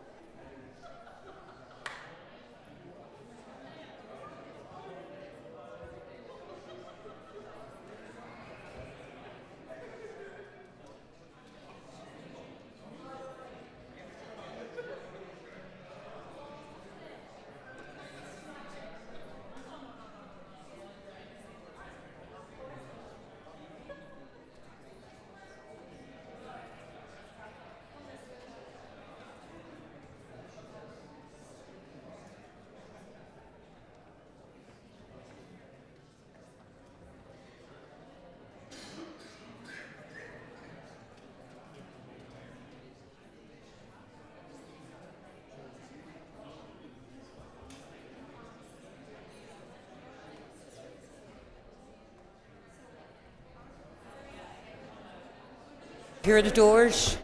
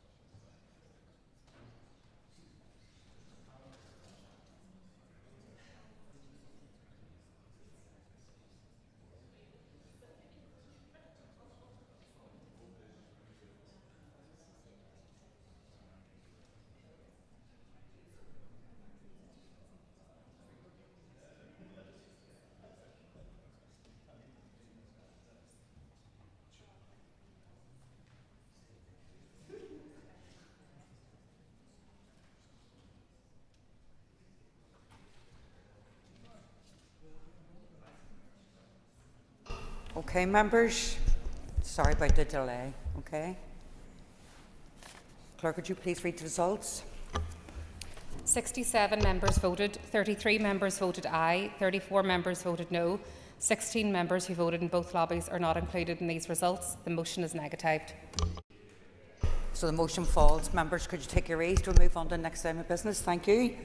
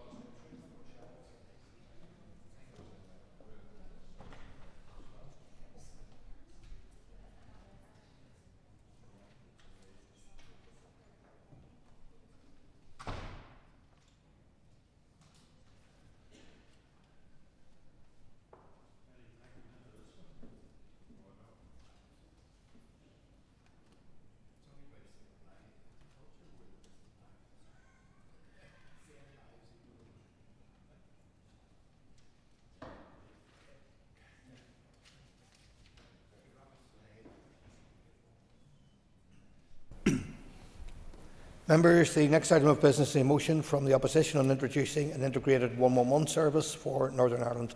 Clerk, please read the motion. That this Assembly recognises the sustained and growing pressures facing Northern Ireland's urgent and emergency care system, including increasing attendances and unacceptable waiting times at emergency departments, acknowledges the Executive's commitment to shifting care closer to home through the Shift Left agenda focused on prevention, early intervention and strengthening community provision, notes that an integrated 111 urgent care service can play a complementary and enabling role in this transformation by providing a single, accessible front door with clinically led triage and direct booking into appropriate community, primary and urgent care services, and calls on the Minister of Health to bring forward proposals for the establishment of a Northern Ireland-wide 111 service no later than September 2026. And I call Colin McGrath to move the motion. Proposed. Thank you. The Business Committee has agreed to allow up to 1 hour 30 minutes for this debate. The proposer of the motion will have 10 minutes to propose and 10 minutes to wind. All of our speakers will have 5 minutes. Mr McGrath, please open the debate on the motion. Deputy Speaker, our health service is under immense pressure and patients know it, staff know it, ambulance crews parked outside hospitals know it, and every family sitting in an overcrowded emergency department knows it as well. The statistics are stark. Over 764,000 people attended emergency departments in Northern Ireland last year. More than 132,000 people waited over 12 hours to be treated or admitted. And performance against the 4-hour target has collapsed to 45%. That is not a system that is under strain. That is a system that is in crisis. And when the system goes into crisis, it is our doctors and nurses, our healthcare assistants and allied health professionals, our porters and admin staff. It is the people who keep our health service afloat who feel the pressure. And it's not us MLAs that are crying out for help. It's the staff and the patients in our health service. And the question which the opposition have posed today is simple. What practical action are we prepared to take to provide help and ease the pressure? And it's a question for all ministers, not just the Minister for Health. Because while wider transformation is needed, while we all understand the scale of the reform that is required, there are interventions available right now that can relieve pressure, improve patient experience and help people access care quicker. That is why the SDLP is calling for the introduction or reintroduction of a Northern Ireland-wide 111 service. Last year, we published our Help Can't Wait proposals to deal with ambulance handover delays.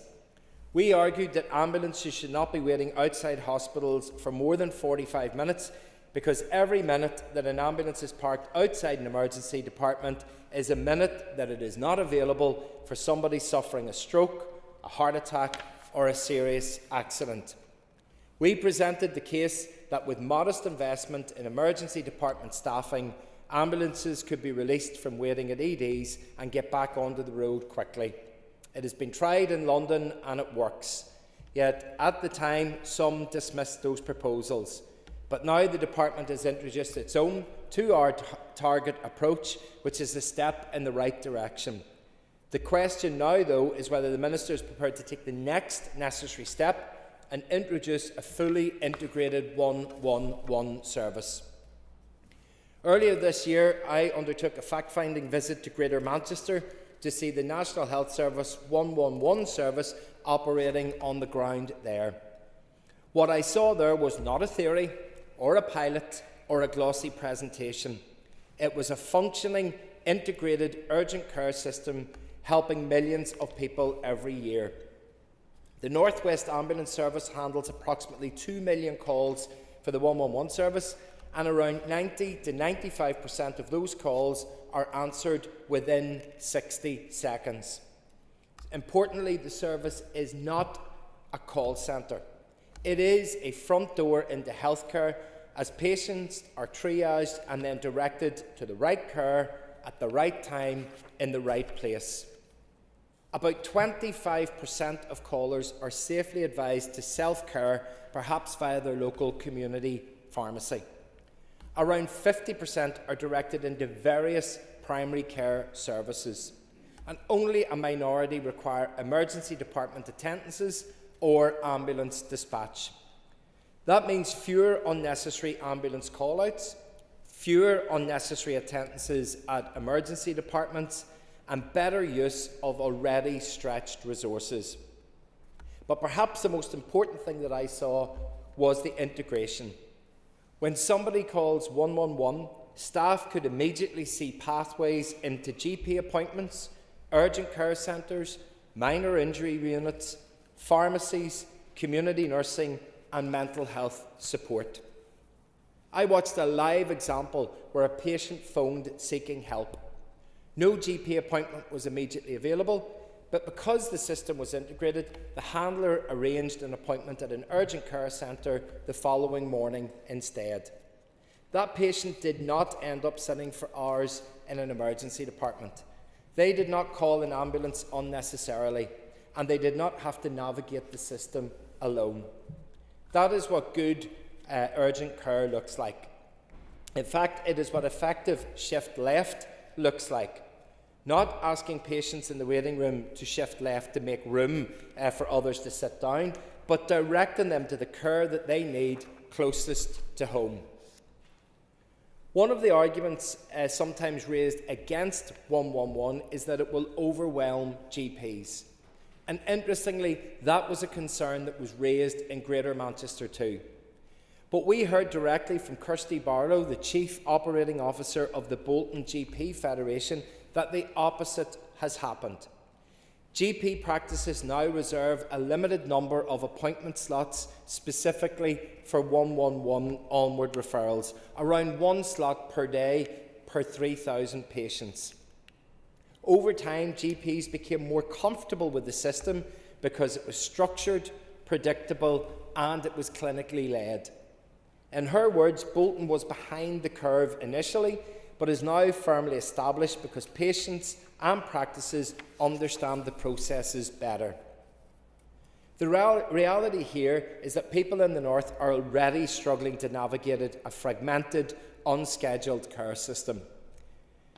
Phone first, it doesn't work. Many do not know whether they should ring a GP, contact out of hours, attend a minor injuries unit, go to an urgent care centre, or call 999. But what happens? People default to the emergency department because it feels like it's the safest option, and who can blame them? A 111 service changes that. It provides one simple number, one trusted point of contact, one clinically led system guiding people to the care that they actually need. For people living in rural communities, access to unscheduled care can feel uncertain and inconsistent. A properly integrated 111 service would give reassurance that advice and support are available no matter where somebody lives. And no one in this chamber is pretending that a 111 service is a silver bullet. It will not solve every structural challenge in our health service. It will not eliminate waiting lists overnight, and it will not remove the need for long-term reform. But it is a proven intervention. It is already working elsewhere, and the evidence is clear that it reduces pressure on frontline services while improving patient access and experience. But is there a financial cost? Of course there is. But much like our Help Can't Wait proposals, the costs are modest.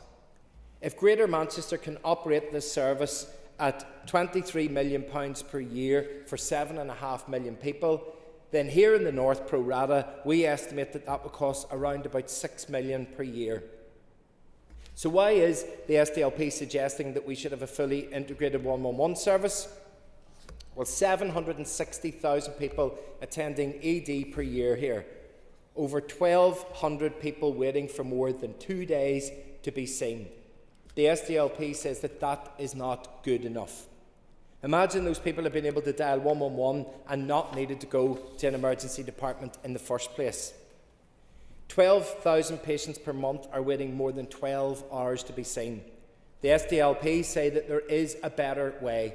Imagine they have been able to dial 111 and got the right care in the right place at the right time. And over 1,000 excess deaths last year attributed to long waits for admission. The SDLP says that it doesn't have to be like this. Imagine if those lives could have been saved. Can we put a financial cost on saving somebody's life? Absolutely not. We cannot go on as we are. Our health department is spending hundreds of millions of pounds more every year and demanding that health trusts cut hundreds of millions of pounds in response. So while our health budget goes up, our health outcomes are going down. Our staff are crying out for help. Patients are not getting their care in a timely fashion, and something needs to change. 111 will not be a panacea, but it could drastically ease the pressure on our system and help to save lives. I urge members to support the motion, and I say to the Minister, do this. Introduce 111 and leave a powerful legacy for future generations. Thank you.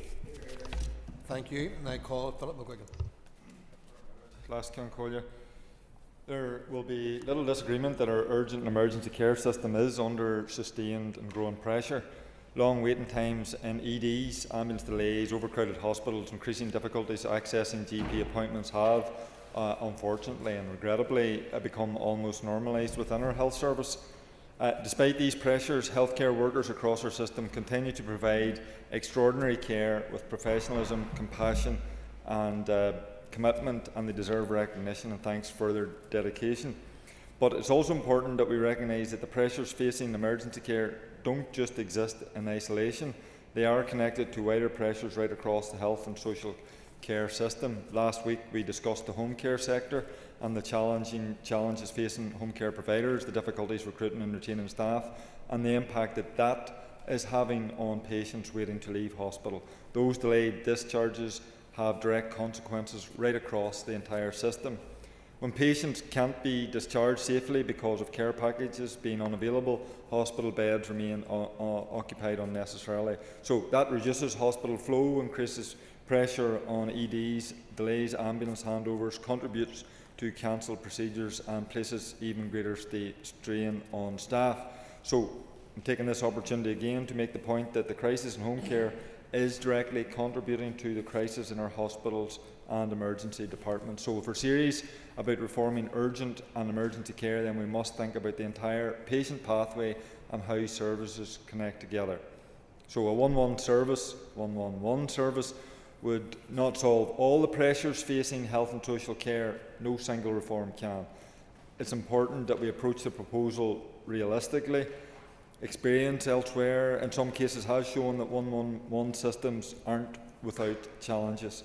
In England, concerns have been raised around overly risk-averse triage systems leading to unnecessary referrals to emergency departments or ambulance dispatches. Questions have also been raised about staffing pressures, public confidence, and whether sufficient community services are available to provide meaningful alternatives to hospital attendance. It's equally important to acknowledge that elements of this approach already exist here through the ambulance services here and treat and integrated clinical hub services. I had the opportunity a number of weeks ago to meet with representatives of the ambulance service and hear directly how the increased use of clinician-led telephone assessment and how they triage patients to determine the need for ambulance dispatch or hospital attendance. So I'm always cautious about proposals that simply seek to replicate systems developed elsewhere. Whilst we remain partitioned, we are a small health system. We also have different service structures and significant workforce challenges. In many areas, as we discussed in this chamber on numerous occasions, particularly rural communities have difficulty accessing community provision and urgent care alternatives that maybe in urban areas they have access to. So without strengthening those services first, there's very real risk that a 111 system could create additional demand without delivering meaningful improvement for patients or frontline staff. Ultimately, though, the principle underpinning this motion is about ensuring patients receive the right care in the right place at the right time. There is undoubtable merit in examining a coordinated clinical supported urgent care access which could complement the shift left agenda in the neighbourhood focused on prevention, early intervention and strengthening care within the community. So this motion calls for proposals to be brought forward by 2026.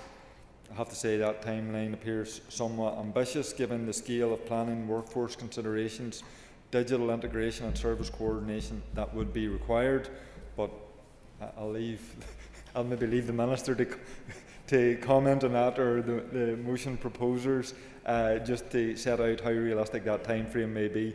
What matters most is that any future model is properly designed, properly resourced and genuinely capable of improving patient care and system flow, something that we all absolutely agree on. So it is about creating a more joined up health system that helps patients access appropriate care more quickly, reduces avoidable pressures in hospitals and supports the wider transformation of our health service, and that's something urgently required. Thank you. Call down Dawes. Thank you, Mr Deputy Speaker, and thank you to the opposition for the motion. I think it's always encouraging when parties in this House are willing to think about different ways and that we can do things better. And I welcome that, although I will say that I do think that there are issues that we would need to iron out before such a process or such a provision would be necessary. So I think that that is really important. It is really important also that we recognise that we have increasing problems in our emergency care, that whether that is access to GPs or access to appropriate care in our emergency departments, and there are far too many long waits. And the Royal College of Medicine's report a few weeks ago painted a really catastrophic picture for patients and the health service, where so many of our patients are waiting 12 hours and more for appropriate care in our EDs. We did have a version of a 1-1 system during the pandemic, if I can raise that issue again, and that was the phone first. And it aimed to answer 95% of calls within the first minute. So clearly, if we were to introduce such a measure, it should build on some of the knowledge and expertise that we already have on the issue. And as others have suggested, that the 111 approach is not without its problems.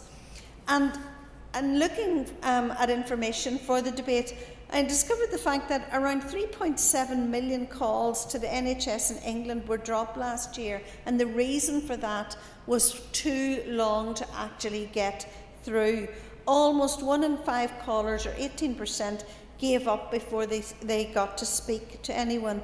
And the average time to actually get a call was around 25 minutes in December.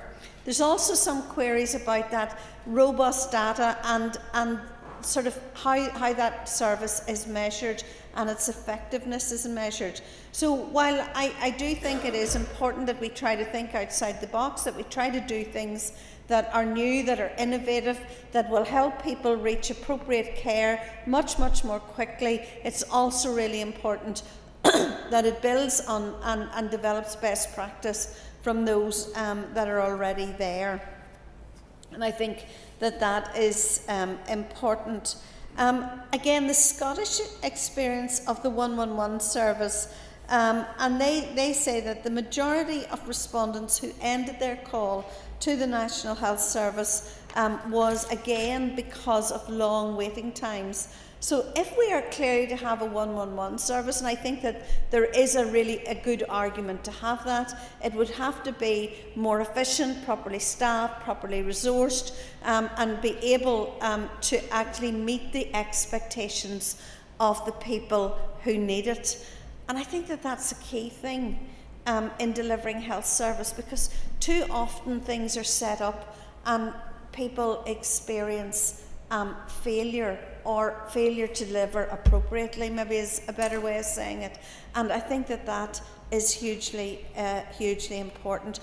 I also think that we would need much better communication across the systems. So you gave the example of someone calling in and they were able to identify free GP appointments where that person could be slotted into. That would always assume in Northern Ireland that we had free GP appointments. And one of the greatest complaints that I have in my constituency work is the fact that we need more appointments. We absolutely, the 8:30 call to GPs is loathed across the constituency, and I think that is also important. But while we're doing that, we shouldn't forget that there are issues that we really need to address in the here and now that will improve the experience for patients trying to access immediate support or advice. And that, of course, I refer to the Royal College of Medicine survey and also to those long waits in EDs. This morning I also took the opportunity to talk to the Southern Trust about the need for care packages, and I think that must be addressed as well. Thank you. Tommy Donnelly. I welcome the intention behind today's motion in terms of exploring a more integrated approach to urgent care in Northern Ireland and helping patients access the right care. An integrated 111 service could effectively represent a tidying up of the phone first and out of hours systems that currently exist. However, without clear evidence of significant unmet need, specifically around system navigation as opposed to the need for wider structural transformation, there is a risk that we are putting the horse before the cart in terms of meaningfully addressing the pressures within our emergency departments. The Royal College of Emergency Medicine report published earlier this year makes for deeply concerning reading. It outlines clearly that overcrowding and long waits in emergency departments are not primarily the result of increased demand. The number of people attending emergency departments has changed relatively little, while the number of long waits and the mortality associated with them has risen dramatically. The number of 12-hour waits has increased by more than 14% from March last year to March this year. 14%. The winter preparedness plan has clearly failed. Almost a quarter of all emergency department attendances waited for more than 12 hours before being discharged, admitted or transferred. A decade ago, only 1% of patients waited that long. The report also estimated that 1,032 excess deaths last year could be attributed to long waits for admission, and that's been over 1,000 excess deaths a year for the last 3 years. Importantly, the Royal College of Emergency Medicine Vice-Chair in Northern Ireland stated, "This is a fixable problem, but we need policymakers to focus on the interventions that we know work, speeding up discharge from the back door of hospital and freeing up beds." And that's exactly the issue with confusing better navigation of the system with actual transformation of the system itself. The pressures facing our health service, and particularly emergency departments, stem mainly from the lack of capacity in the community and the inability of patient flow through hospitals to access care in the community. As a nurse and as an MLA, I have seen this firsthand. When I visited Antrim A&E in December, there were over 100 medically fit patients that could not be discharged into the community, in comparison with around 50 decisions to admit, or DTAs, who were stuck in A&E without being able to get to a ward. This is fundamentally about delayed discharge. It is about social care. It is about investment in community services. It is about nursing home capacity. It is about workforce pressures. And it is about whether community care services exist in sufficient capacity to allow patients to leave hospital safely and in a timely manner. So while anything that can help reduce unnecessary demand on emergency care and help patients to access the right care should absolutely be considered, it would be disingenuous and inaccurate to overstate the role of an integrated 111 service, and could play right now in increasing community capacity or early intervention and prevention, and therefore the pressures facing emergency departments. If you want to acknowledge the Shift Left agenda and focus on its prevention, early intervention and strengthening community provision and the role this plays in decreasing pressure on EDs, then you should look at increasing capacity in the community and ensuring crisis points are avoided. This means looking at a renegotiated, fairer contract for community pharmacy, fair pay and conditions for care workers, ensuring proper funding for GP surgeries and a fully funded mental health strategy. Because prevention, early intervention and strengthening community provision needs to come at a much earlier stage in order to meaningfully tackle the sustained and growing pressures facing our emergency care settings. So yes, let us improve navigation into the system, but more importantly, let us fix the reasons why the system is gridlocked in the first place. Thank you. Okay, Alan Chambers. Mr Deputy Speaker, a few issues better reflect the pressures facing our health service across these islands than the pressures on urgent and emergency care. Every MLA in this chamber will know of constituents and families who have contacted our offices highlighting their experiences. The reality is, as the Minister has regularly said in this chamber, that these pressures are no longer associated just with winter. They are persistent and are all year round. Demand continues to rise. Patients are presenting with increasingly complex needs and challenges, with delayed discharges continuing to place enormous strain on hospitals and ambulance services alike. Against that backdrop, I believe the principle behind an integrated regional 111 service is sound. But while I support the ambition behind this motion, I do think we must be realistic about timelines. Establishing a fully integrated regional 111 service by September 26 would require significant workforce planning, digital infrastructure and financial investment. It simply cannot be delivered overnight, nor, I suspect, by this September, especially recognising the fact that we're still awaiting a budget. Mr McGrath alluded to the current pressure on our workforce, and he's absolutely spot on. But that timeline in this motion would undoubtedly add to that pressure between now and September. But in principle, a properly designed 111 system could absolutely provide patients with a simpler and more accessible route into urgent care. It could help ensure people receive advice earlier, are directed towards the most appropriate setting, and avoid unnecessary attendance at already overcrowded emergency departments. So it is something that I'm keen to see delivered. Importantly, this debate also goes directly to the heart of the wider Shift Left agenda. For too long, Northern Ireland, a bit like the NHS right across the UK, has operated a hospital-centric model which is no longer sustainable. But we should not pretend that a 111 service on its own is some silver bullet. That is why I do very much welcome some of the practical measures already underway.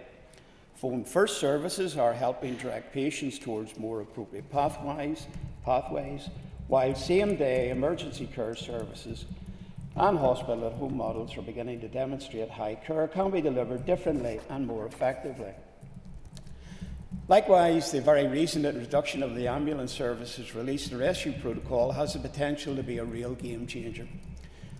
For too long, ambulance crews have effectively been trapped outside hospitals instead of responding to emergencies in the community. And as a constituency MLA, I've worked with families in North Down over the years who have had to watch a family loved one lie on the ground in pain for appalling lengths of time because there wasn't sufficient crew available to attend to them with the urgency required. But I commend the Minister for taking steps to rectify that, even if they're not always entirely easy or universally popular. The problems we are seeing in our hospitals today started many years ago. One of the greatest dangers for any health system under sustained pressure is that abnormal conditions gradually become normalised. Corridor care, excessive ambulance handover delays, and patients awaiting unacceptable lengths of time for treatment should never become accepted as simply part of modern healthcare. That is why the responsibility is on us all to ensure that emergency care in Northern Ireland is not just existing, but is capable of delivering the safe and timely care that patients deserve. But introducing a 111 service is part of a much broader programme of reform, one based on long-term planning, workforce investment and the political will to confront the deep structural problems across our health system. Thank you, Mr. Deputy Speaker. Thank you. Nicole Allen Robinson. Mr. Deputy Speaker, we are content to support the motion on the basis that we would wish to see the Minister consider how a 111 service has functioned on mainland GB and how effective it has been, particularly how it has impacted EDs, GPs and the ambulance service. I say that respectfully to Colin, who has some personal experience in how it has worked in GB. Mr. Deputy Speaker, we hear and we experience, even as patients ourselves, on a regular basis how urgent and emergency care is under huge strain. We see it in our emergency departments every single day. We see and we experience patients waiting far too long, ambulance crews stuck outside our hospitals, staff burnt out doing everything that they can under really, really challenging circumstances, and people being frustrated because they simply cannot access the right care at the right time. Too many people end up in emergency departments not because they need emergency care, but because they do not know where else to turn. When someone is worried about a sick child, an elderly parent, or symptoms that may or may not be serious, they want clear guidance. At present, the current experience can be a little confusing, with people trying to decide between contacting a GP, calling out our service, attending a pharmacy, going directly to an A&E, or dialling 999. For those who are vulnerable or elderly, it isn't totally clear where the correct entry point is.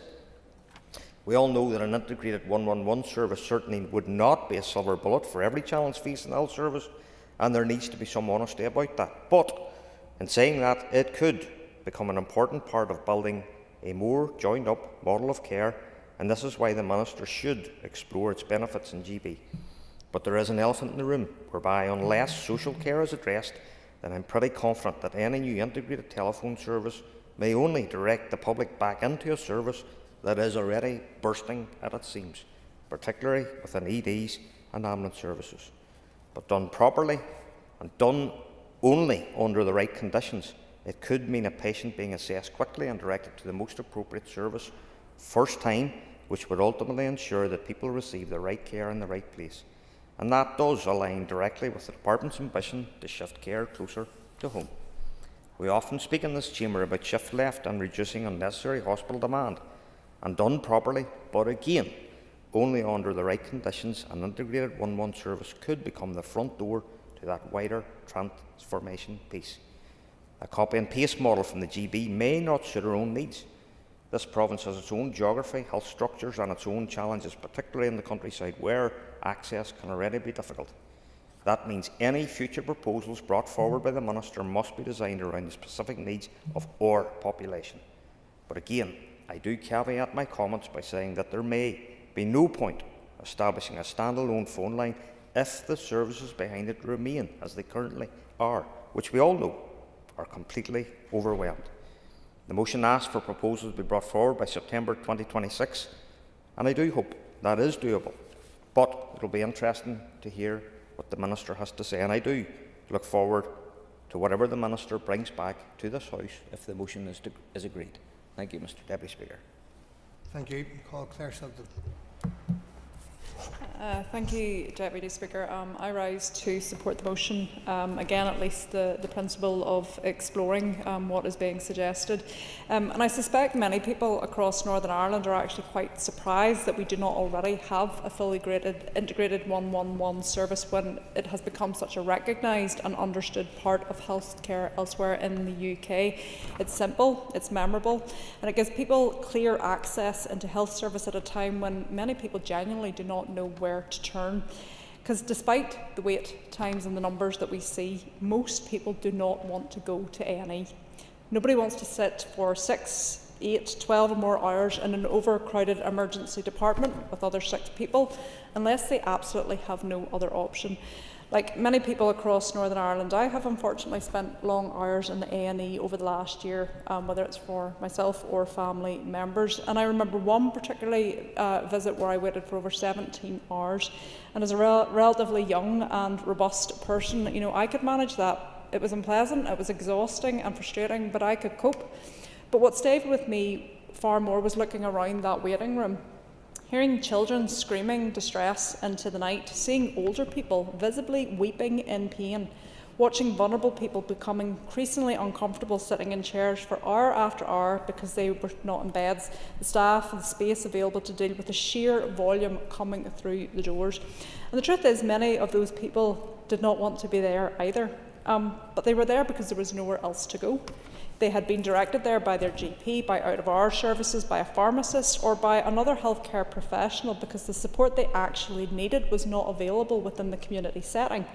And more often than not, people are not attending emergency departments because they want to. They are attending because every other part of the system has effectively funneled them there.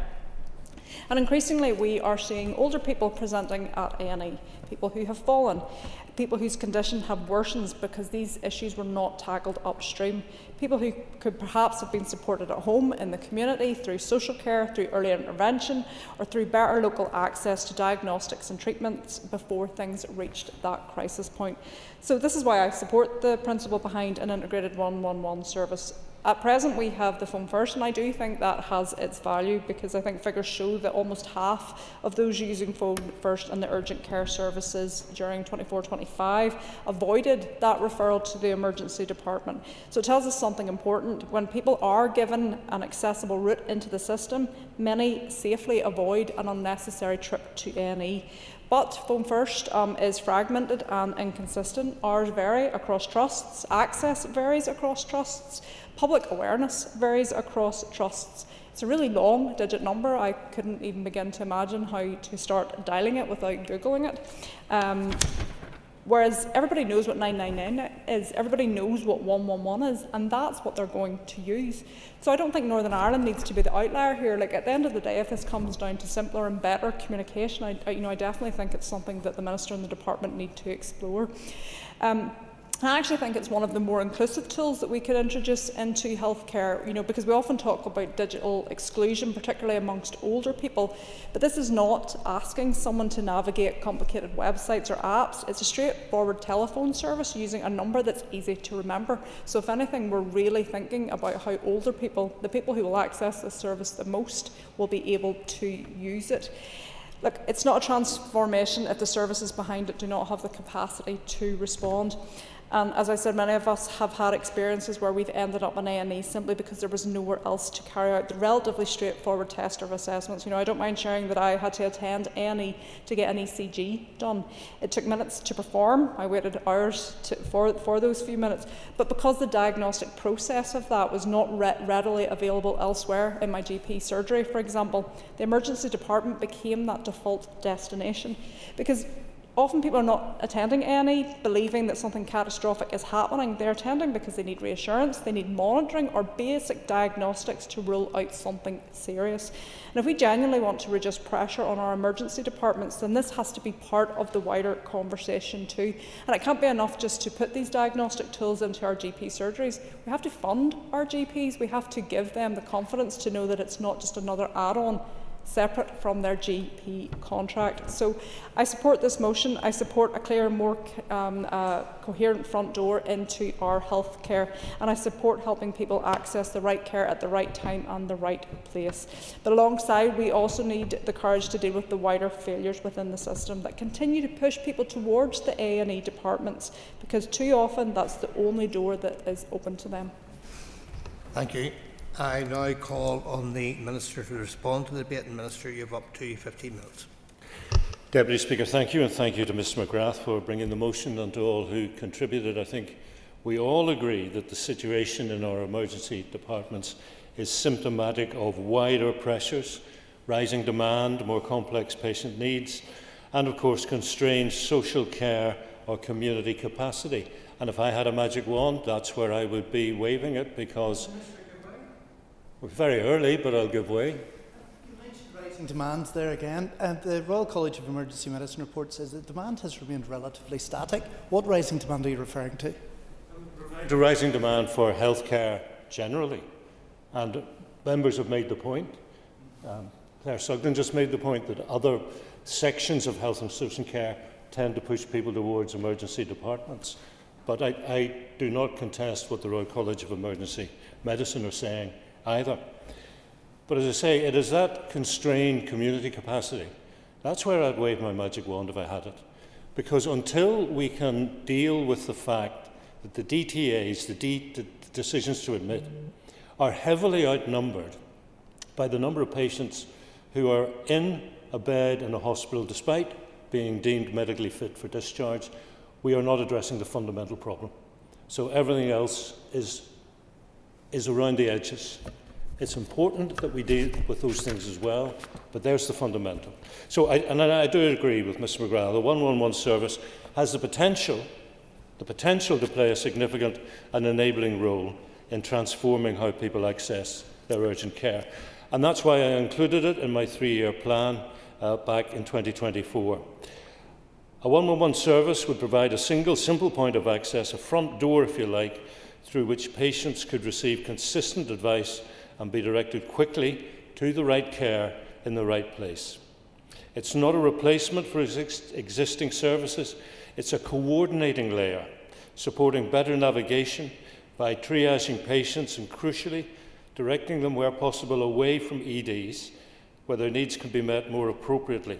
And that could be primary care, community care, or urgent care. In doing so, 111 aligns directly with the Shift Left agenda, as many members have pointed out. It would help us move away from a system overly reliant on hospital-based care and towards one that prioritises prevention, early intervention, and care closer to home. However, to be clear, establishing a fully operational regional 111 service is a major system change. It would require not just a telephone platform, but workforce, clinical governance, pathway development, and supporting digital infrastructure. That requires detailed planning, it requires sustained investment. And in my 3-year plan, I made clear the delivery of a 111 service was not possible without resource and a plan. And without that plan, that programme of work, that investment, there's a real risk we could create a substandard service that actually generates additional demand without the proper tools to meet it. And this is a point members have already made. It could ultimately increase pressure on frontline services rather than relieve it. So I don't need to repeat the funding pressures facing my department. They're well known, they're well documented. But put simply, the development of a 111 service requires resources I do not currently have. However, in the absence of a confirmed budget, we're not standing still.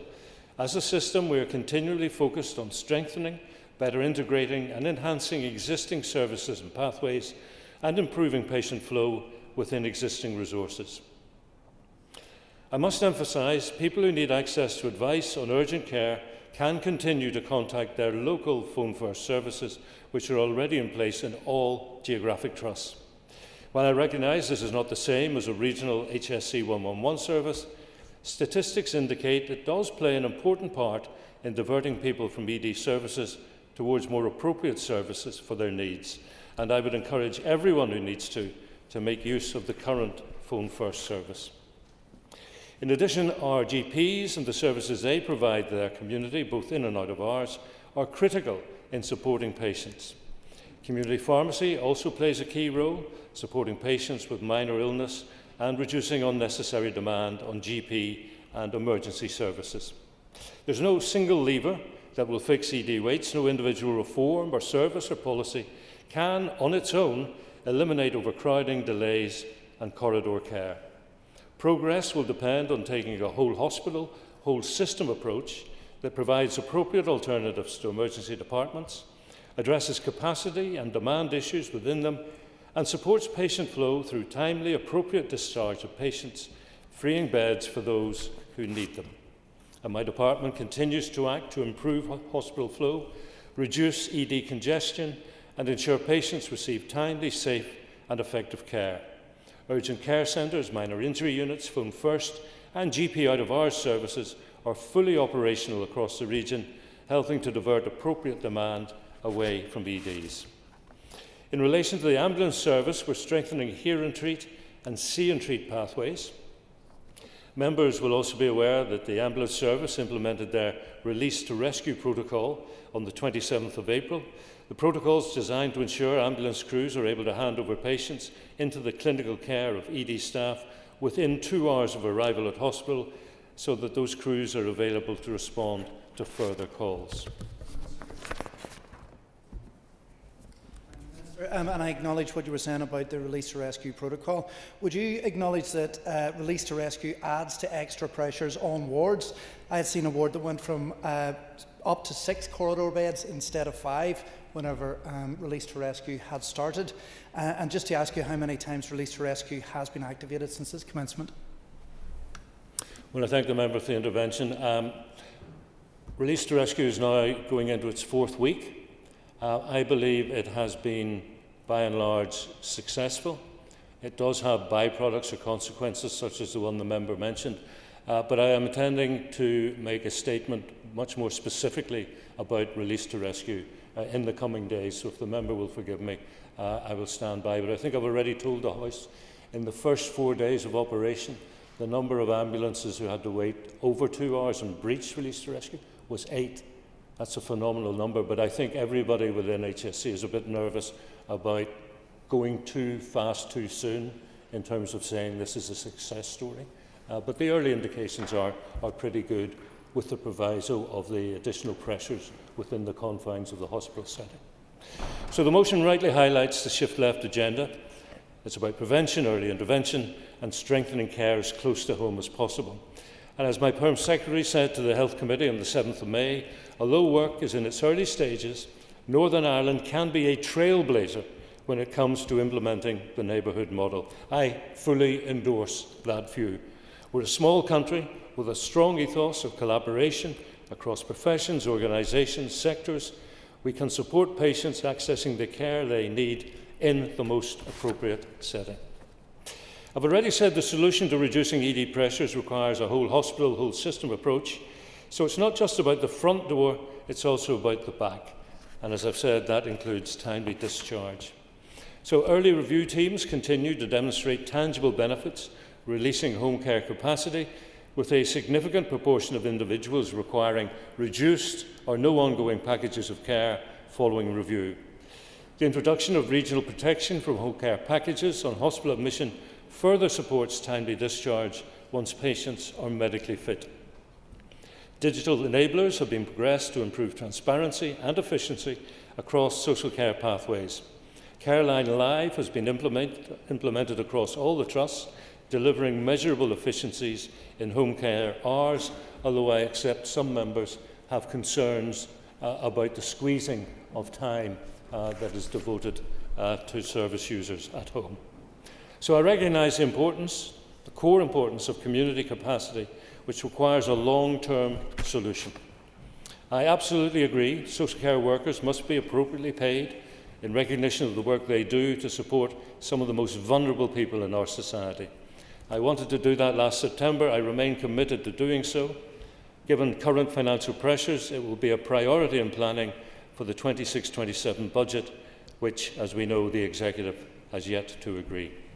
So, as I move to a conclusion Deputy Speaker, I want to reiterate once again, there's no quick or easy fix to the challenges faced in our emergency departments. Achieving the improvements required involves a complex interplay of services within and across the wider HSC system. I recognise and support the ambition set out in this motion regarding a regional 111 service.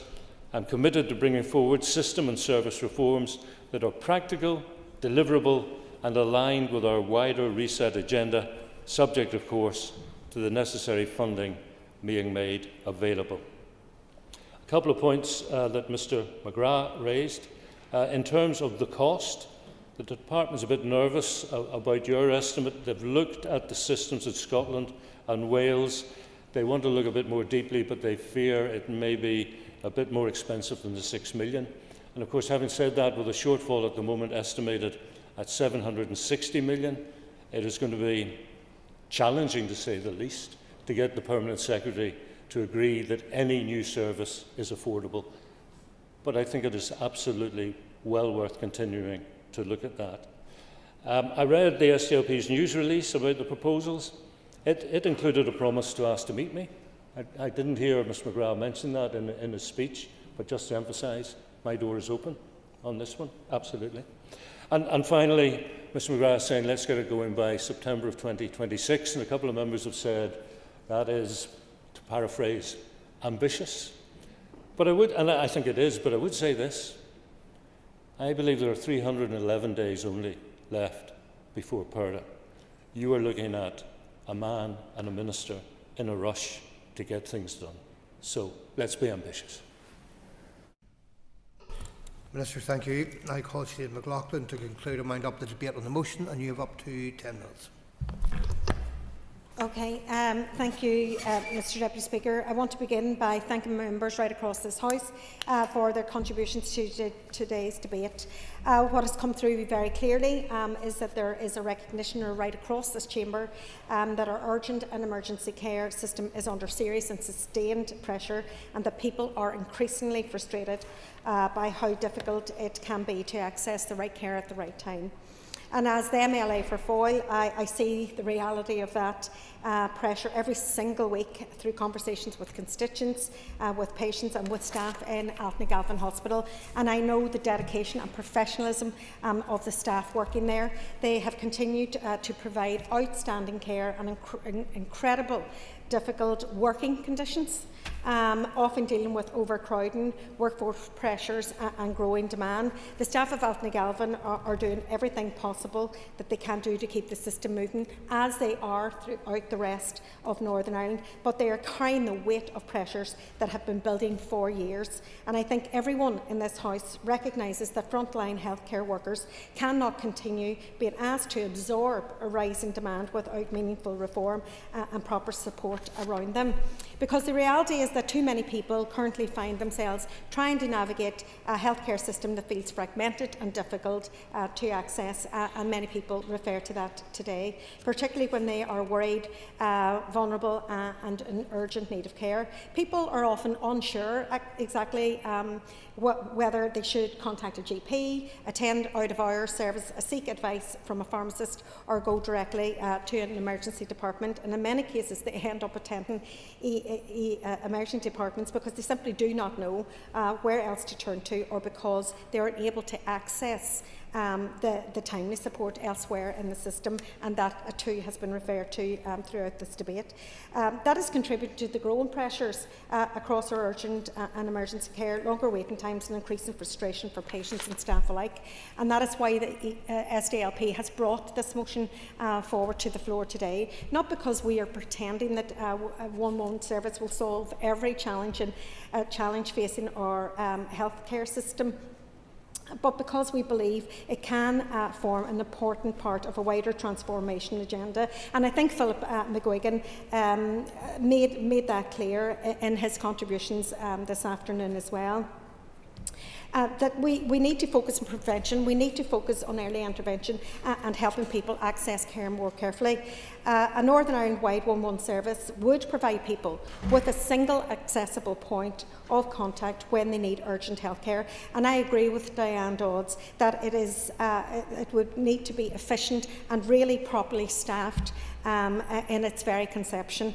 It would offer clinically led triage and help direct people towards the most appropriate service, whether that be GP, a pharmacy, urgent care, mental health support, or where necessary, an emergency department.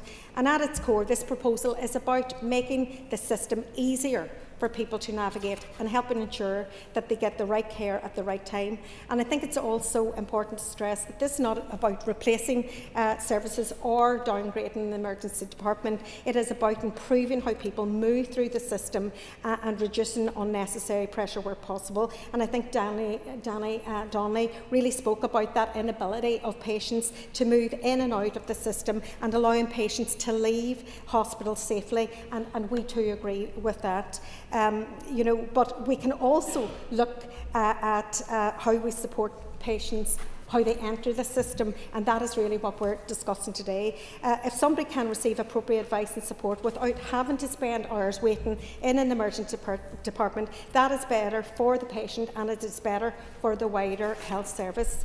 And as we know from other regions, the integrated 111 service can play an important role in supporting community care and reducing pressure on frontline services when they are properly connected into wider healthcare pathways. And of course, members have rightly made the point throughout today's debate that 111 service cannot operate in isolation, and I agree with that entirely. Its effectiveness actually does depend on that wider integration with primary care, community services, mental health support and the social care provision. If those parts of the system are under pressure and remain under pressure, then any urgent care reform will struggle to deliver to its full potential. And that is why this motion is firmly linked to the Executive's wider Shift Left agenda. And as Alan Chambers indicated, the problems in our health system didn't happen overnight. For years, we've heard commitments about prevention, early intervention and strengthening care within communities. But if we are serious about delivering that transformation, then we need practical reforms that help connect people into services earlier and more effectively. Alan Robinson spoke about patients having to manoeuvre sometimes complex and confusing pathways. A 111 service has the potential to become an important part of that approach of creating a simpler and more joined up front door to healthcare. And I think there's an important wider point here about accessibility and public confidence. Healthcare should not be or feel confusing. It should not feel like people need to understand the internal workings of a system before they can even actually get help. For many people, especially older people, vulnerable people, and those already dealing with stress and anxiety, trying to figure out something or where they can turn to become another barrier to accessing that care and that system. This proposal is about trying to remove some of those barriers, creating a system that feels more responsive, feels more connective and easier to navigate. And I think today's debate has shown there's a broad support across the Chamber for moving that conversation forward. Members understand that people want to see practical improvements that make real difference to their everyday experience.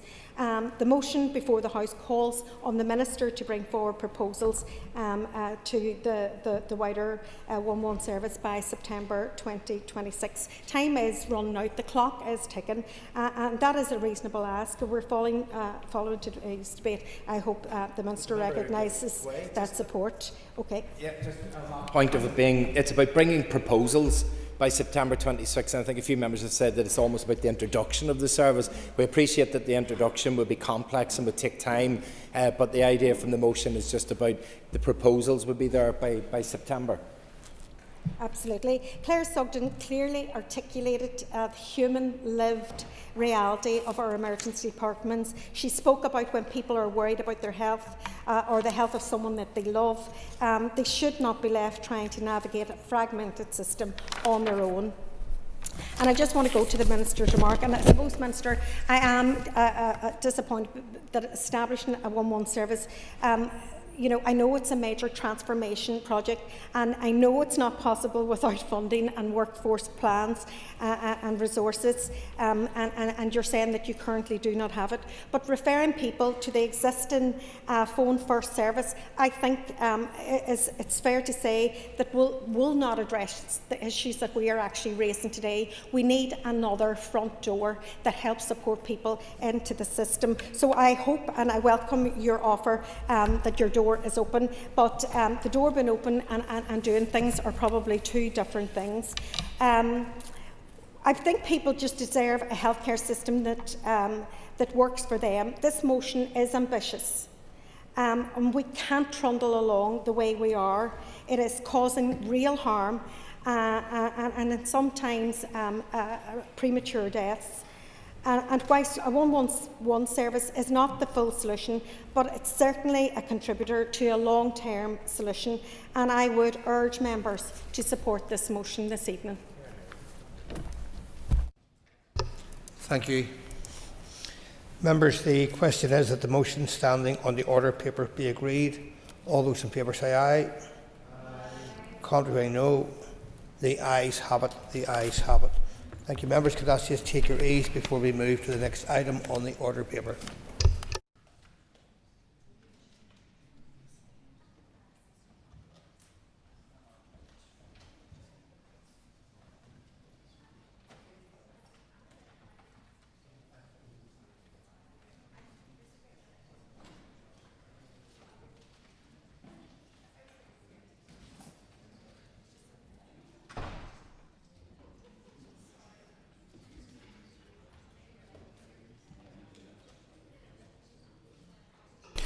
Ladies and gentlemen, as the business on the order paper is not expected to be disposed of by 1800 in accordance with Standing Order 10(3), I will allow business to continue until after 1900 or until the business is completed, if earlier.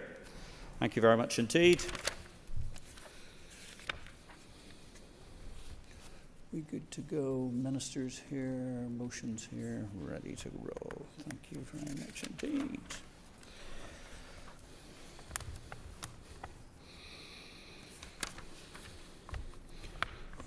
The next item of business is a motion from the opposition on post-19 special educational needs support. Clerk, could you please read the motion?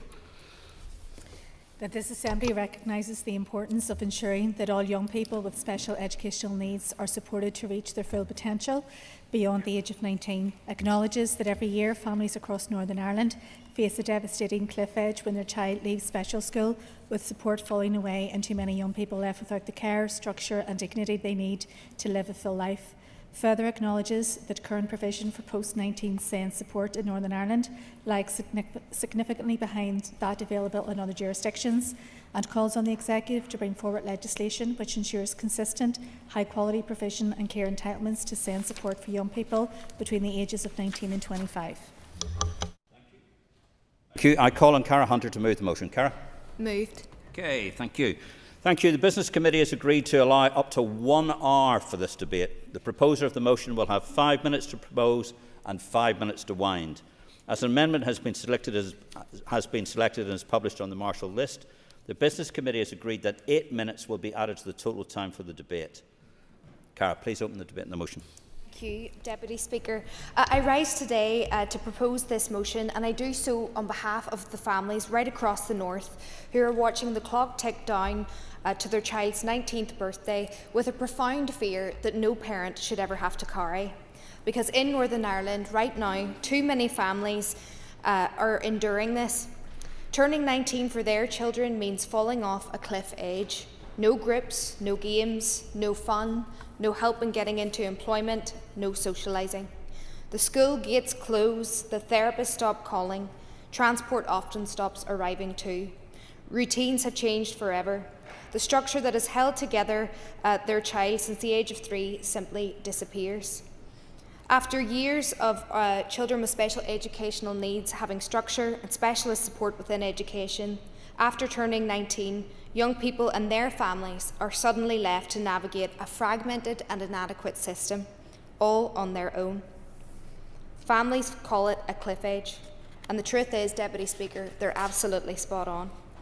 Before I go any further, I want to take a moment to acknowledge the people today who have made this motion possible. Not us as politicians, but the parents, the carers and the campaigners who have refused to let this issue be ignored. They have refused to be silent. I want to pay tribute today in particular to Alma and to the extraordinary work of Caleb's Cause, a campaign born out of love, born out of frustration and out of a fierce, unbreakable belief that every young person with special educational needs deserves dignity, deserves a future and of course deserves to be seen. Alma, what you have done in Caleb's name has changed hearts and minds in this chamber and so far beyond it.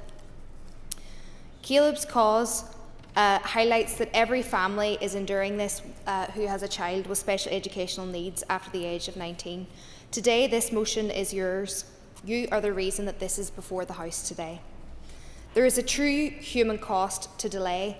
Mr Deputy Speaker, I have sat in many rooms across my constituency with mothers in their 40s, 50s and 60s who are exhausted, frightened and grieving the loss of the system that's always been there to support their child. One mother has said to me, "I'm not afraid of dying, but I'm afraid of dying first." And that speaks to, I think, the experience of many mothers and fathers of children who have special educational needs are terrified because they know when their child grows up, that adequate support system is just not going to be there. It's really concerning as now there's over 70,000 children in the north with special educational needs. That's almost 1 in 4 pupils, and every year on year we've seen a profound increase in this, and yet we still don't have the system organised to support them once they hit the age of 19. This is not just a policy gap. I feel strongly it is a failure of dignity, of care and of long-term planning. It is a failure that this Assembly and Executive must put to right. We are falling behind. If we compare ourselves with England, where an education, health and care plan provides legal entitlement to support up to the age of 25, or compare us with Scotland, where additional support for the Learning Act guarantees coordinated provision into young adulthood, or even compare us with the South, which is now legislating for adult disability services on a statutory footing. If we do not act, this falls on families and their shoulders. Families face uncertainty, they face fragmented services, they face wildly inconsistent provision depending on which trust area that they live in. They face enormous emotional and practical pressure of becoming a case manager, an advocate, a transport provider, a therapist, a carer, all at once, and often well into their 70s and their 80s. Families should not have to fight endlessly for the rightful support that their children need to live and live meaningful lives. Yet sadly, in the current system, that is exactly what we're asking them to do. The cost of inaction is evident. Mr Deputy Speaker, the human cost of this cliff edge is staggering. Young people can often regress. Skills that took years to get and to build are often lost in a matter of months. Mental health deteriorates, parents leave the workforce, siblings become carers before they've even finished their own education, and too often the only respite a family gets is a crisis admission. So today the SDLP is asking for a clear statutory entitlement to support these children that follows the young person, not the postcode. Second is consistent high-quality provision across every trust area so that a child in Coleraine or Bangor has the exact same adequate support that they need. And lastly, before I finish, a duty on ministers across health, education and communities to work together so that we provide for every child as equal. Thank you. Thank you very much indeed. I call on Philip McGuigan to move the amendment. Move. You will have 5 minutes to propose and 3 minutes to wind. All other speakers will have 3 minutes. Please open the debate on the amendment. Philip. And I'm rising to speak in favour of the motion, in particular I'm going to speak to your amendment. And at the outset I just want to acknowledge, as Cara has done, the work of Alma White and those campaigners in Caleb's Cause in bringing this issue and setting the political agenda with it. And I welcome all of those who are with us in the public gallery today.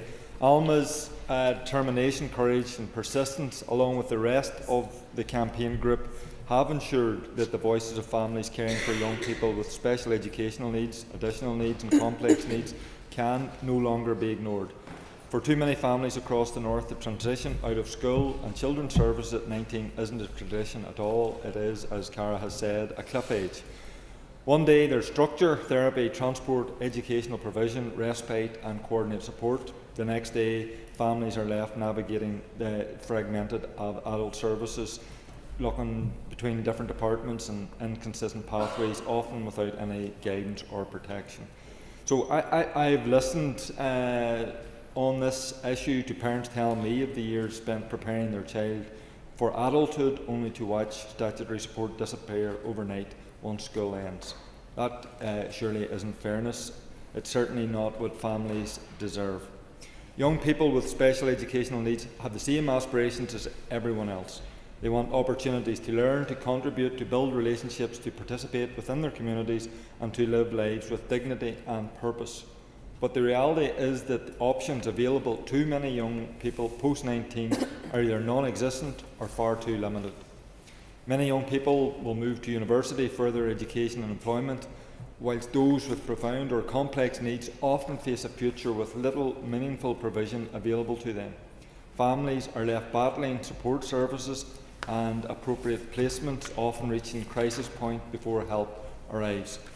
Unlike England, as we've heard, where education, health and care plans will continue until the age of 25, there are currently no equivalent statutory protection here in the North once a young person turns 19. And whilst other parts of these islands have developed varying levels of post-19 support, families here continue to face uncertainty and inconsistency.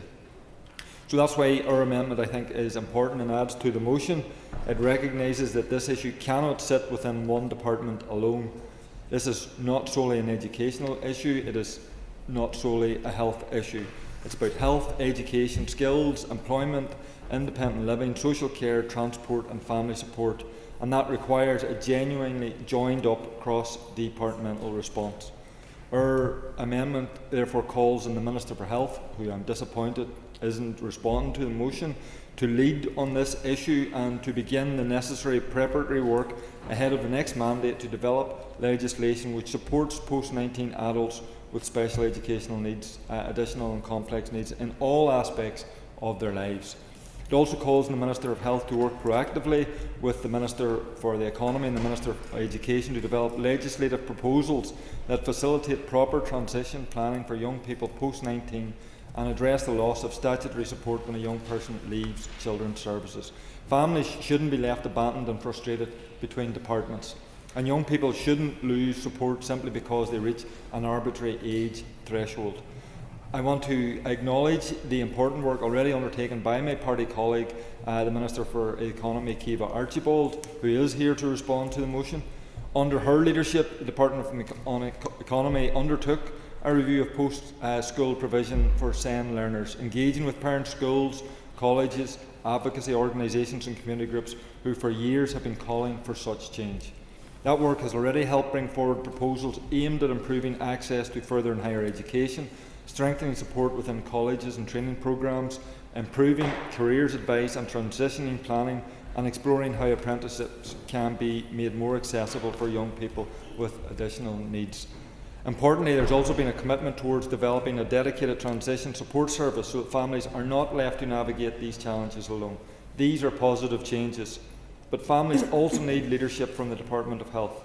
It is therefore deeply disappointing that the Minister has stated there is insufficient time in this mandate to bring forward the necessary legislation. I think families have waited long enough. At the very least, preparatory work should begin with meaningful legislative change which can be progressed in the next mandate. Parents should not have to lie awake at night wondering what will happen to their son or daughter when they are no longer there to provide care. Families deserve accessible, reliable, services that respond consistently to their needs. Thank you, Philip. Colin Brownlee. Cheryl. Thank you, Deputy Speaker. I wholeheartedly support this motion and the amendment.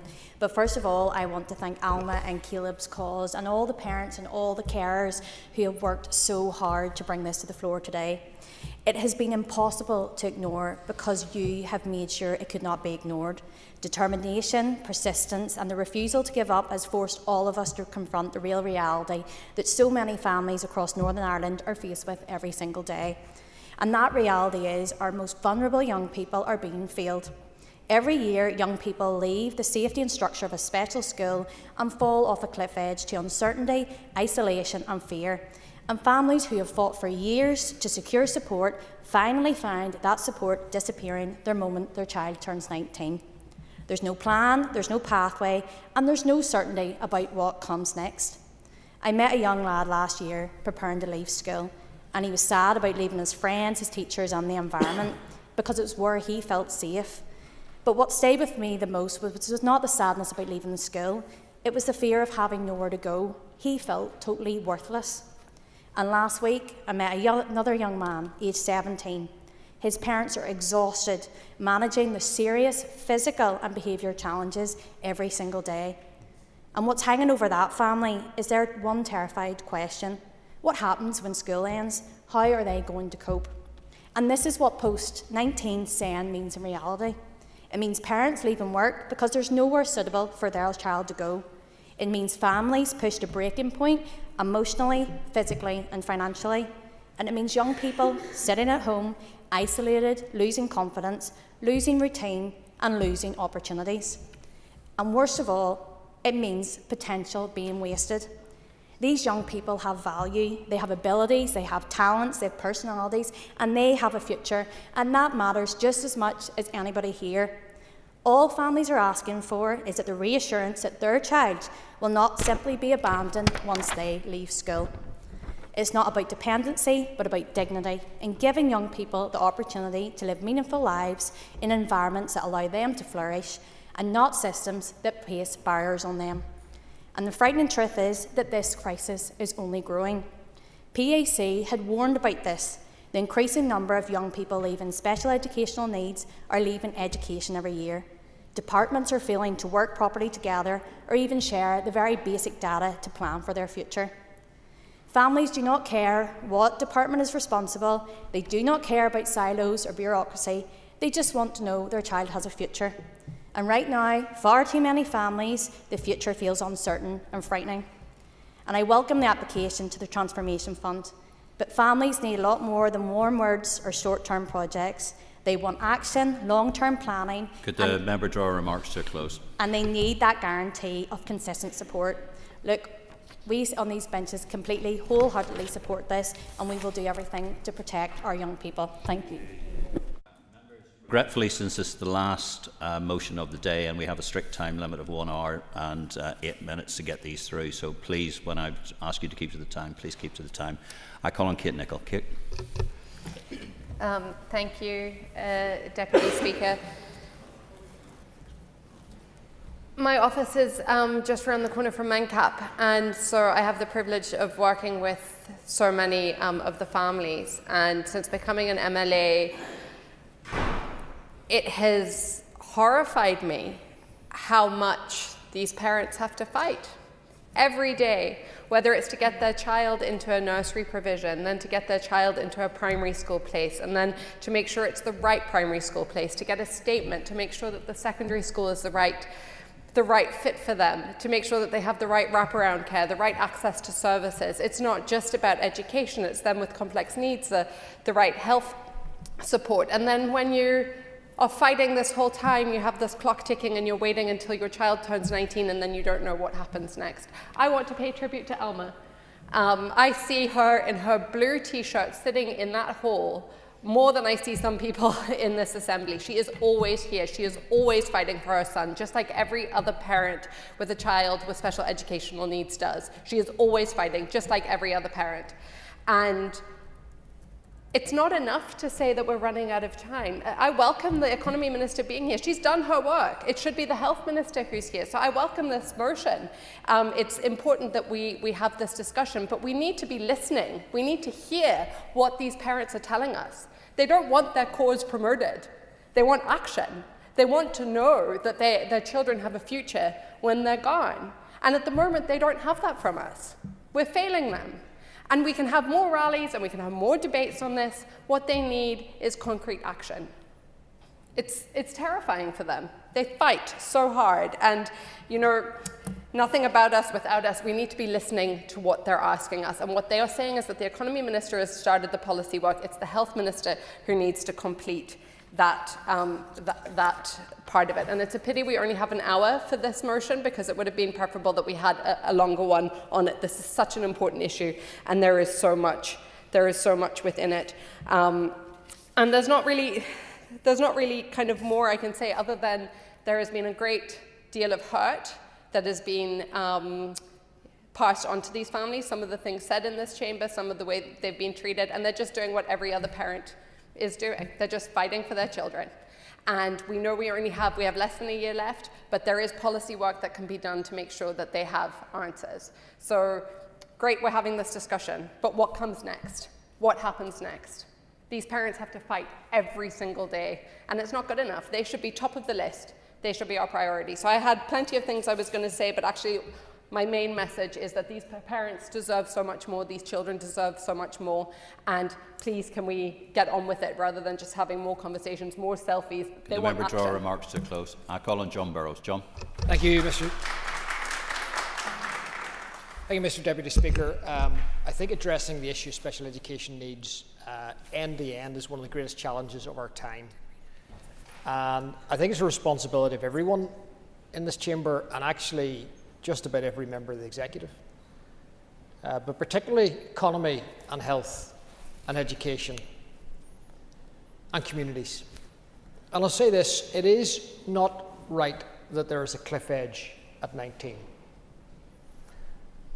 And I do pay tribute to Alma White and Caleb's cause, and to all the other carers and families and young people and siblings who are supporting those with special education needs. I was really moved whenever I went into the Great Hall, I think it was last month, and I saw a young man, and I'm sorry I forget his name, but he says, "I am my brother's future carer."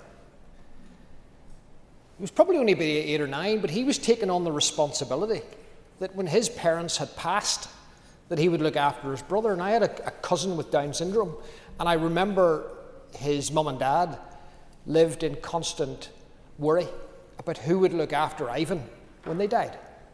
I think that's something that none of the rest of us ever think about unless you're actually in that position. So it is right that there is support. I think also we need to look at this holistically. There's also need for more support in early years, because we don't give enough support at the 0 to 5 age. We don't give enough support once you're actually at school. We don't give the schools the resources they need to support the children when they're actually at school. We have Senkos who are trying to do 2 jobs, be a special education needs coordinator and be a teacher. We have young people in taxis that are driving past 2 or 3 different schools to go to a school at the other end of the province. And the answer to the Education Authority is, when they spend 3 hours on the road, is to say, well, actually what we'll do is we'll reduce your timetable in order to make sure that you're not spending an inordinate amount of time away from home. So the young people are further disadvantaged. So I fully accept, and I don't make any apologies or try and take ourselves off of responsibility. The Health Department does need to grapple with and develop solutions for support for people after the age of 19. Now, there are some things that are being done at the moment, and I'll address those in a second. But I'll say this, I speak to a number of parents, and actually one of the things that I hear from parents is not only do they want support for the young people, because it's right, but actually many of those parents want to go out and work. And actually they're held back, so this is good for our economy, it's good for the young people, and I would say this. Could the member draw his remarks to a close? I fully accept the ministry we hold, we have a key responsibility, but so do we all, and I commend those who are caring for our young people. I call on Danny Baker. And the families in the gallery got to hear the Health Minister say that he wouldn't be found wanting with the 311 days he had left, but then scurried out the door. You do have a responsibility as leader of your party that has that department, because that's where it's failing right now. Because imagine the opportunities that we all had at 19 and the opportunities now are being offered to their children. There's only one option they're being given, with no guidance, no support and no real choice. That their voice doesn't matter, their future doesn't matter. That's the clear message they got from the Health Minister today when he walked out that door. They're simply placing children in their box that does not fit them. That is the reality of post-1910 provision for too many children and young people with complex needs. Choice is not an option, equity does not exist, and the pathway ahead is not clear. Imagine navigating a system that was never built for you, a system that says wait longer, fight harder, a system that needs reformed, but we're already seeing reform proposals that will make the system worse. The Children's Law Centre have sounded the alarm bells with the reforms being proposed by the Education Minister. Across the water, you're seeing them proposals in a direction that will take away the rights and legal protections of children and their families. In this chamber today, we have a minister who is responding, who has actually done solid work to progress the opportunities for children with additional needs. But in all honesty, we really did need the health and the education ministers here to play their role in the next piece of the puzzle. Young people attending special schools live with a wide range of complex needs and challenges. Behind every one of those people is a family fighting every single day, year on year, to access support that really should already exist. And there's no clear guidance, no joined-up planning, no straightforward pathway. And we've seen that very recently when two ministers couldn't even pick up the phone to each other, and families are left to rely on each other to navigate an exhausting system. And here's the hard truth and facts that we can no longer ignore. Children do not stay children forever. They grow up, but their disabilities do not disappear. Their needs do not suddenly end when they leave school or when they turn 25. Children with additional and complex needs really need both the health and education ministers to get real. They need to re-engage with parents, with human rights advocates, and to prioritise in their budgets and their resources to support children with additional and complex needs. Because right now, young people are slipping through the cracks of a system that barely exists. That is why Caleb's Cause exists, and Caleb's Cause is fighting for what young people deserve, a lifelong care plan for equality, for pathways. This Assembly still has time to work together, to work around the clock, to build a legacy of hope, a legacy of dignity, a legacy of future possibilities.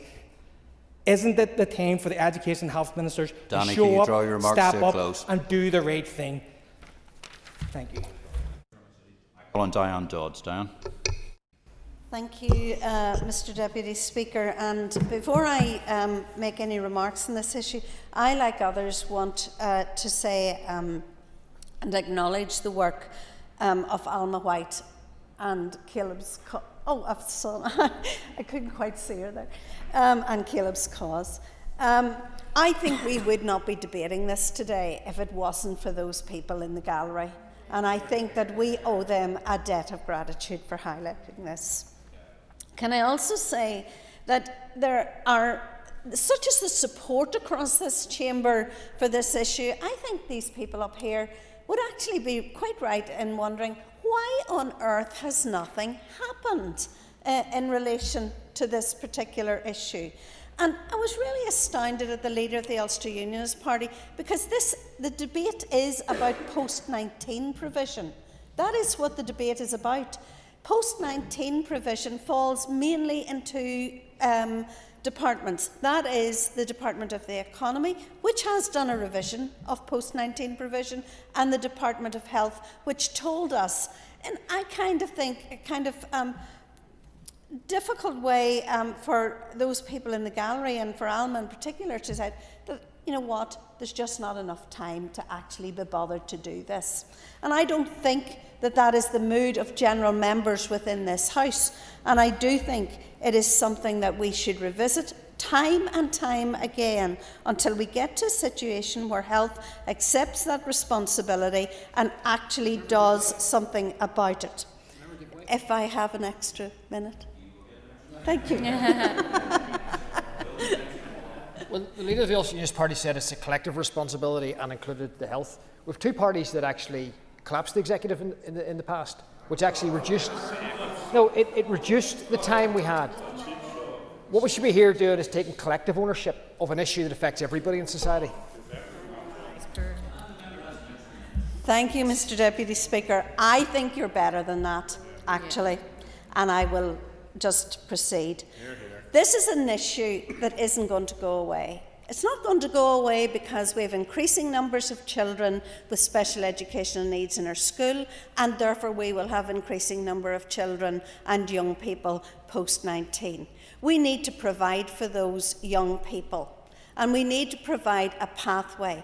In health, one of the greatest issues that I come across all the time is this fear of that transition from children's services into adult services. And what we have and what we're talking about here today is again the same fear. And I'll tell the story of a friend whose young son went to Fleming Fulton, led a very, very full life, went to school from 8:15 in the morning, home at 4:30, youth club 2 nights a week.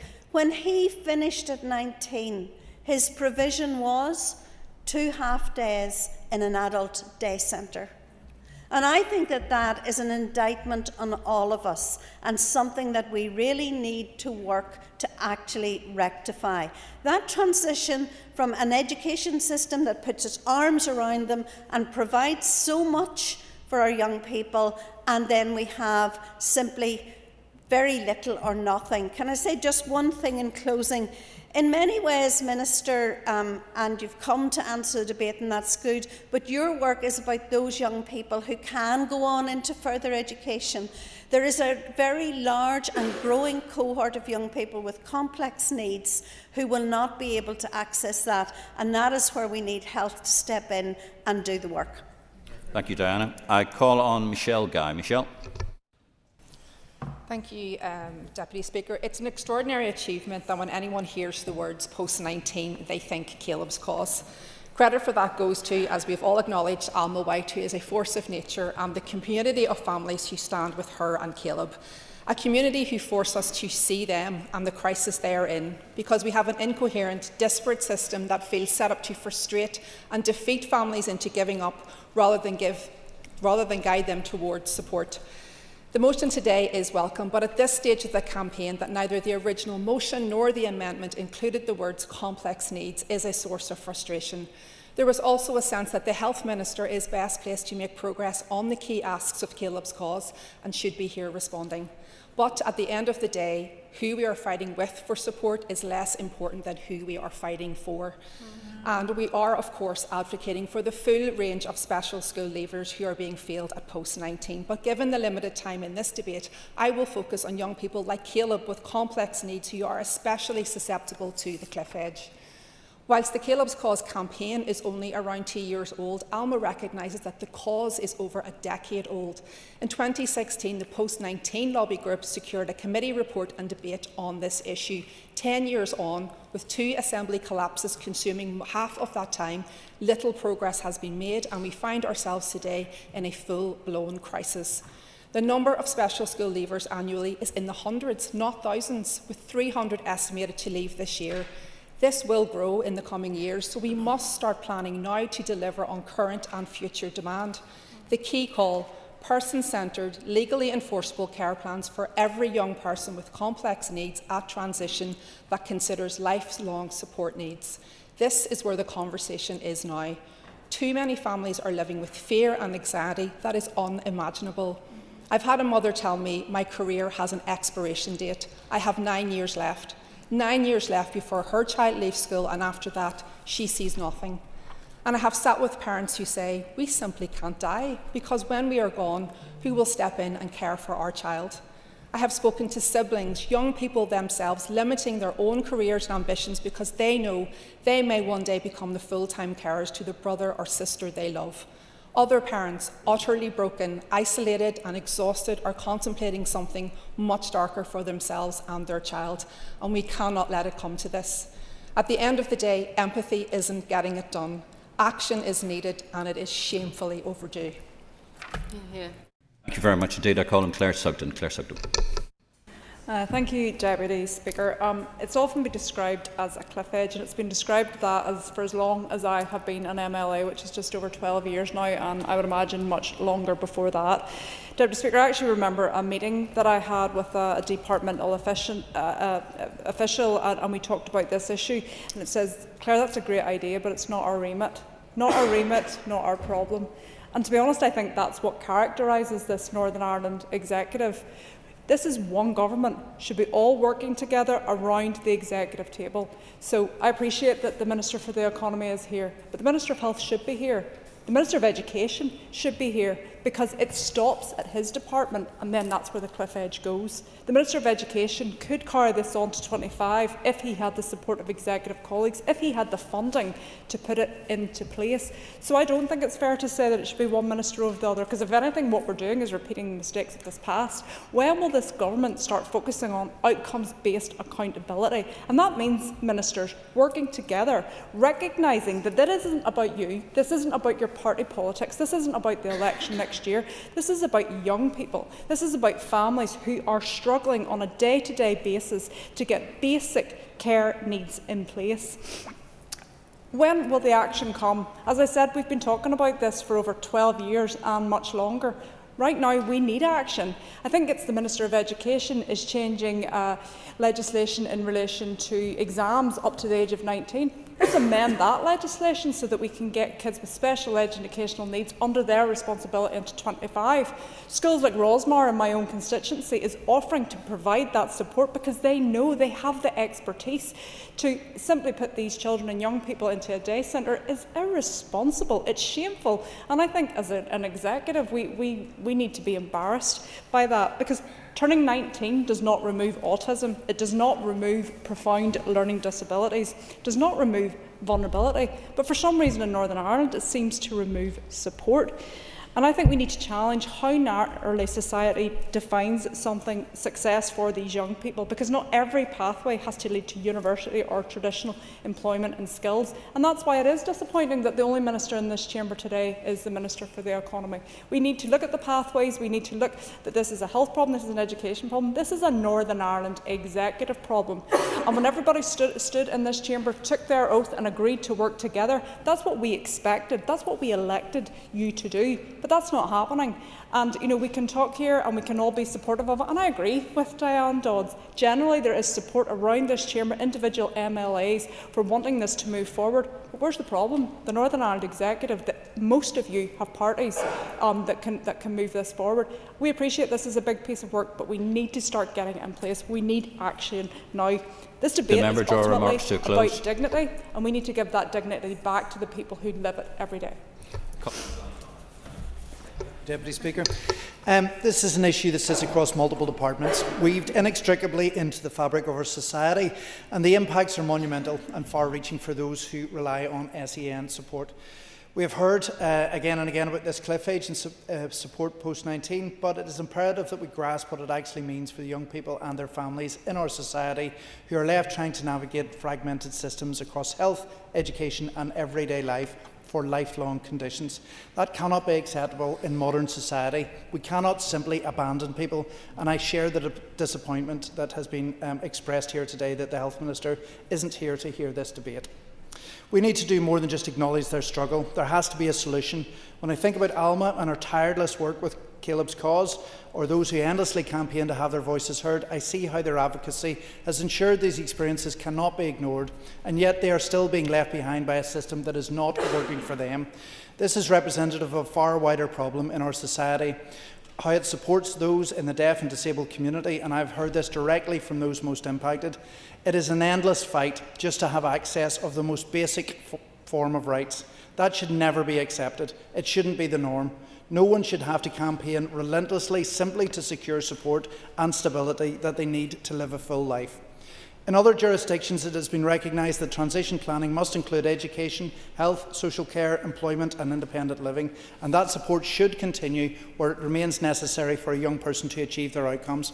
We cannot continue to accept a situation where Northern Ireland lags behind other jurisdictions on something so fundamental.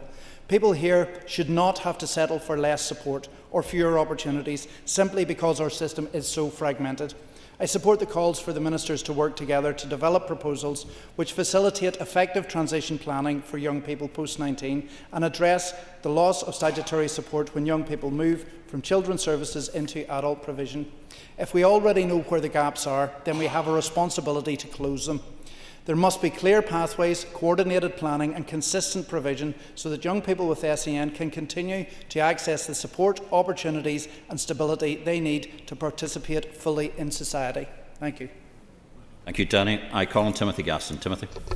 Deputy Speaker, I support this motion, but I regret the fact that it contains nothing to bring the laudable aspiration it articulates to fruition.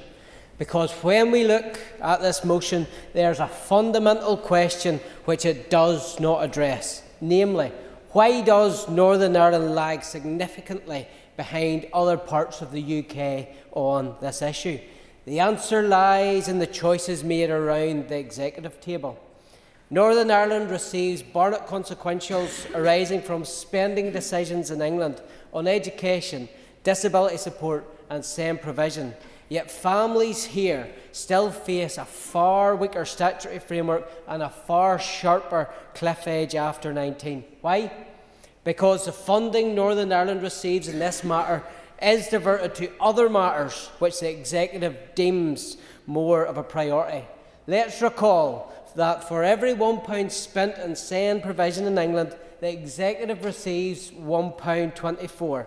Parents are rightly asking, where does this money go? When I asked the Finance Minister about issues like this, all I get back is a bland response saying, Barnett consequentials are unhypothecated.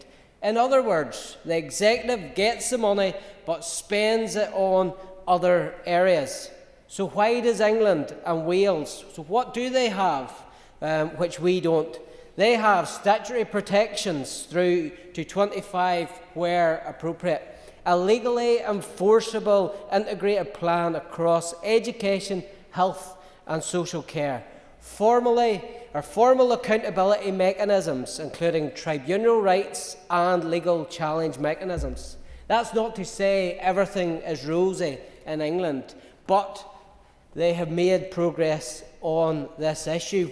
What we need here in Northern Ireland is to legislate that statements of educational needs are honoured until the age of 25, as they are to an extent in GB and more fully in Scandinavia. These measures include individualised support in education, vocational training, personal assistance and daily living support services. What we need is a transition from a statutory educational right to an adult disability and social care framework. That will take investment, not only in our special schools, but also in our adult centres, which are, in some cases, sadly, no longer fit for purpose or suitable to be sending a 19-year-old to in 2026. Politics is about priorities. It's time that the Executive prioritise the money it already gets from Westminster to extend SEND provision until the age of 25. Thank you, Timothy. I call on Jerry Carroll. Jerry. Thank you, Deputy Speaker. The clear interest is having a family member working in a school with children with SEN. And I also want to pay tribute, as others have, to Alma and Caleb's cause. And it's good to see the gallery full of the campaigners and the activists who shouldn't fall onto their shoulders but have led the fight for young people in our communities. And they have to fight because people with disabilities, when they reach the age of 19, are seeing services withdrawn and services completely ending, which is completely unfair, to put it mildly.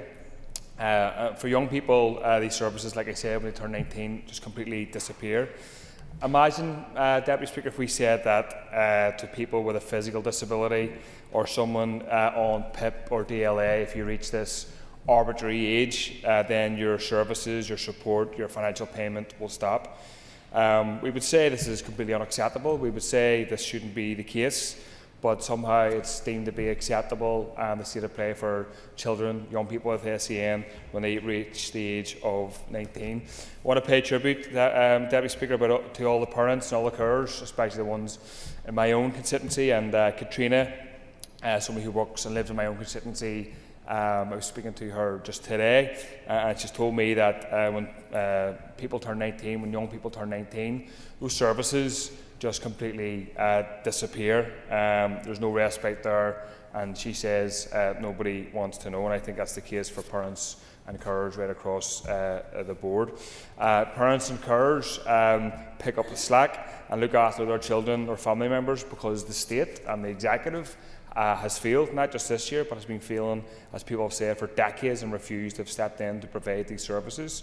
And most of that work usually does fall on the shoulders of women. It's usually women who provide the labour, the unpaid labour, because they love their sons, their daughters, their family members, but it shouldn't be. And we don't talk about the hundreds of millions of pounds that they are saving the state because the state refuses to step in this case and many, many other avenues. It's always, Deputy Speaker, people outside this building who make politicians move, who often drag them kicking and screaming. And my understanding is that the demands of Caleb's cause can be rectified and can be met in the wider sector with just a simple amendment being passed through. So the obvious question to the leader of the Ulster Unionist Party is, why haven't you dragged your minister here to put forward that amendment if you're supposedly this new tough leader that's getting his party into shape? And you should have been saying to your health minister, bring forward this amendment, and it's completely unacceptable that it hasn't been in place. I would have been content. Sure. Giving away, and would he agree with me that actually parents spend so much time fighting the system and that energy would be much better put into their children and their families? And the member has an extra minute. Thank you. I totally agree, and I'm sure most would agree with that in the gallery. And you know, in the last mandate, Deputy Speaker, I sat here at 2 o'clock and 3 o'clock in the morning passing legislation around bars and licensing, and I was happy to do that. That was part of my job. But I would have been content. I'm sure others would have sat in here at 1 or 2 o'clock in the morning to pass an amendment, but some days we're finishing here at 4 o'clock or 5 o'clock, and there's a lack of legislation coming through, and that needs to be raised as well. We had a protest earlier today lamenting the inaction on the Good Jobs trade union legislation. And if people in this building, if they cannot pass legislation around trade union and workers' rights, if they can't pass legislation around supporting people with additional needs when they reach 19, many people, Deputy Speaker, will be asking, what's the point of this building? What's the point of having a Stormont administration if it can get nothing through except higher rates for individuals? So I support this motion. Thank you. Thank you very much indeed, Chair. And I call on the Minister. Minister, you have up to 10 minutes. Margaret, last Cancorlia, and like others, I want to welcome the campaigners to the gallery today. I want to commend Alma and all the other parents who fight every day for their children and young people and who have forced this issue up the agenda. And I'm very happy to be here today to respond to this motion because I and my party are committed to working to ensure that young people with special educational needs can access the pathway and support that they need. And it's clear that the lead responsibility for supporting our young people with complex needs sits with the Department for Health. But as I say, I'm happy to update members on the work that I have undertaken in my department since we published the findings of the review last June.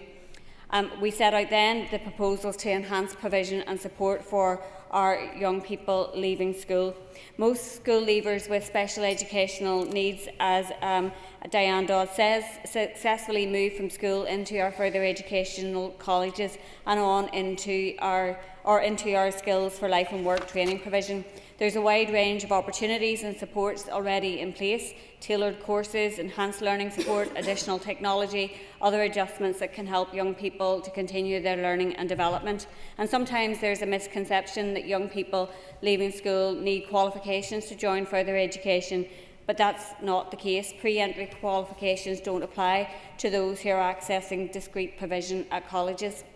But as I indicated last June, there is not sufficient capacity to meet the growing demand, and the pathways and choices aren't all available across the entire region. So since September, my officials have been working with the Education and Training Inspectorate on a whole sector evaluation of the SEN-related arrangements across the further education colleges. It's been a major piece of work, but a very valuable one. Phase 1 focused on the arrangements, provision and support known as discrete provision, which is primarily accessed by young people from special schools and specialist provision in mainstream schools. Phase 2 has examined the arrangements for students with learning difficulties and disabilities throughout the mainstream college provision. The ETI work has finished, the report is being finalised, and a further education sector workshop is planned before the summer. This work will identify the good practice we want to build on and the areas we need to reform. This will be underpinned by the statutory assessment and support arrangements that I committed to bring forward. A key part of ensuring the further education experience meets the needs of our students is ensuring that our staff have the skills and confidence to support the young people studying with them. My Skills Fund has been used to support Ulster University to develop and commence delivery of new training for our FE staff. There have been physical enhancements on some college sites too, including installation of sensory pods on 2 sites, the replacement of a disabled access lift on 1 site, and development of 2 specialised learning and support hubs. But of course, further education is just one of the key pathways. There are others. My officials have led the development of a cross-departmental bid for funding from the Executive's Public Sector Transformation Fund. This collaborative bid is specifically focused on improving pathways and transitions for young people as they move on from school into adulthood. This will enhance transition support across both my own department and the Department of Health. It will allow us to develop and test post-school pathways such as SEN and supported apprenticeships, building on the learning from excellent pilots that are already being supported through my department's Apprenticeship Inclusion Challenge Fund, with projects such as Android, led by St Paul's in Bestbrook, along with Bolster Community. The issue of better data sharing is raised frequently in the context of transitions between school and post-school destinations. A huge amount of information on a young person's support needs is gathered and retained at earlier stages in their life. We need to create smoother and more consistent ways to enable this to be shared to maximise the effectiveness of support for our learners. My department has established a cross-departmental group to scope the information, expectations and requirements in relation to data sharing between key stakeholders. Other areas for progress include having better information on educational pathways and destinations of our learners with special educational needs. We have a researcher from Loughborough University working with us on SEN-focused research using the LEO database. We also have an important scoping study underway to examine the economic and labour market implications of the rising number of young people with SEN. The gaps in the system don't just impact on a young person in a vacuum, they have a ripple effect into families, on the wider economy and into the health and justice systems. As part of the Careers Action Plan, we are taking forward 2 significant enhancements to careers provision for young people with special educational needs. We've launched an innovative new software tool to better support autistic learners in exploring pathways, planning transitions and accessing careers guidance. It is currently being tested in 10 post-primary schools and will later roll out across all post-primary schools and wider learning and skills settings, ultimately supporting around 17,000 learners each year. Another aspect is improving available and accessible information has been the recent research by Professor Noel Purdy of Stranmillis University College.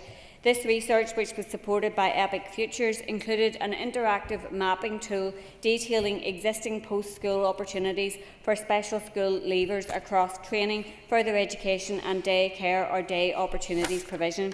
It's the first time that such a mapping exercise has been undertaken, and my officials are working with Stranmillis and Epic Futures to identify ways to further develop and sustain this tool as a valuable information resource for policymakers, for families and providers. However, as I indicated in my June statement, my department's actions alone will not meet the needs and aspirations of all school leavers with SEN. While many young people with SEN aim to progress to skills and training-based pathways after school, a very substantial number of school leavers will never access provision funded by my department, and that's why the amendment to today's motion is so important. Many young people with disabilities want and need to progress to health-funded pathways, often day opportunities or daycare. They feel these options are the most suitable destination to support them and to meet their needs. Meeting their support needs and expectations and those of families requires progress to be made by many departments. But it's fair to say, for those young people with complex needs, many of whom have been supported throughout childhood by children's disability teams in health and social care settings, the department they are looking to for support is the Department of Health. They don't understand why the transition into adulthood changes their support and care when the nature of their disability hasn't changed. The families involved want a plan for their young people. At the Executive last September, all ministers committed to providing regular updates to the Executive on progress being made to support school leavers with SEN. I I want to see the Executive work together to give school leavers with special educational needs a legal right to an appropriate pathway, whether that's an educational-based setting or a health-based setting, and I remain willing to be part of Executive discussions on legislation in this area. But legislation must be matched by funded implementation plans, delivery capacity and clear accountability. Greater coordination is necessary across all services and settings involved in a young person's journey into adulthood. This is essential to delivering the services our young people and their families deserve. This is not about a single programme or department. It requires a genuinely coordinated cross-government response that puts the needs of our young people and their families at its centre. In closing, I want to share some words that Alma asked me to read on her behalf today. She has reflected that my department's work will provide a pathway for young people who can access further education, underpinned with the necessary legislative framework. However, we know your department can only go so far, and this is an issue that crosses more than one department. Your department has taken the first step and will cover a large portion of young people with SEND. Caleb and many others with complex needs leaving special school need a plan too. Sadly, we often feel they are the invisible population with no voice. There is no system tracking their needs, and no one knows how many young people are sitting at home with no access to support or provision. I fear, with no tracking, more and more of our population will disappear, slipping through the net. We need a lifelong care plan for those with complex needs. Disabilities do not disappear with age. Currently, there is no plan, no future, no hope. Our young people with complex needs are being left behind. We hope this Assembly will hear these words and understand that they need a plan to live, and we, as parents and carers, need a plan to die. While these are challenging and difficult words for us to hear, they should inspire us to work together to ensure that no young person is left behind. Thank you very much indeed, Minister. And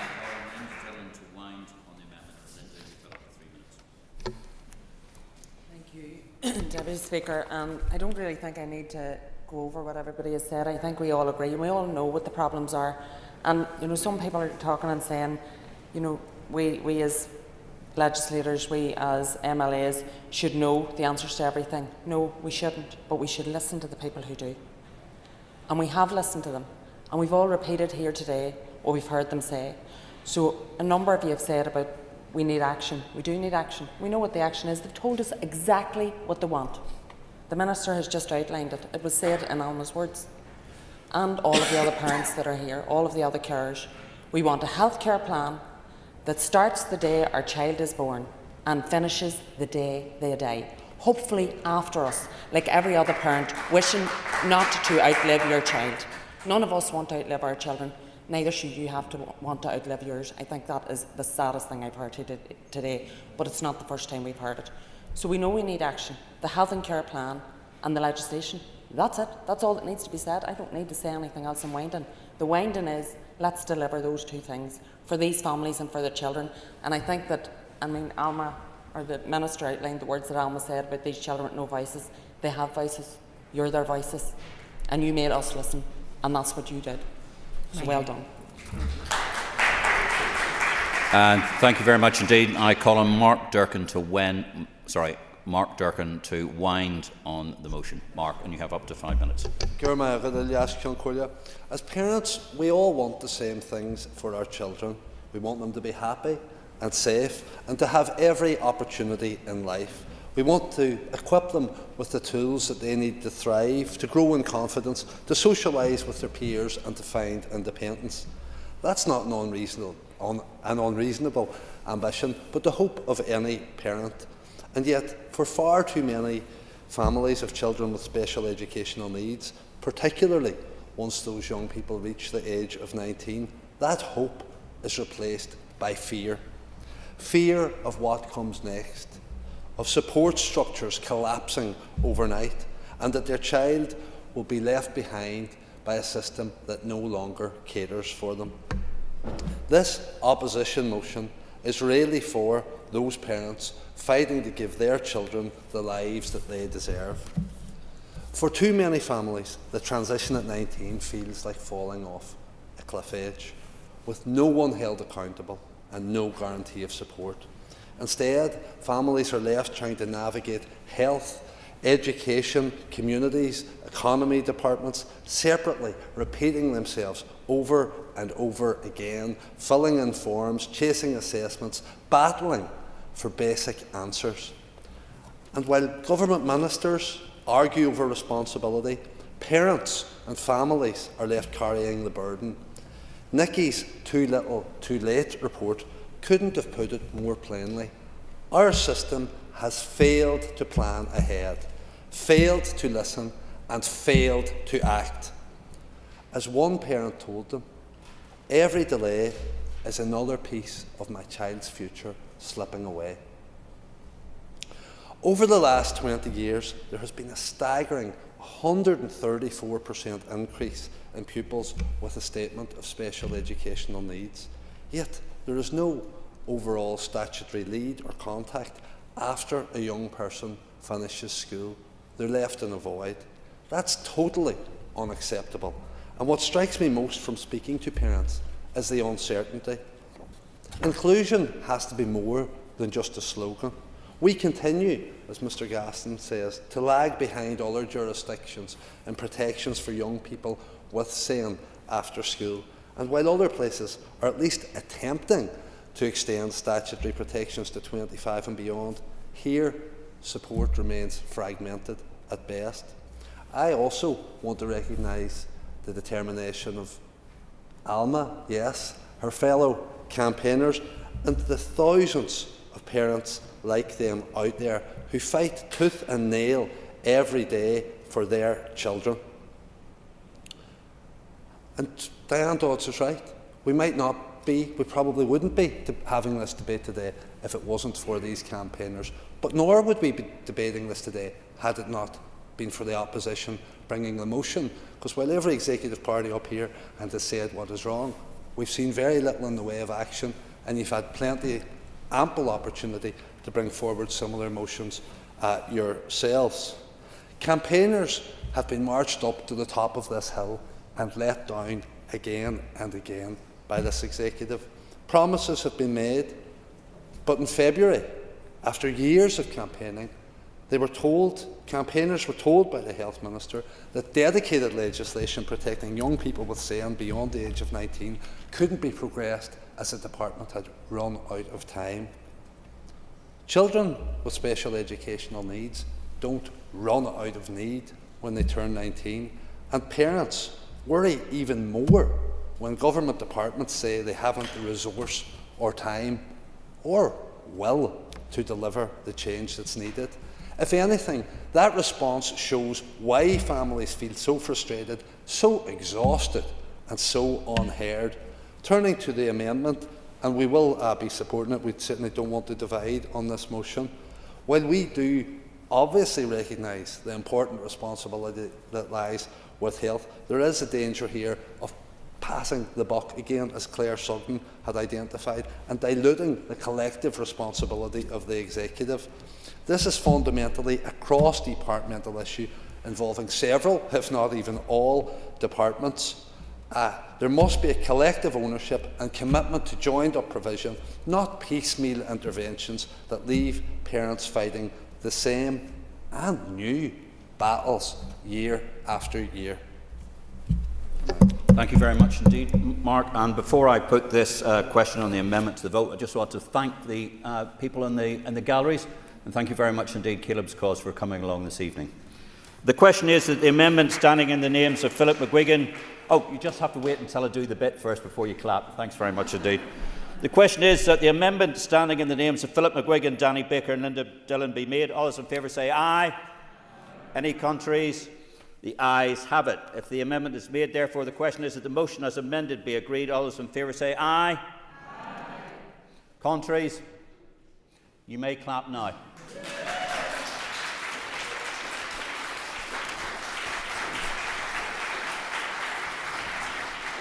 Thank you, ladies and gentlemen. Item number 5 in the order paper is the adjournment. The question is that the Assembly do now adjourn. The Assembly is adjourned. Thank you very much indeed. Thank you too.